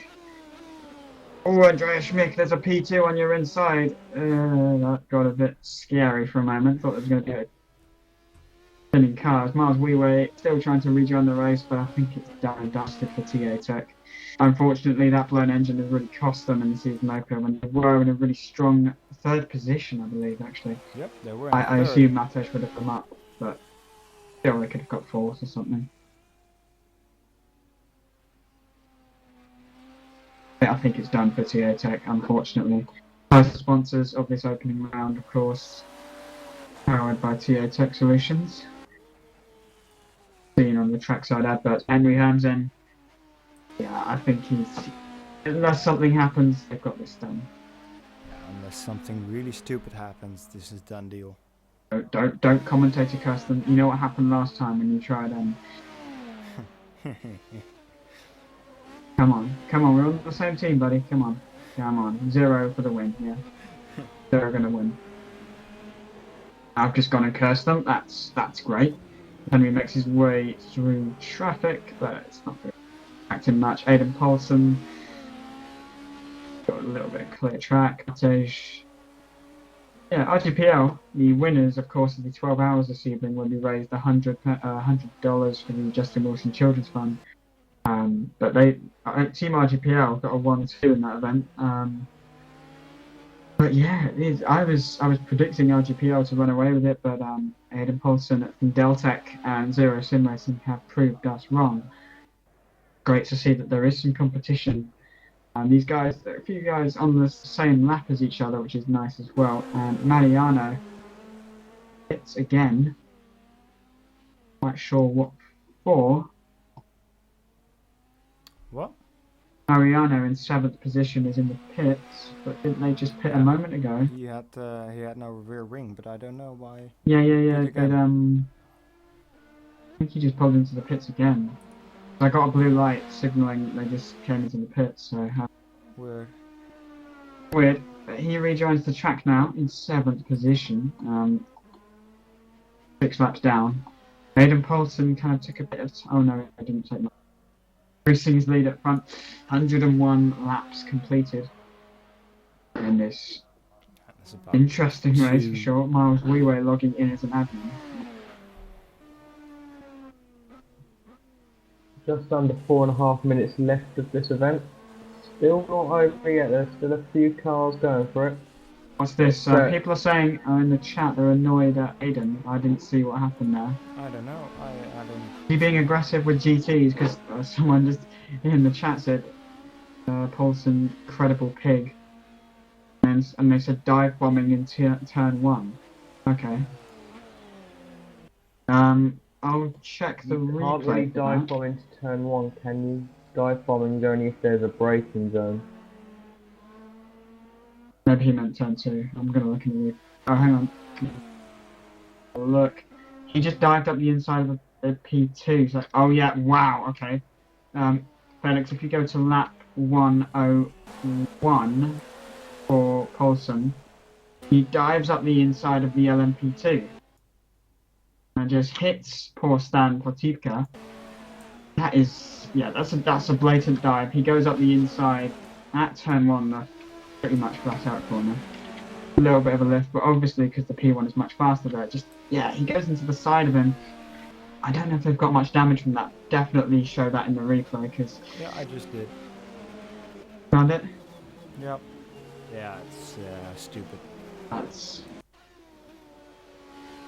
Well, he took out a GT Porsche, according to Alex. Okay, this is... Jesus. Oh, Harris Mohammed is driving without a front wing. What is Oh, he doing? Christ. Is he? I Yeah, can't see he him. is. Oh, no, I can. Oh, wow. Okay. What happened there? Let's Yeah, see the you've replay. got 3 or 4 minutes to go in the race and you go and lose the front end. I am pretty sure the team are going to kill you as I see a car, the Bravos car just goes off the track there, rejoins, but I was hoping, I was a bit Just nervous then ran because into it the looked like back it's going to of hit Stan G. Potipka and then... Wow! Harris Did Mohammed. he just dive up on it? Nah, he hit him and then he himself got... Oh thrown wow, out okay, and Harris hit Mohammed something. is... Oh, what the... I've just seen this in the replay. He goes to the left to overtake Votipka. He hits the back of Votipka. I don't know why. He should have pulled to the left earlier. I know it's just yeah, he had time to move to the left. I know the cars can be a bit unsteady on the exit of there maybe, but he had plenty of time to move to the left, rams Votipka, and then crashes into the almost Kimi Raikkonen-esque from 2014. Yeah. But he's driving without a front end for several laps now because he knows there's only a few minutes to go, and he's got the lead LMP1 just behind him. I really hope Henry. Yeah. He That's nearly a gets- close one. I'm kind of clenching my buttocks at this stage because there's 2 minutes to go, and if my pretty Euro car gets taken out, I will not be a happy team boss. Got a GT3 here as well. This is getting messy. How much is that front end hampering his performance? Because that's black and orange flag and possibly a penalty after the race. Because this is. I feel bad for poor Stan at this stage. Everyone just wants to kill him in the space of 5 minutes. But we're coming on to this final lap now, I think. See the timing, because I don't know how long Henry has to finish this lap. Aidan Poulsen's about to go on to his last lap now. No, We've just got under a minute. You're pretty. I know. I was gonna say Miles is pretty zero car. You know what I mean, Miles. I think this is gonna be the last lap. Yeah, there's 23 seconds. Yeah. Henry Hamzin leads by Definitely. 19 seconds now, so it's pretty much done and dusted unless he does. Oh my goodness! Kirsten, that's Jared smoking on the second pit straight. He's blown his engine on the final lap. On the final lap of a 3-hour race, you blow your engine. Oh wow! A little bit of wow. applause for that. Harris Mohammed takes fourth without a front end. This is Class A driving, ladies and gentlemen. Oliver Ackman is going to take... Oh, wow. Oh, Mariano is into the pits again. But we should probably go back to our race leader at this stage because Henry Hamzin coming into Stowe Corner. Been one heck of a performance for Zero Sim Racing in the opening round of the International Sim Endurance Championship, coming around the final couple of corners. Coming into club now, it's Zero Sim Racing and Henry Hamzin and Jacques Wengler who win the season opener at Silverstone, the 3-hour race. A fantastic drive, slightly controversial, let's not lie about that, but there will be post-race checks. Aidan Poulsen should take P2. I'm just looking through the field, and thankfully Stan Potipka is still leading in LMP2. Across the line, is a checkered flag for him? Everyone gets a checkered flag who crosses the finish Yep. now. Here we go. Not on the status on the... Aidan has finished as well. Harris has finished in 4th. Felipe Portela in 11th. Yeah, according to me, Um, Stan hasn't finished just yet, but we'll stay with, let's see what David Rego is in the middle of a lap. So let's go to Stan Potipka in the LMP2 category. Oh, Jarrod has rejoined the race, but it's too late now because it just takes point like out, hours to repair the engine. just to point out that Stan. Matej is going to take P3 behind Henry and Aiden. Yeah, Great I'm just drive going by to all of interrupt you them now today. because Stan Botica coming around the final corner. He wins for Team RGPL in the LMP2 category. Great drive from him despite the late troubles. Then Niklas Porbadnik coming David on. Rego. Hangers on the Oh, straight. Disco. Disco. Disco? He's parked by the side of the... Oh, has he just done donuts or something? Finished, that's why. So I think you're Sorry, I panicked then. I just saw him smoking on the side of the track. Like, no. But Victor has won for Iceberg in GT3. Great drive from him. David Rego is coming through Stowe Corner, and he will win in GT unless he crashes on this final corner. Henry Hamzen doing some donuts. Style. Let's see if he gets into 7th gear or 6th gear even. But yeah, David Rego coming around the final corner. It's a win. EGT, fantastic drive. great. What Great stuff. a race. It's done. I think Over. everybody's finished I'm now. absolutely back. Wow. What a race. Yeah. Great great racing. What a mockery of multi-class driving. Nah, I'm kidding. Awkward silence. Yeah. Yeah, way to ruin the broadcast. Jesus. Oh yeah, I only just ruined the broadcast after having made a complete fool of myself. Yeah. I made a fool of myself at the zero launch with a good old Where's Jonathan. Let's make that Double awkward. yeah. Alright. So Martej is still driving around for some reason at what looks like race pace. he's just going for it. He's thinks if I do more laps I win. Yes, right? So No, that's how it works, obviously. Once the checker flag's fallen, you can go and win the race by doing more laps, obviously. yeah, of course. Right? No, of course. It's just common sense. God, Felix, don't you know anything about rFactor 2? Oh. But Ow. that's race over now. What an amazing race it has been. Let's just to recap. I think we should get the race winners in here. Let's get the 4 race winners. Let's get in here. Mutter Helmsen in the commentary booth. Yep, if he wants. Well, I'm not going to ask him. I've just dragged him in. But if they don't want to talk, they don't have to. But we've got the Zero Sim Racing winners here. They want to speak about their race. If they don't, then this is just incredibly awkward. Fine, congratulations, guys. Hello. Thanks. But yeah, that was an interesting race, especially GTs. So, Please. Mr. Hermsen, how was your race? And Jacques. It was pretty good. Raikkonen, ladies and gentlemen. The first stint was really intense for me. Yeah, we saw that battling with the second car from RGPL. Great stuff. It was really fun.